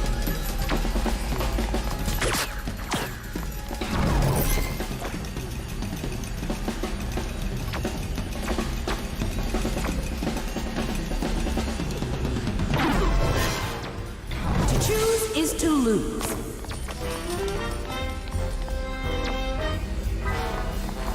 I just think there are a lot of unwise decisions going on in here. I think victory quitting is the winning one. The only way to win is to stop playing. Maybe the only way to win is not to play. Wait, no, that's stupid. If that were true, there wouldn't be any casinos. Alright. That's not correct, but... Maybe I should just give up. Smart people don't try.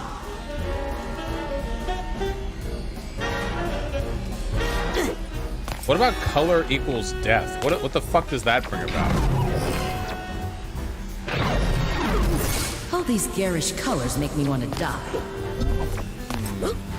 Not a fan of football. Victory. Decision?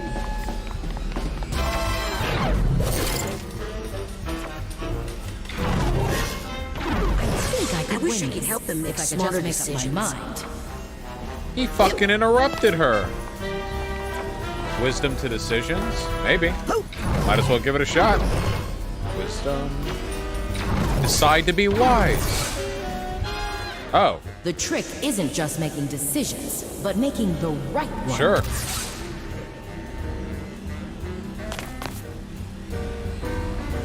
Ah, a little judgment. There's some progress. I wish they knew that sometimes walking away is the best choice. Judge to quit?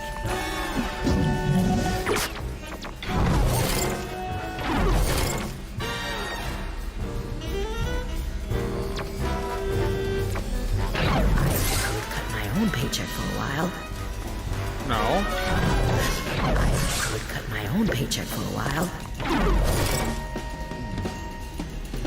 Really, the most important thing is to know when to quit. Gotta break this connection. I guess it's not really bad to quit, if it's the right thing to do at the moment. I feel like this game is imparting some life lessons here. Isn't that a novel concept? Moderation. Now that's the real path to victory. Wisdom? No, victory. You know what? I think the only way to win is to know when to play. Atticad, holy shit. Oh my god. There's a difference between having a principled opinion on underage anime girls and spamming chat with it like 20 times. Holy shit. Oh my god.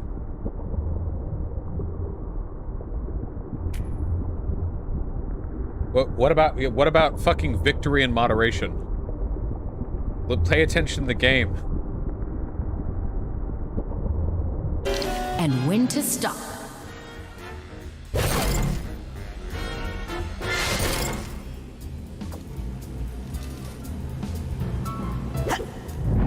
Swallowing your feelings sounds bad.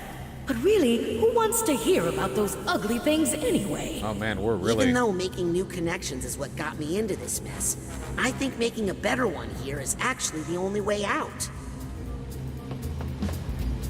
My strongest opinion on the lolicon shit is I actually think we need to take that logic a lot farther, you know? I think it's really easy to, like, fold your arms and go, like, yeah, underage anime girls are gross, but then you go back to jerking off to barely legal teen porn on Pornhub, you know? Like, you can tell by what porn's, like, terms get a lot of traction here in the States that we massively fetishize youth to the youngest level that we can, you know? But the thing is, women don't do that with men. Like, it's not like the most popular porn category for men from women is like barely 18. It's how we treat femininity, you know? I think it's really, really gross.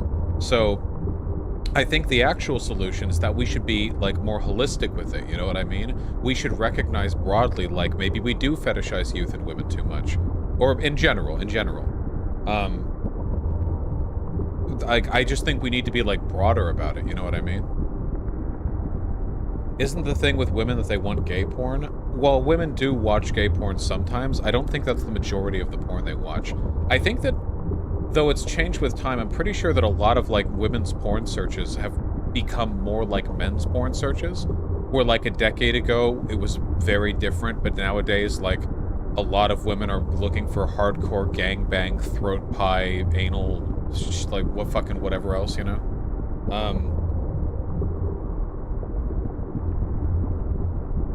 There you go, what I'm talking about. We just need to be more holistic. Getting hardcore canceled for this. You know, the best part of always wearing black shorts is that I don't actually have to use the restroom. I can just walk right out of view and just piss my pants and just wait for that all to settle and then walk back and nobody notices because it's black pants. Now, of course, I've never actually done that, but...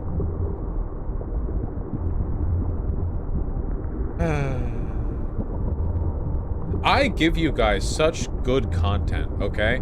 I feel like the only other person, the only other live streamer who belts out as many just like funny fucking things that are worthy of putting in a 10-second YouTube video is Germa.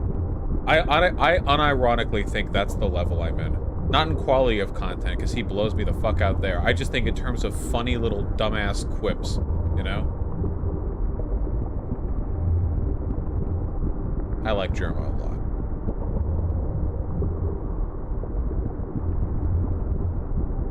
Where are all these links I have open? Have I seen this? Yeah, I've seen this. We talked about it. Walsh, why do people say I'm smug? Really? You're gonna say I'm smug for that? Shut up. God damn you. Alright.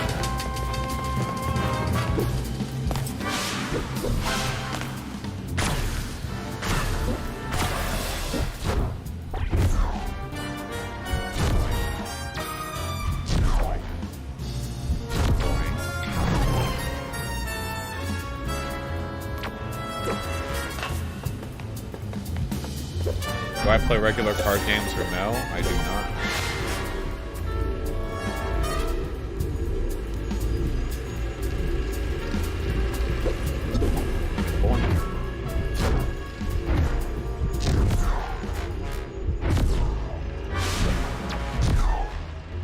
Yeah. Making sure I ain't missing nothing.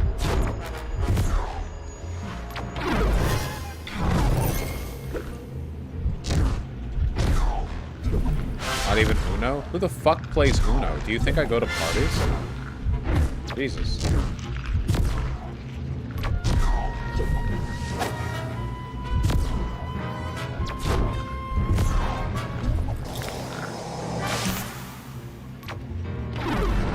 Okay, there we go.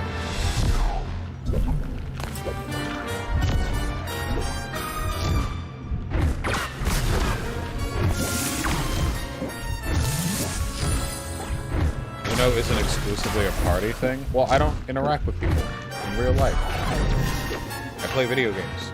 It's a pandemic. Shut up.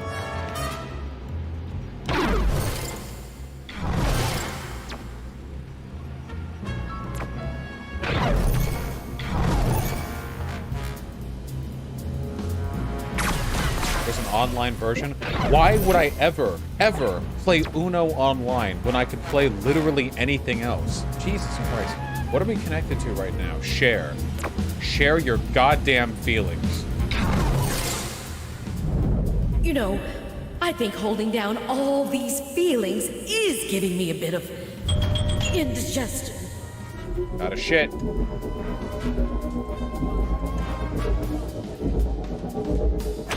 Oh, that feels better. Is that how that works? Now that her heart is in the right place, I should have better luck if I play the game again. I never owned an Xbox.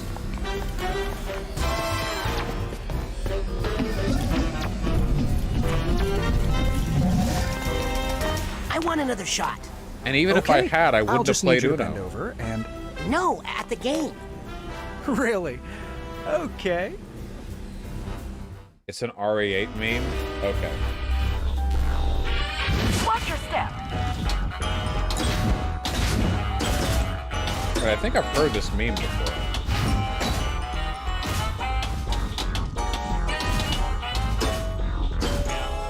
I'm no doctor, but I know what I like.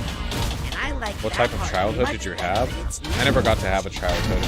Your mother taught me the ways of love and sensuality too young. It's weird. Let's wheel back before accusing people's moms of child rape. Never mind.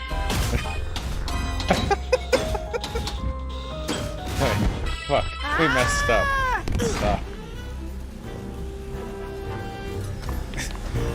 I need another chance. Of course. I mean, you can't lose forever, right? Not with that attitude. Please keep track of your valuables.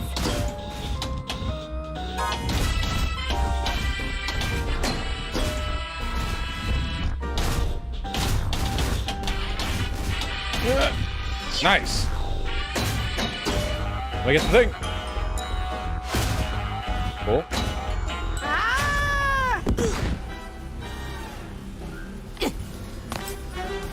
I need another chance. Of course. I mean, you can't lose forever, right? Not with that attitude. Pigeon!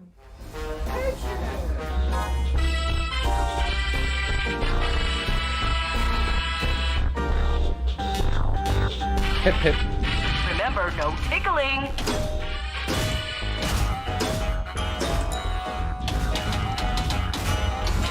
There's only one that I'm missing.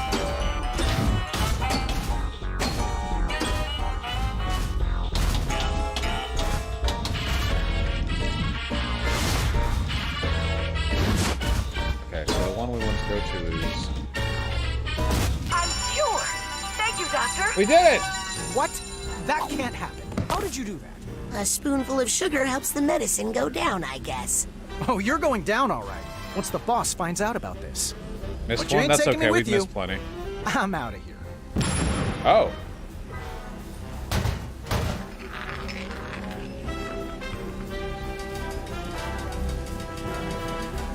Whatever.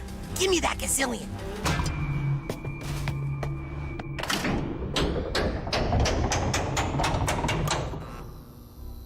I have $2 gazillion. Please put the third gazillion on my room tab.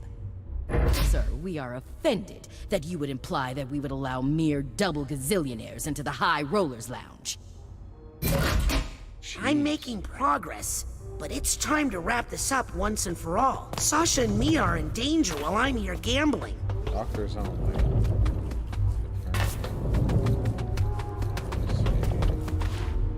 Party on. Records.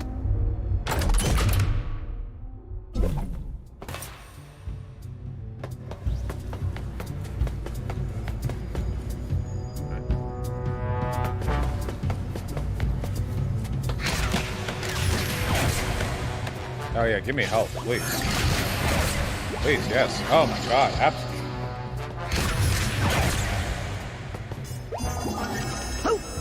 True and friends.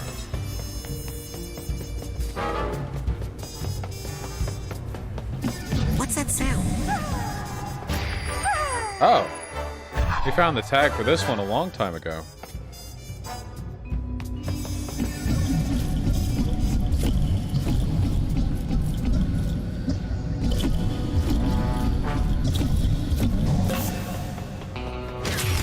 What's up?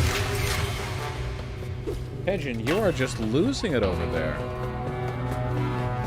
Pigeon is so goddamn cute. She sits on top of my computer and, you know, licks herself like a cat. But she's an idiot, so she just, like, rolls and stumbles around and nearly falls off, and then over and over and over again.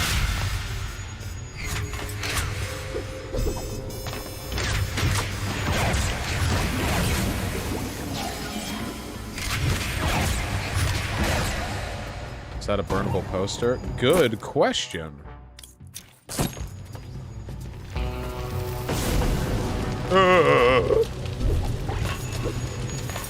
I like saying things. Sodomy around? Nah, he's probably sleeping somewhere. Yep. Do you think people online are going to call me a hypocrite for saying I'm a socialist when I possess $3 gazillion?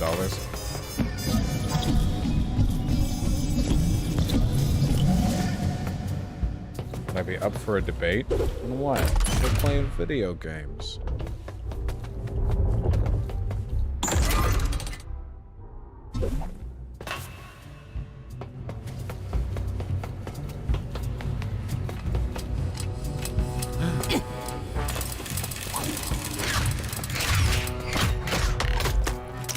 Yes. Oh, no. I think we're about to witness something unethical.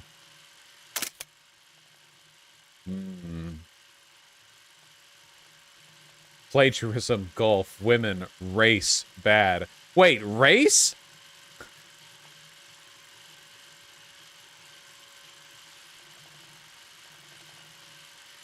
Sure.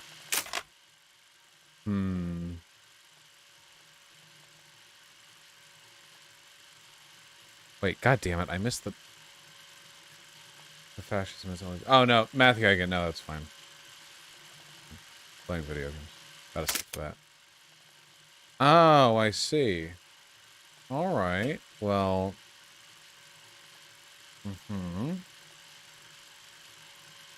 At least he seems happy. Ooh.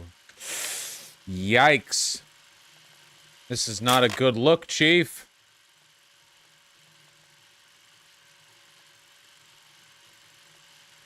I can't make any promises, Matthew Hagen. The topic does not appeal to me.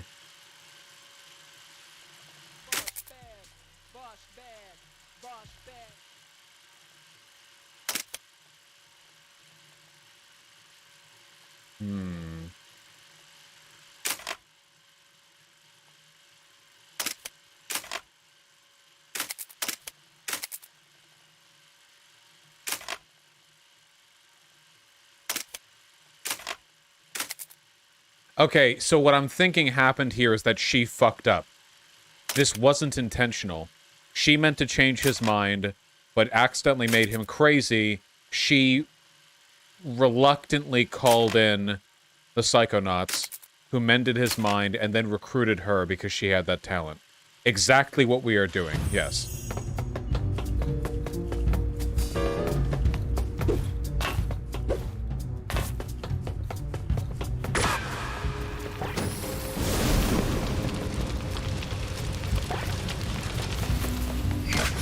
Health. Yeah, full health, baby! Or almost, at least.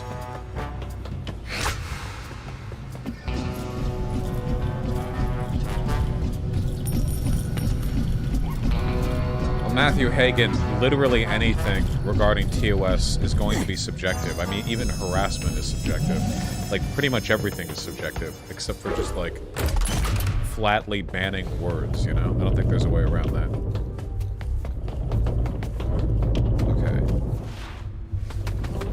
We did the pharmacy. Did we do cardiology?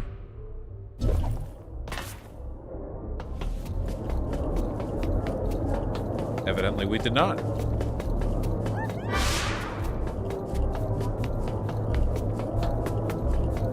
Matthew Hagen, I said I don't want to debate. Chill.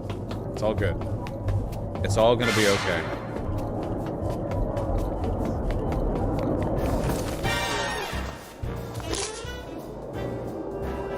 I read all of Invincible, Peaches. And it's diamonds! Diamonds for the win! For the win, FDW. Again! What are you two doing here? Losing by following my foolish heart.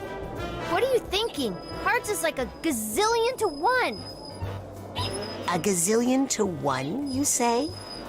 So if I bid on hearts and won, I'd win a gazillion dollars. Right? Hey, where'd you go? Okay, that's the last bet. Runners, to your starting gates. Prepare the patient for the exam. So noted. They're off. Thank you for the offer. Can't believe all these kids are fucking dead. Spade in full, pulling ahead like a royal flush. Spade in full seems to be fading. Diamond.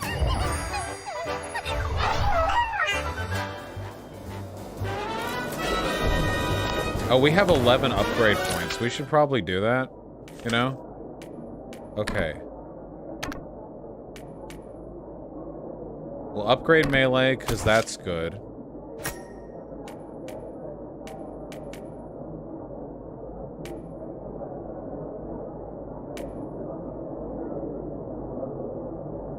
I'll upgrade this because I don't care. Clairvoyance booster shot.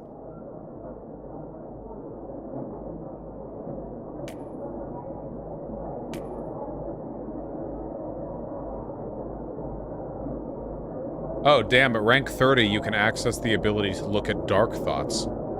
Yoinkers.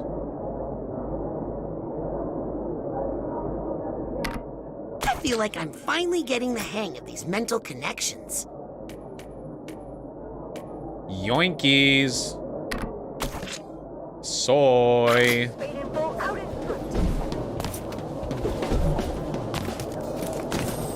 Spade in full, pulling ahead like a Oh, royal damn, these dudes flush. are just chilling. Billy the Club looks all in. You know how these are a real thing? Like these little amphitheaters that sometimes surgeries are conducted in so students can see what's going on? Coming up to the finish line.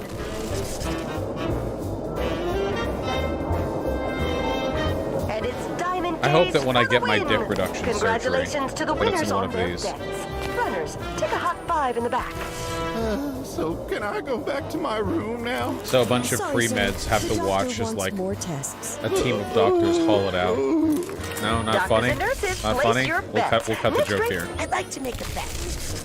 Sure. Which runner suits you this evening?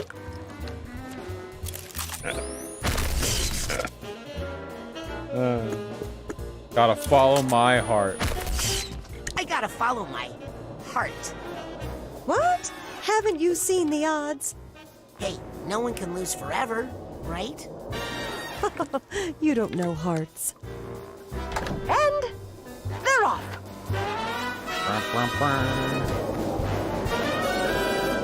Coming up to the finish line. And it's Diamond Days for the win. That's weird. Most people usually win every time. Well, try again. Bye. Okay, that's the last bet. Thanks. Runners, to your starting gates. Prepare the patient for the exam. And they're off.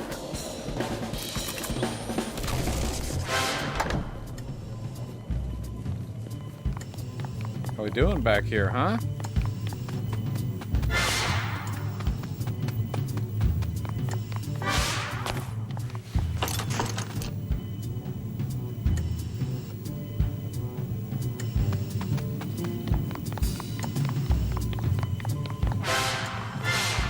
Getting pretty close to all these. We definitely missed at least a few, though.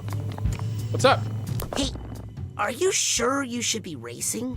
My doctor told me I have to stay off this leg. But he's also my boss, and he told me that if I miss another race, I'll get fired. Having a big cock is cringe. Wrong. That's terrible. That's terrible. You're being exploited. Aren't we all? Who am I to complain? True. I'm not special. What if I raced for you? What? You do that for me? Yes, but I can't race looking like this. Well, there's a changing room up there. What am I saying? That's impossible. This is just something I need to do.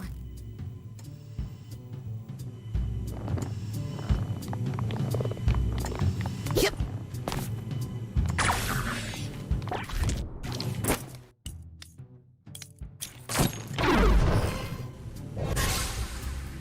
Change is not impossible. Look right. I'm soy facing.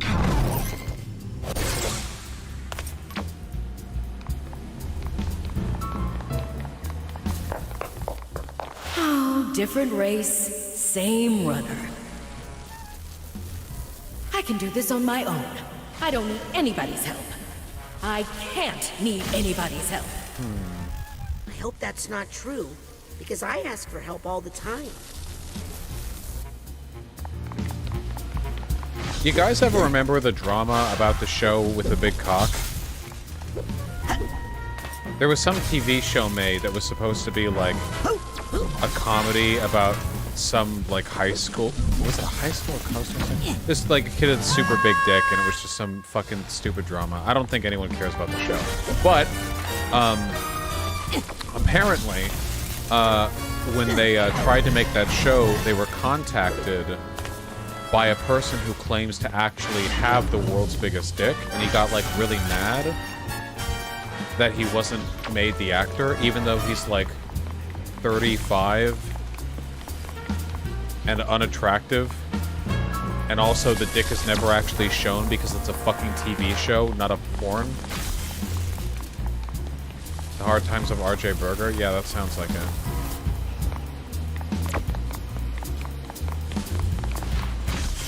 Yeah, but apparently got really salty over that, you know? That'd be like saying you're doing a TV show. Oh boy. That'd be like you're doing a TV show about the world's best doctor. Oh shit. God damn it. You're doing a TV show about the world's best doctor. And like a doctor contacts you and they're like, hey, what the fuck? I'm a doctor. Why isn't it me? Like, no, we want an actor. How do I get over there? I can't jump over there. Oh my god, I totally can. Oh yeah, levitation does protect you from harmful tornadoes. Does the real guy do porn? I don't think he does, no.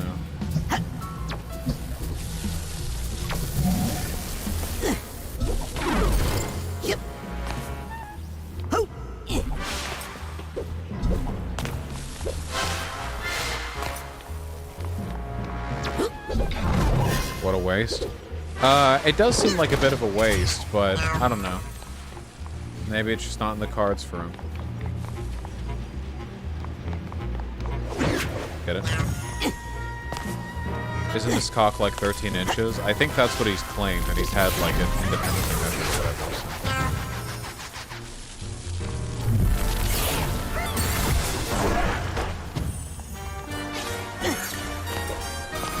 It depends on the people, Ratzo. Yeah, we don't even know he can get hard. Oh, the Jonah Falcon, didn't he say that he's straight, but he mostly fucks men because, like, gay men can take way more dick than pussy can? He said that, right? I remember him saying that. He was like, I was mostly fucking pussy, but then, like, nobody could take it at all. But, like, gay dudes can take a ton of cock up their ass, so that's what I'm going with. Yeah, dudes rock. Just do anal with women? Well, I don't think women are as good at it. Well, we're talking, like, cis-normative stuff here, but if you've had another, like, if you've had a, like, a pussy alternative your whole life, you know? Left top? Alright, you don't need to tell me every time. I'll get it.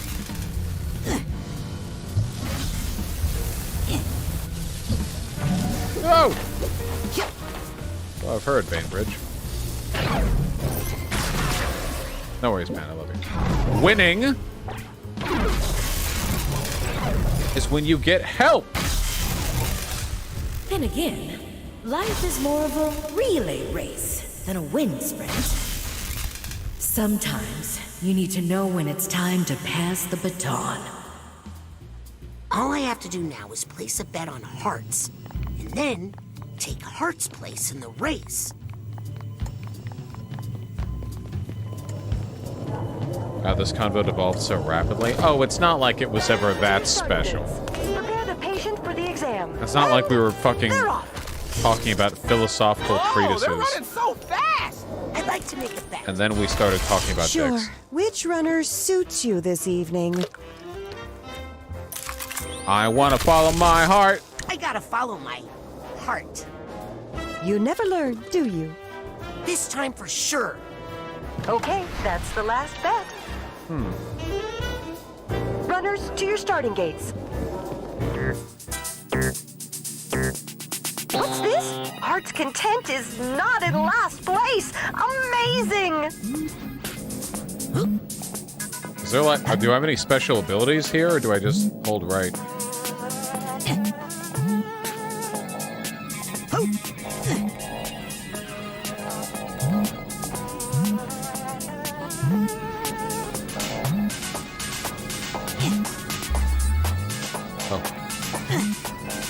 Whoopsie, looks like the comeback kid was just kidding after all. I win. And it's Heart's Content in first place. I don't believe this. A gazillion and one miracle, and you all got to see it. Even if you didn't win, you have to admit we're all winners here today. Not me. Oh, you're done. No more races today. Wait, your Sorry, heart we're won. broke Isn't that after good? that race, which reminds me.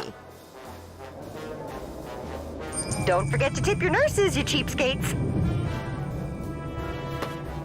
From the pea head.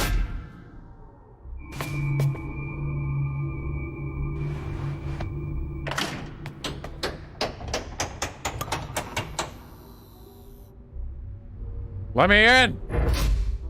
Sorry. The High Rollers Lounge only Triple admits... gazillionaires, of course. I would belong to no lesser club. Now, let me in before I call my expensive lawyer. Well then, please come in, sir.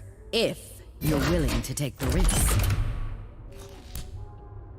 I'll get it on when I come back, Heartbroken Lamb. I'll be redoing all these stages later for full completion. Agent Forsyth, I'm sorry. This is all my fault. Aquato, I hope you're not trying to take credit for my brilliant idea for solving all the Psychonauts' financial problems. Yes! No! I made some bad connections in your mind, and there was some sort of a bad idea chain reaction, and now... There it is. Oh.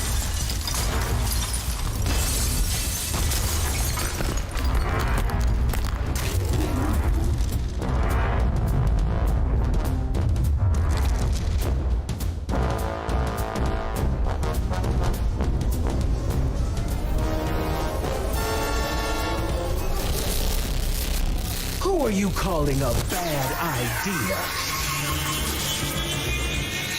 I am the sweetest of dreams, the spirit of unbeatable optimism. I am the ultimate victory of hope over mathematics. I am the Lady Luctopus, but you can call me Lucky. Hi. You are my own creation. I command you to stop. It sounded so much cooler when Sasha said it. It's time to see what the cards have in store for you. But don't worry, I'm a fair dealer. So noted. Raz kind of casual with the dodges I do here. like to keep a couple of jokers up my sleeve. Can you believe we got caught in? So embarrassing. We can't get to our smelling salts. We can't leave her mind. Don't let us die in here, man. You know what happens when you die in someone's mind, right? If you die inside a mind, you pee your pants. Get ready to play. That's true. This could be your lucky day. But I wouldn't bet on it. All right. Only I could get to my yo-yo. I wouldn't say ahead exactly. Ooh, that's not good. Unless you like bombs. I do, actually. How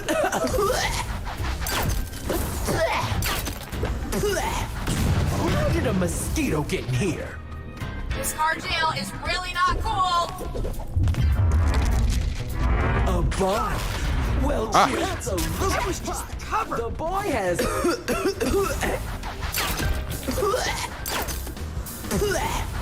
Fire in the hole. Ah! Hang on, Izzy.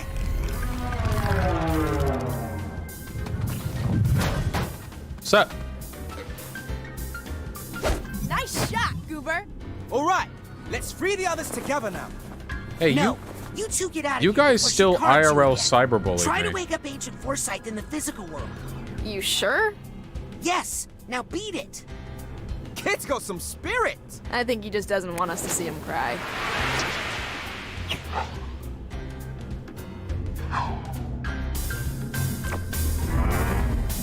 All right.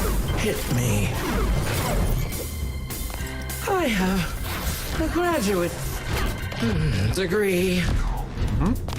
Go, shooter. No, you can't kick me out.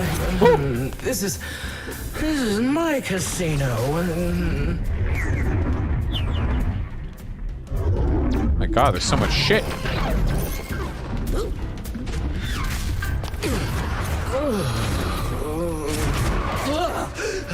I'm back.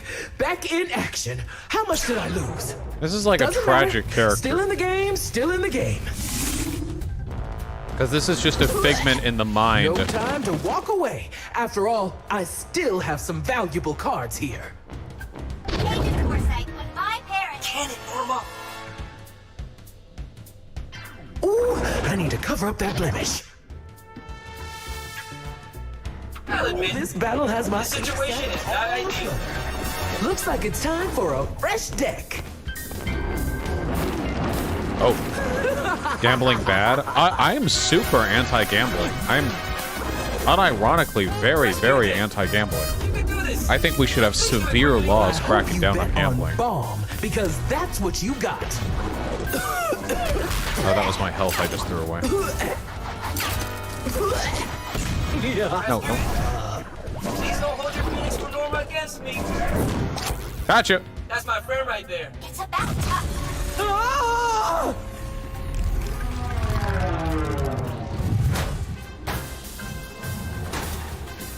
That was amazing, man. Now let's save the others. We need to get back to the suite and help Sasha and Mia.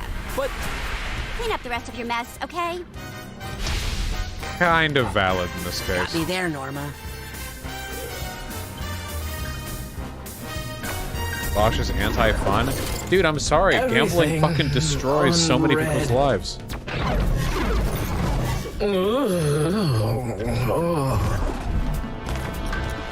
Come on. 7. House. Oh no! Wins.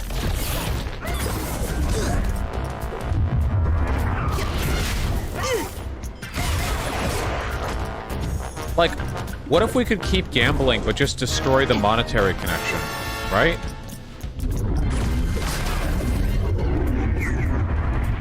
Yeah, so like you can't ruin your life with it. Hey. Now, okay. That time I was just faking it. Right? Yeah? Right. Hey, where'd everybody go? This is honestly I still kind have of you a guys, cool, right? like conceptually a cool boss concept, you know? On second thought, where's my shredder? Rasputin, hurry! Because the problem with gambling addicts is that everything passes in a blur, right? It's just this constant euphoric, like, delusion of trying to battle the odds at a casino. And the boss we're fighting here is only barely paying attention to us. Don't do it. She did it.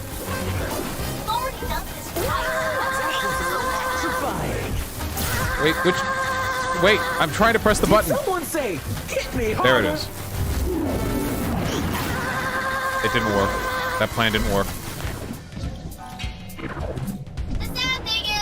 When it comes to odds, I like to go all in.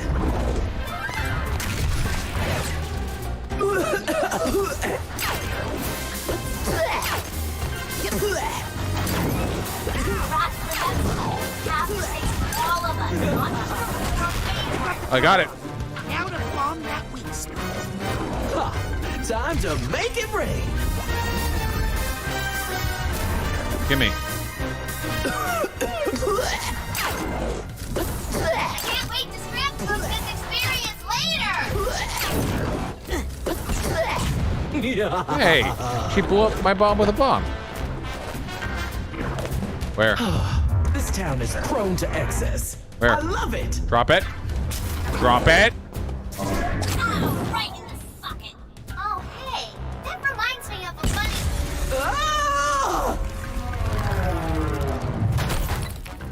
Dang, forgot it again.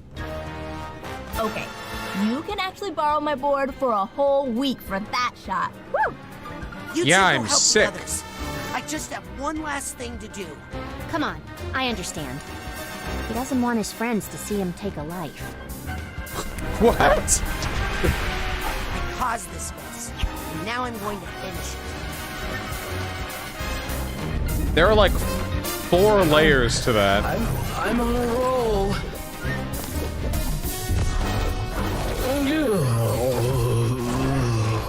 Do it.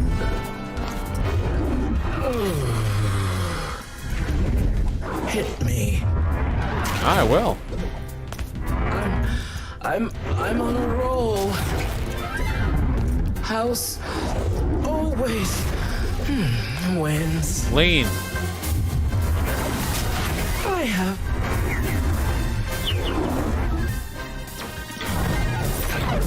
Yup. Got ya.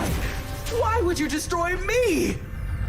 Me, the answer to all your problems. All your problems.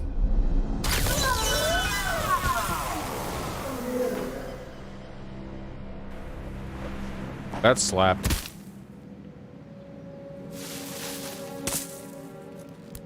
What the? Who put this here?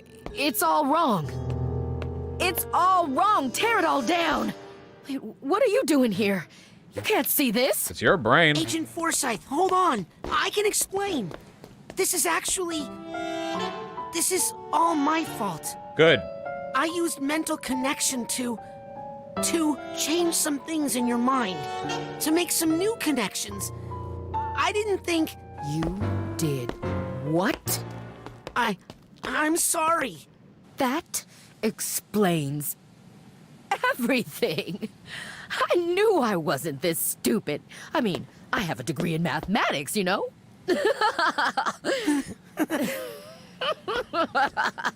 I thought I was really losing it. But it turns out my only problem was you. Wait. I can explain. Hey, child murder is a bigger crime than whatever I did. You're right. I knew it was wrong the second I did it. I'm ashamed of myself.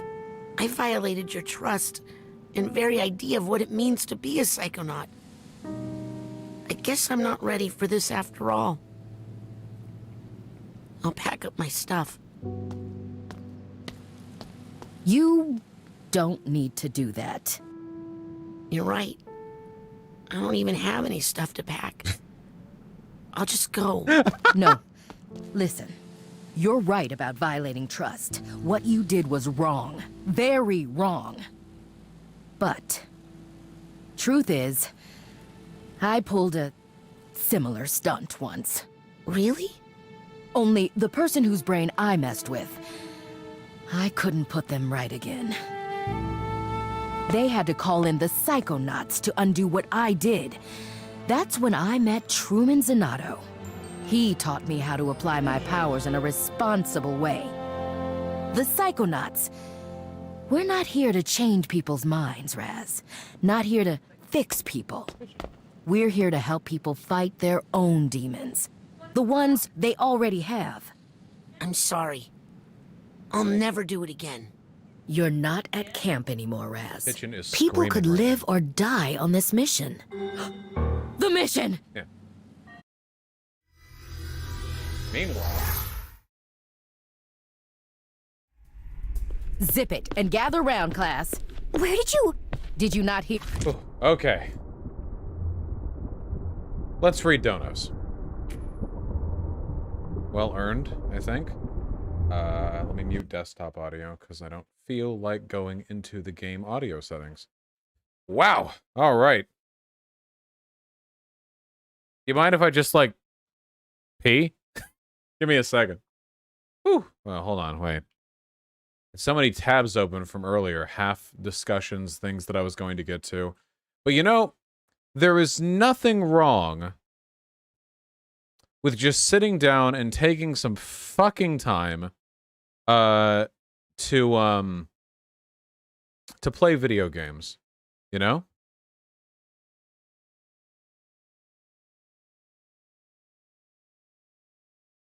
In fact, I would go so far as to say that's one of the very few things we have that is an objective good.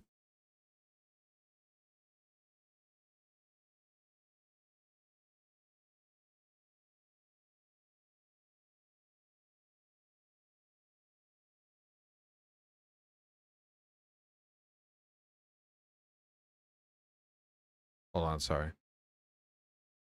I'm not sorry.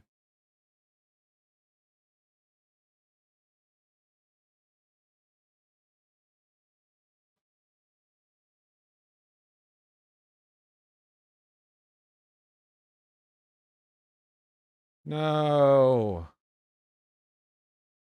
Hold on.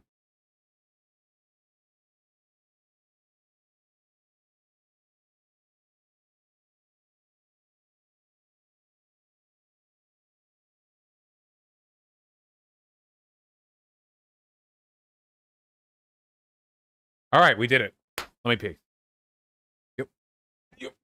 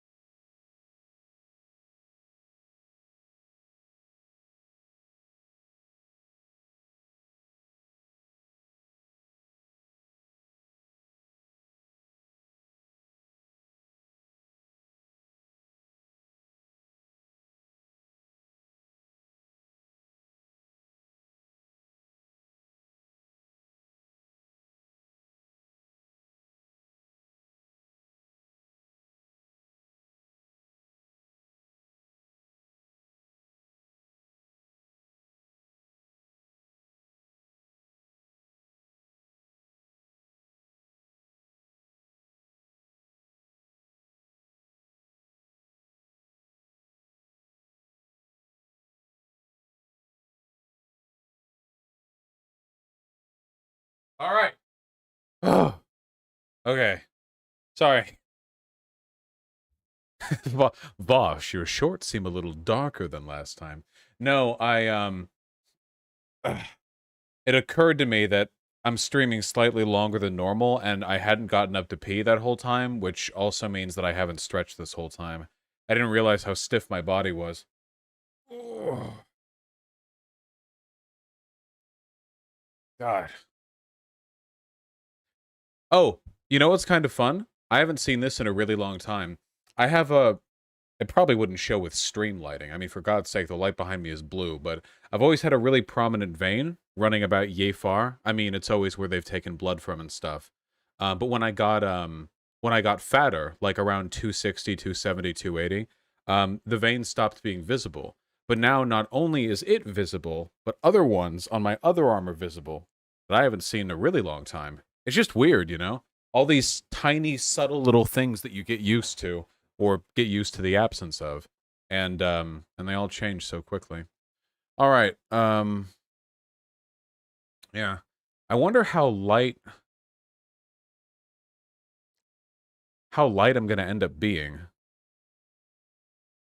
If I started at 280, that means I'm down about 46 pounds right now. If I'm 235, that means the lowest I can get. I could probably go down to about 190. That's pretty skinny though. Do I still have 45 pounds of fat on me? I probably do. Yeah, Yeah, it's worth a shot. You do a clean bulk afterwards. As long as I never look like skinny, you know? Like I'm fine being like lean, but I don't think the skinny look really jives with any of this, you know? I've got a big head, got wide shoulders. How tall are you? I'm 6'2". I've got a nice V-shaped back. I've always been proud of that. But Blotto, I still think those videos are okay. All right, let's go over these videos. We have to go over all the goddamn linkers that I ignored last time. Rainbow Salt with a very kind $10.69. Can you respond to this ABBA and Preach video on trans women in sports? Oh, God. This video will make you rage. Trans woman with a criminal record enters a spa. Women get attacked. Yeah, we can go over it. I've never actually attacked ABBA and Preach because they are, to be clear, incredibly annoying. But yeah, we can give it a look later on. Nico Pico with a very kind $5. Here are some pictures of my new puppies. little baby. What are we linking to? Friend. Ooh. I love them and their tiny black beady eyes. Beautiful friend. You're both lovely. Matthew H 25, thanks the $5. Kyle and Chang should have stayed with Justice Democrats. I see. Dark Money boosted Justice Democrats super PAC in the second quarter.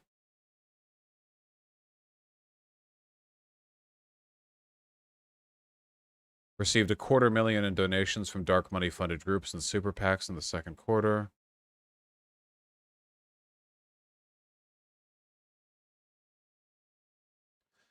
I would need to look into it.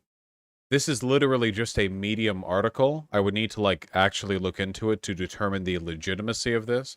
I'm going to say that me personally, I don't think there's anything unethical about receiving money from PACs or whatever. I don't give a fuck. Keep in mind, my plan was to make a PAC to give money to candidates for a while. However, it is pretty hypocritical.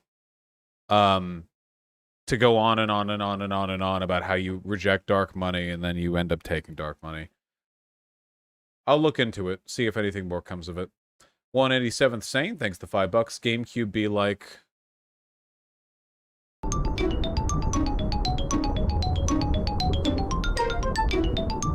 Wait, you're not doing that anymore? No, we're canvassing, not doing a pack. I have much more of an audience than I do money. What could I donate with a pack? Maybe if I scrounged it, 150 to 200,000. But if I put a portion of that money towards assembling volunteers to canvass, we could have a much larger proportional impact. A huge proportional impact. Yes, the game audio is still on.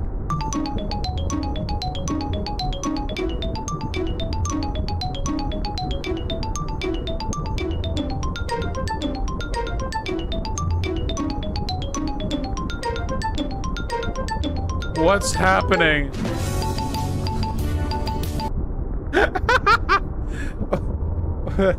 Nice meme. I haven't seen that. Hugamaster with a $5. Vosh, please do a debunking of this documentary. This dipshit's running against Newsom for the governor recall. Oh yeah, dude, we need to attack Larry Elder more. Can I say it when it's the title? Uncle Tom, an oral history of the American black conservative. That's amazing. Interviews with Robin Woods and Stephen Broad and Jesse Lee Peterson! Yeah! It's got GOP! Fuck yes! That fucking lunatic, they got him in there. Absolutely. We've got Thomas Sowell, of course. Herman Cain. Oh, God. Now that is a nice meme. I can't say a lot of these words.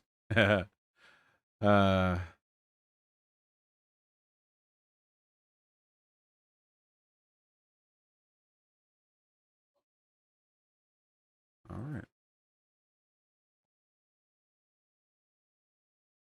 D Booney is the $5. I have a cousin that's a nurse that refuses to get vaxxed. She got COVID-19. Is there anything I can do? Not reliably. Not necessarily. Pretty fucked up, though. Generation X Becky, thank you for the very kind $20. Much appreciated. Thanks for all the entertainment. I try. Thank you. I appreciate that.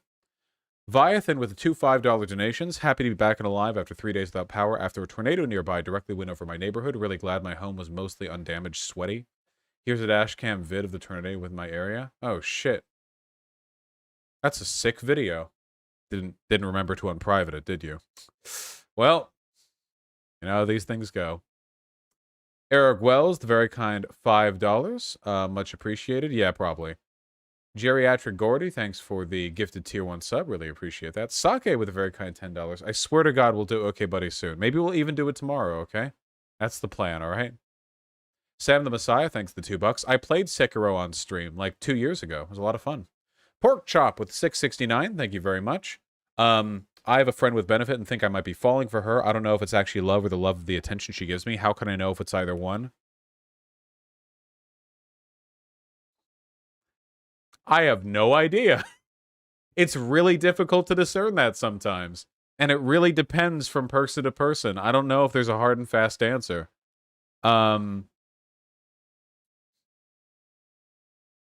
Here, I honestly, like, I think the best thing that you can do is imagine how you would feel about her during times of disinterest, okay? When I love a person, you know, when I, like, actually love, like, have a deep affection for a person, I can imagine enjoying spending long lengths of time with them without them really paying attention to me, just sort of chilling with them, you know? Even if they're derisive or even kind of mean to me sometimes, as everyone is sometimes to the people they care about, I would still care a lot about them. Whereas if it was just like a friend with benefits, you know, even if I was really drunk on the attention and the tight pussy that I was getting, I still know, and I know this from experience, that like if a person's just a friend with benefits to me, and they're like unpleasant, my interest in them just completely fades away. Maybe it'll come back later. I mean, that's how it is, but it's very much like a conditional thing as opposed to the sort of consistent ongoing feeling of affection. So Godspeed, good luck. Electric Sphinx, thanks the tier 1 sub. Yeah, we should talk about it for sure. Still alive, thanks to $5. Yes, Larry Elder deserves whatever derision he gets. What's up? Yeah, no, I'll be done. I saved the calories too. One Shook Boy, thank you, the very kind $20. Really appreciate that. The only thing I don't like about the Fit Ian arc is that Fat Ian was an anagram for Antifa. Oh my god. Fat Ian is an anagram for Antifa.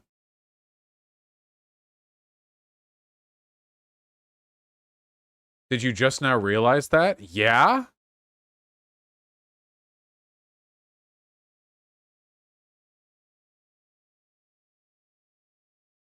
Shit, yeah.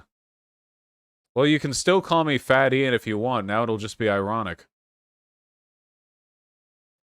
Yeah, time for me to put the turn the fitness down, you know? Hey, Merrick. Matthew, age 25, thanks to $5. Jimmy Dore's failed third party is trying to occupy Congress to get better housing. How is this going to fail? It's just nobody's going to care. You know? He's going to bring his people and his cameras over there so that he can get some YouTube videos out of that. It's not going to get any attention outside of that.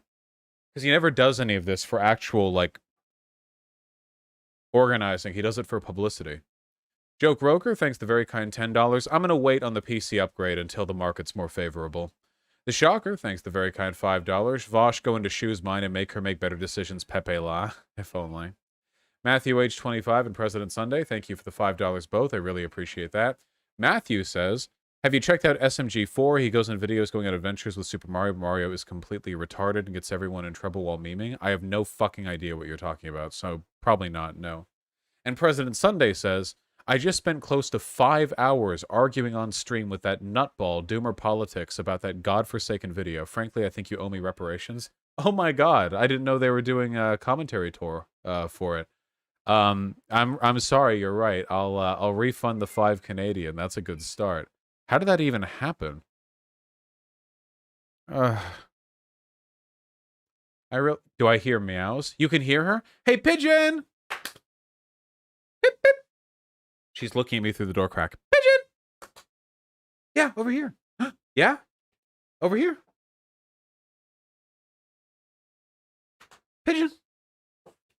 Yeah, pigeon. Pigeon. Gotta do a little finger tap. Oh, do a little finger tap. Do you see? I'm doing a little finger. See, it's enticing your tiny cat brain. You have to come over here and slap it. Beep, beep, beep, beep, beep. There's something more distracting to our left. I'm guessing Artemis is over there. Do the pss, pss, pss, pss. But she does not give a fuck about the pss, pss, pss. But she does like the beep, beep, beep, beep, beep. Because her name is Pigeon, you see. Beep, beep. Beep. Beep, beep, beep. Nope, she's completely distracted by whatever's. Let me see if it's actually Artemis there. I just want to see what's so important.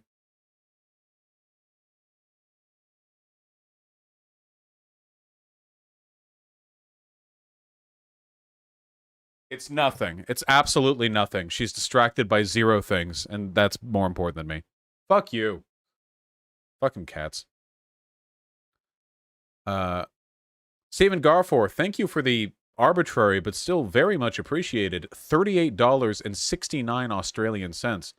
Thank you very, very much. I totes want you to hit me from behind while screaming debate me. Yeah, it's true. I have never actually had the sublime pleasure of combining physical violence with debate violence, with rhetorical violence. You know, maybe one of these days I'll get to experience that.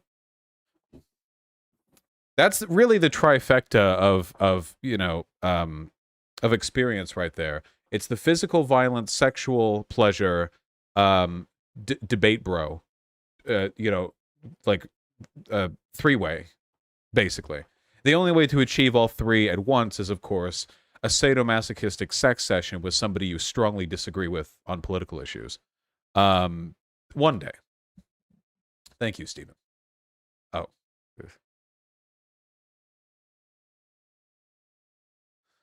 Walsh, I think that was sexual. Sexual? Oh, yes, probably. Melissa McDonald, thank you for the very kind $15. The dono's name was Steven. Very kind $15. Pigeon says she's sorry for breaking your game thingy. No, she fucking isn't. I actually wondered if she had hurt her own foot getting caught on the cord hard enough to break the gamepad. I mean, she only weighs like 9 pounds. Anyway, we're almost done. Blessedly. Okay. There we go. We'll do it like that. Wata with the $5. Visited my friend for Midsummer some months ago, and his mom's a cat breeder. Here are some photos of the baby babies. Baby babies? Ooh. Oh my god, so fluffy.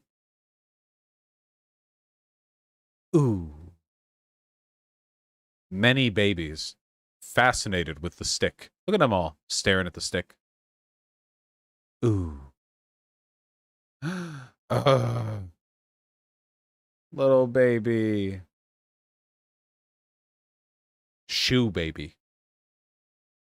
She wishes to protect her feet. Ooh. What a cute chocolate color. You don't often see cats in that color. Ah.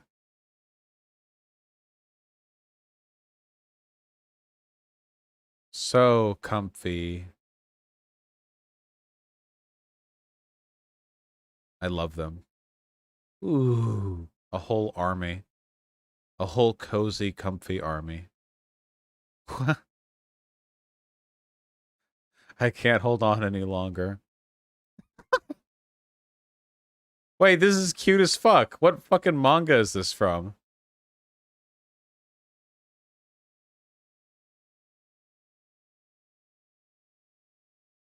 The Chad move is to bury your face in their belly and simply allow them to tear your flesh off with their claws. Socialist Wookie with the tier 1 sub, thank you very much. Check out this guy on TikTok. He's popular and does debates. He even has your research doc in his link tree. Oh, that's nice. Have I seen this person before? A legal obligation to care and provide for her child. Sure. And so, what and by what means would you consider that? Like care and provide? We have to make two different distinctions, sure. right? I'm not sure what the legality of it is, but I'll. Abortion debates trigger me because they're so boring. But yeah, okay. A lot of this is going to be abortion because of the recent laws. Damn, is this what I got to do? Do I have to do TikTok debates? You know, we briefly had a TikTok debate arc where there were a lot of people from TikTok reaching out to me and shit. I feel like we need to go back to that. I got a huge bump to my YouTube channel from people from TikTok after the conservative hype house video where that kid demonstrated an inability to understand very basic. So, never getting out of this stun lock.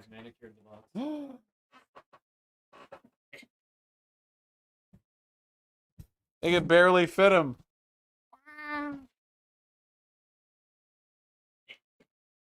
Your fat ass is in my face.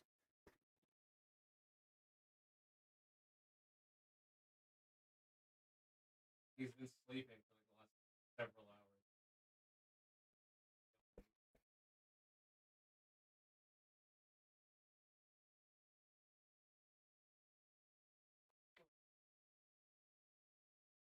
He hides his face. I'm getting him. He's stretching so hard. Ooh.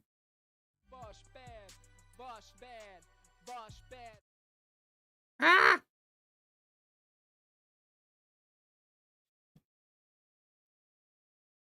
Ooh! He got the carrot.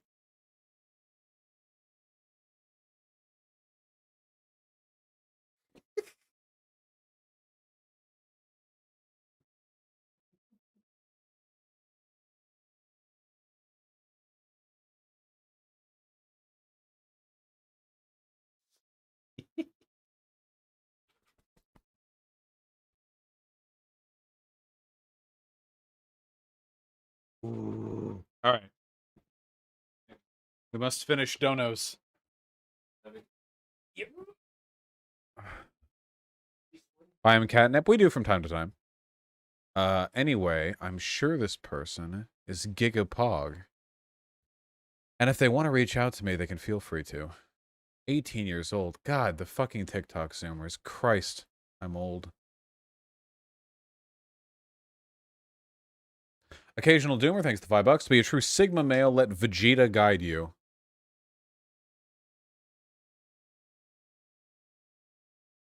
Excuse me, Mr. Vegeta, sir? Get out, woman! You're interrupting my training!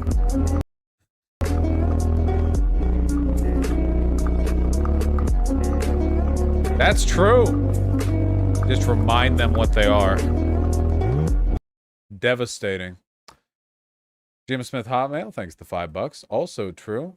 Luis Rosales, thank you for the $5. Good luck with your course. And Viathan with the $5. Here's a Twitter link to that video. The dashcam footage. Uh-oh.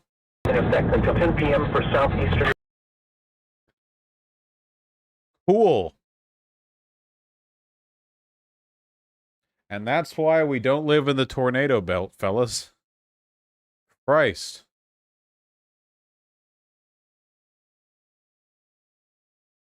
Jesus Christ. Well.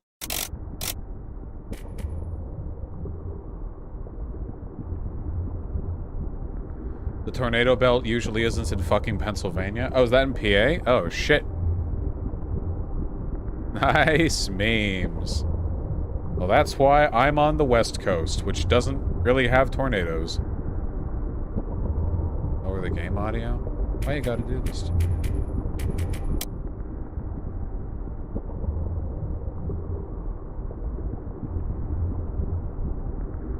Oh, by the way, someone DM'd me and made a comparison that I thought was kind of salient. Do you remember A-logging or A-log?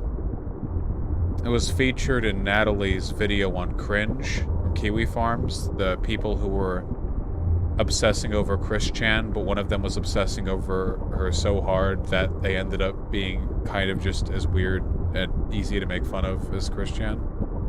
That one?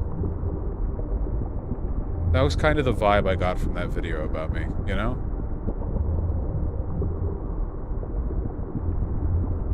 Hello again, Pigeon.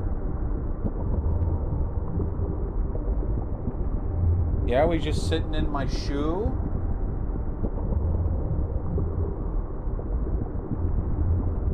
Pigeon.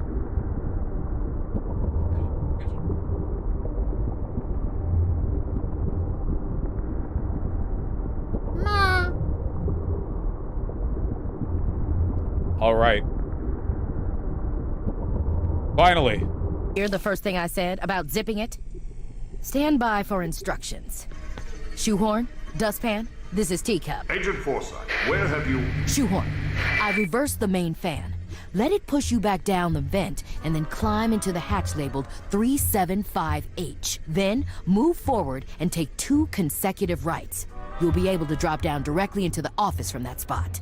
Teacup? Dustpan, tell the guards you're a contractor from Halifax Security. You're here to inspect the card shuffling machine. Wolfie, what was the Your criticism? clearance code is 99853. I have the real inspector trapped in the 4th floor bathroom, so avoid that area. Roger that, Teacup. Shoehorn, I've disabled all side detectors and inhibitors, but it's only temporary, so be quick. Check. I'm entering the office. This is Dustpan. I'm sweeping the guards out of the area. The key reader is operational. Got a room number for us, Shoehorn? Yes, it's the North Tower Penthouse 3896. But can we get up there if the side detectors come back online? I have an operative in position. You and Dustpan pull out and return to the pantry immediately. Did you catch that intel, Egg Beater? Teacup, this is Egg Beater. I'm in position and have a visual on the North Tower Penthouse. All right. Damn, we're getting the goddamn lore in here. Roger. On the move. Your classmates are on their way to offer support. Oh, that's nice. Did you not hear that last part either?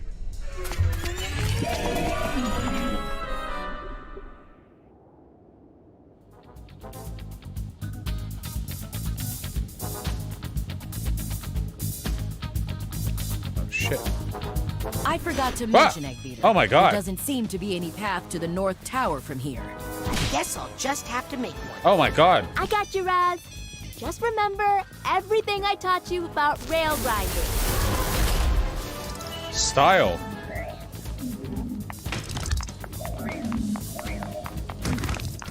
So I see. When did she ever teach me anything about rail grinding? Does this go all the way up to the penthouse? Up? Uh-oh.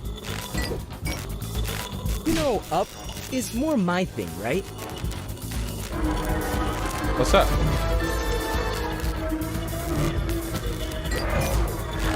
Take these to the top, my friend. Thanks, Morris.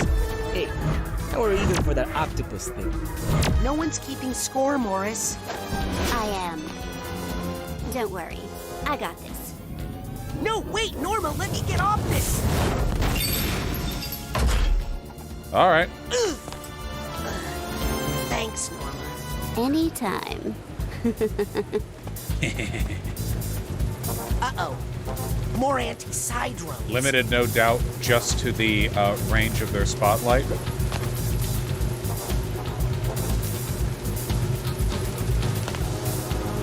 Oh wait, we can shoot these, can't we? Whoa!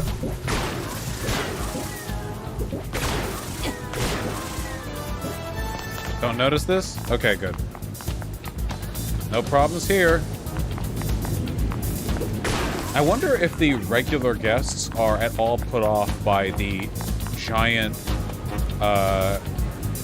helicam things everywhere, you know?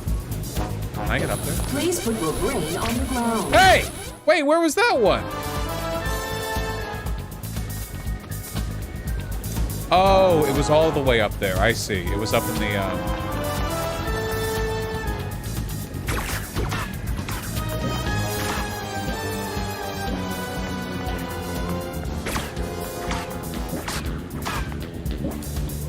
Wolfie Universe, link the re-upload.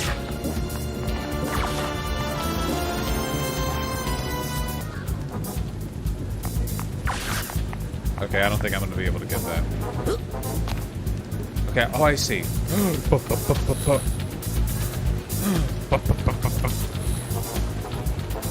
Chat, chill out. Look, I can explain. Didn't warn me about that, did you, chat? That about explains it. I really have to get one of those. Watch out! What, you idiot? Egg is the omelet ready to flip? Hey, so what's at the end of this thing?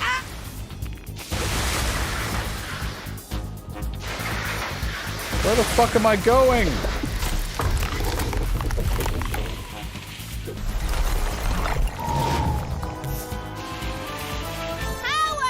Sam, what are you... Of... Oh, no. Wheel! That fucking cat face.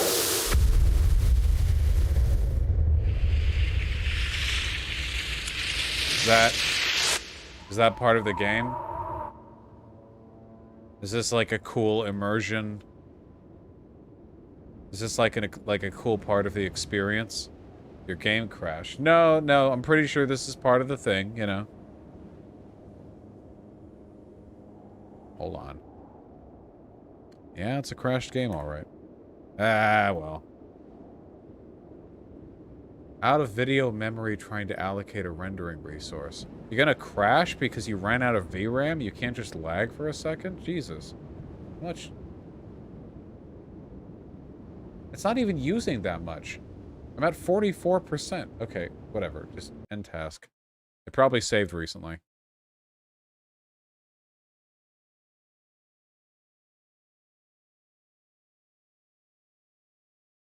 It's not using much anymore. Yeah. Shut up.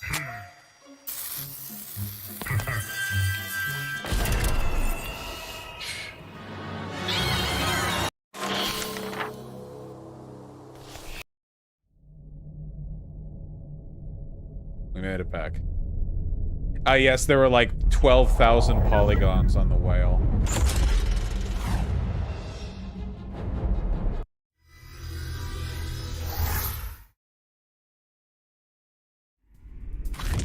Okay, hold on. Because I asked, I have to see. Alright, what's the, perspective philosophy thing?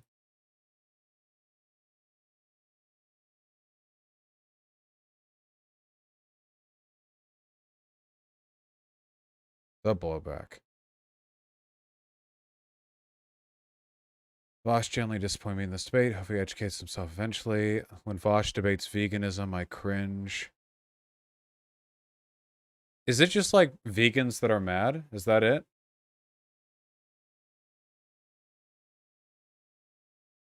Sane person, kicking dogs is wrong. Vosh, you're right, but all you anti-dog kickers are preachy, obnoxious, and self-righteous. Wait, these are just mad vegans. I don't give a fuck about mad vegans. They're not people. No, is that it though? Is it just the vegans?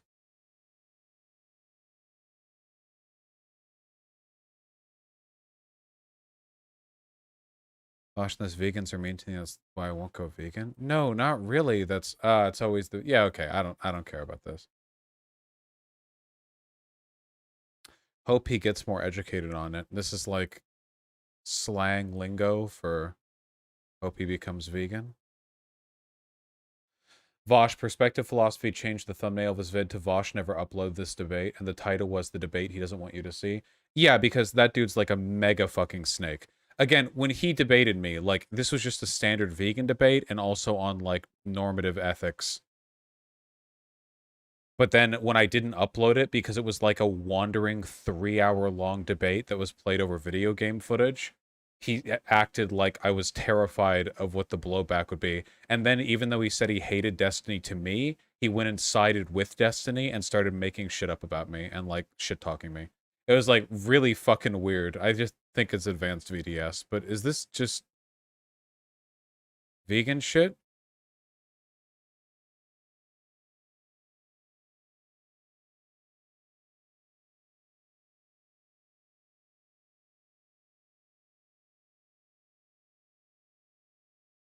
They're not even explaining what I got wrong. I don't understand.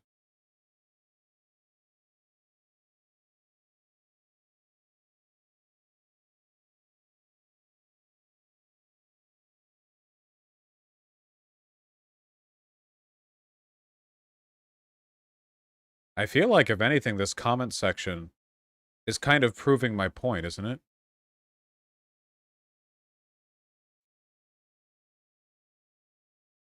Like, no other group acts like this, you know? Do some of the people in this comment section drive cars? Oh, so you contribute to the auto industry and the exploitation of workers around the world? Oh, so you contribute to the expulsion of smog in the air? You could ride a bike if you wanted to. You choose to ride a bike because it's convenient and it brings you pleasure. And they're like, yeah, I guess I drive a car, but like, I don't know, it just seems like a lot to ride a bike. And like, it's the same thing. They've selected one topic to like hardcore purity test.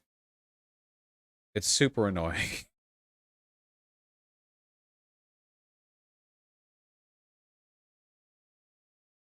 All right, well, if it's mad vegans, that's that. Not really comparable, since going vegan is easier than biking everywhere. That really depends.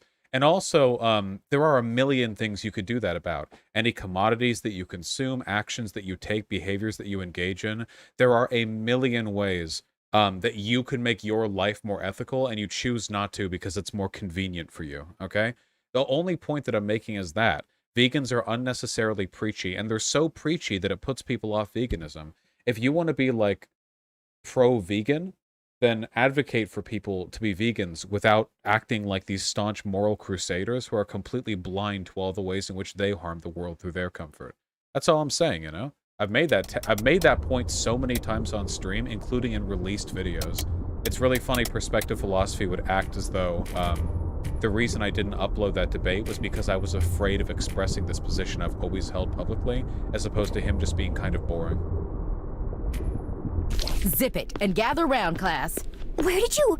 Did you not hear the first thing I said about zipping it? Skip cutscene. Stand by for instruction. I forgot to mention, Eggbeater, there doesn't seem to be any path to the North Tower from here. I guess I'll just have to make it. I got you, Raz. Just remember everything I taught you about rail grinding. Why don't you upload the debate? I don't upload lots of conversations that I've had in this channel. Over the course of my stream, there have probably been hundreds of segments or conversations I've chosen not to upload. That one was just really long and rambling, right? So I just chose not to. Keep in mind that especially back during that time of the channel, I only uploaded 1 to 2 videos a day, meaning that if there were other better videos to release, that I would just go with those. At no point have I ever made a promise to upload everything that happens in my channel, which makes it all the more pathetic that Perspective Philosophy would act like it's terror or something. I am. Don't worry. I got this. No, wait, Norma, let me get off this! Especially since, did I even bring him on for a debate? Or did I just bring him on for, like, a casual conversation? I'm pretty sure I remember the conversation being pretty chill and friendly.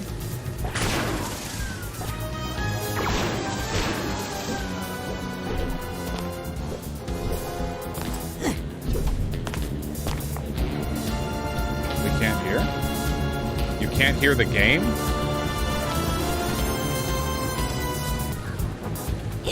No, you? Oh, I'm talking quieter.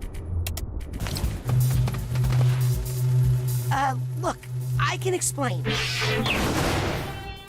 I think that about explains it. I really have to get one of those. Watch out! Asshole. Eggbeater, is the omelet ready to clip? Hey, so what's at the end of this thing? Also read through that video. Yeah, no, this dude is seriously insane. It's just, he goes around, like, over a year later, like, talking about how I'm some monster, who he epically owned, and he was too terrified to publish it. It's really, really fucking desperate. Sam, okay. What are you... Oh, no. Wheel! Good luck, computer. Don't make a problem out of this.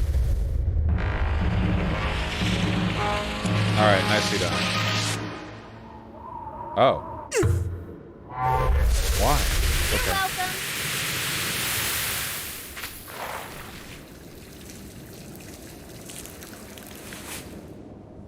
Thanks, everybody.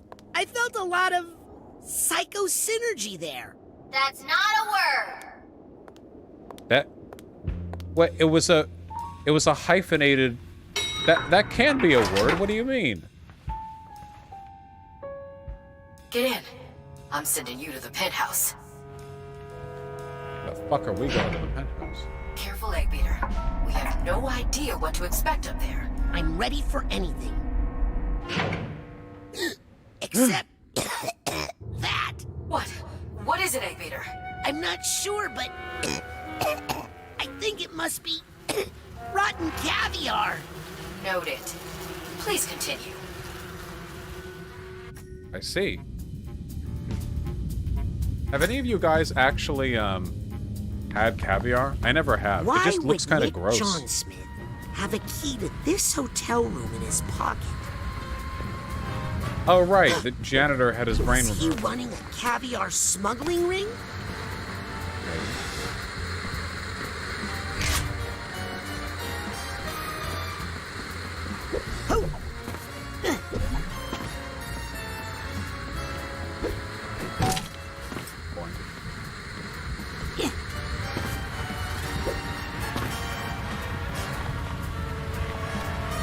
Huh. Ugh, gross. Stinky.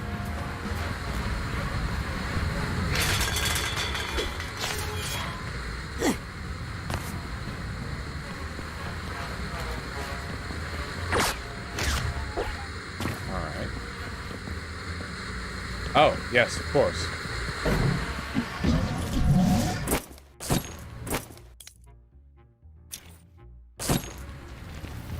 Hey, what's back here? You gotta be kidding me. This is not the craziest thing you've ever seen, Raz. Holy mama! More caviar. Wow, wow, wow, wow! Egg beater. Sorry, it's just a lot to take in. Did you find evidence of delusionist activity? You could say that. I think I found the headquarters of the Maligula fan club. This feels like more than just a history buff. Hey, did you know Maligula's body was missing? We've been tracking the situation, but it was her mind that was dangerous, not her body. Yeah, but what reason could someone have for stealing... Uh-oh. What is it? Rasputin? I think somebody misses Maligula. A lot. Bring us all the evidence you can find, egg beater. Especially anything that could help us identify the double agent in the Psychonauts. Will do. Oh, hello.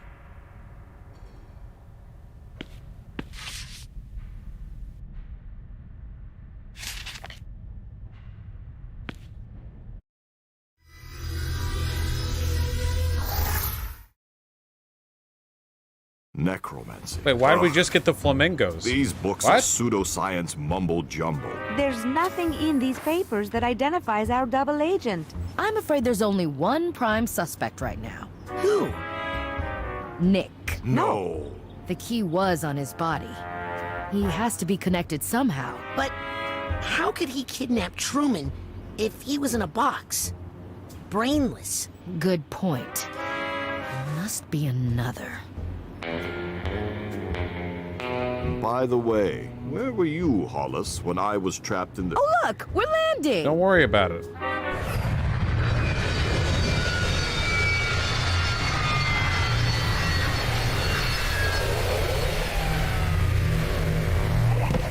Great job, everybody! Let's regroup in my classroom for mission debriefing. How come some I guess I should see if I experts can have a find problem with you? anything in these I don't think they ridiculous do. books. And I'll take a closer look at these papers. Oh, Sasha. I just don't know who to trust anymore. I know I should show this to the others, but I want to talk to Lily about it first. Alone. All it says is she could be turned. I mean, that's not a... was really bothering me. I should go to Truman's office Hello. and talk to Lily about it. Oh, goodness. Improve your networking skills with our new mental connection pins. Sure. Do you think minors should be banned from Twitter? Absolutely, I do. I think that I am really hungry. I'm probably going to have to go and get to work on that. Also, it's 15 minutes till the end of stream anyway. Best to not get involved in anything else that would convince me to stay longer. So how are we doing? Did we have a fun stream? Come on, you can be honest with me. My ego can take it. Well, I'm happy to see that. Nice and cozy. It is, however, entirely too warm in here. I'm kind of sweaty. Oh, Dene's Pine, thank you for the $5. Oh yeah, I saw you in Keffel's chat. What do you think of Keffel's stream? Oh, it's fun stuff to have on while I'm playing more Isaac. And by the way, holy shit, guys. I'm getting close to Binding of Isaac, but I don't know how far I'm going to be able to get with Tainted Lazarus. Whew. I finally started trying that, and holy shit. I feel like I might just be ramming my head against it over and over until I can get like a god run going, you know? Just like with some very lucky random item drops. You could probably talk about the Lyft thing real quick before stream ends. I'll talk about it tomorrow. I think I'm doing a night stream tomorrow anyway. Who do you have left to get clears on? Huh? What? Oh, clears on in Isaac.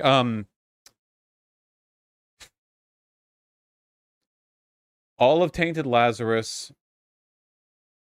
All of Tainted Jacob. The rest of them I shouldn't have any trouble with. Though I do find Tainted Forgotten pretty unfun. Let's see who's streaming right now.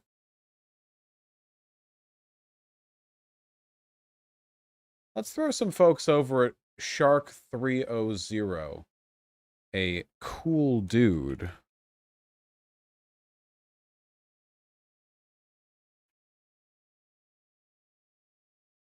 Get on over there, folks. Be nice. Say hello. Do a little dab. Whatever makes you happy. But I finished doing donos. I did, and I didn't see yours there. Just give me the link. I'll give it a peep now.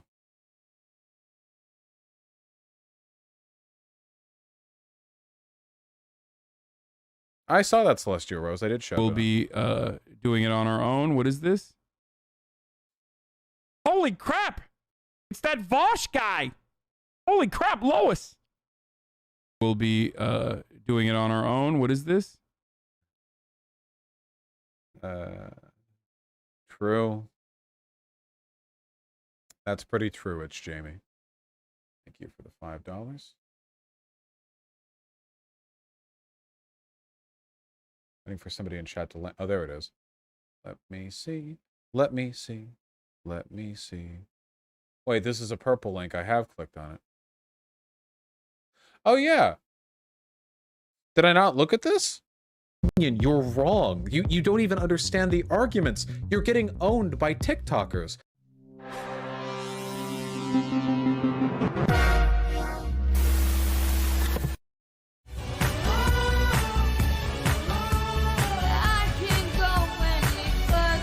And it continues as such for a while. Probably copyright, though, so I gotta cut it there. Good-ass meme, though. All right, people, this time for real. I love you all very much. Take care of yourselves, and I will see you tomorrow. Good night.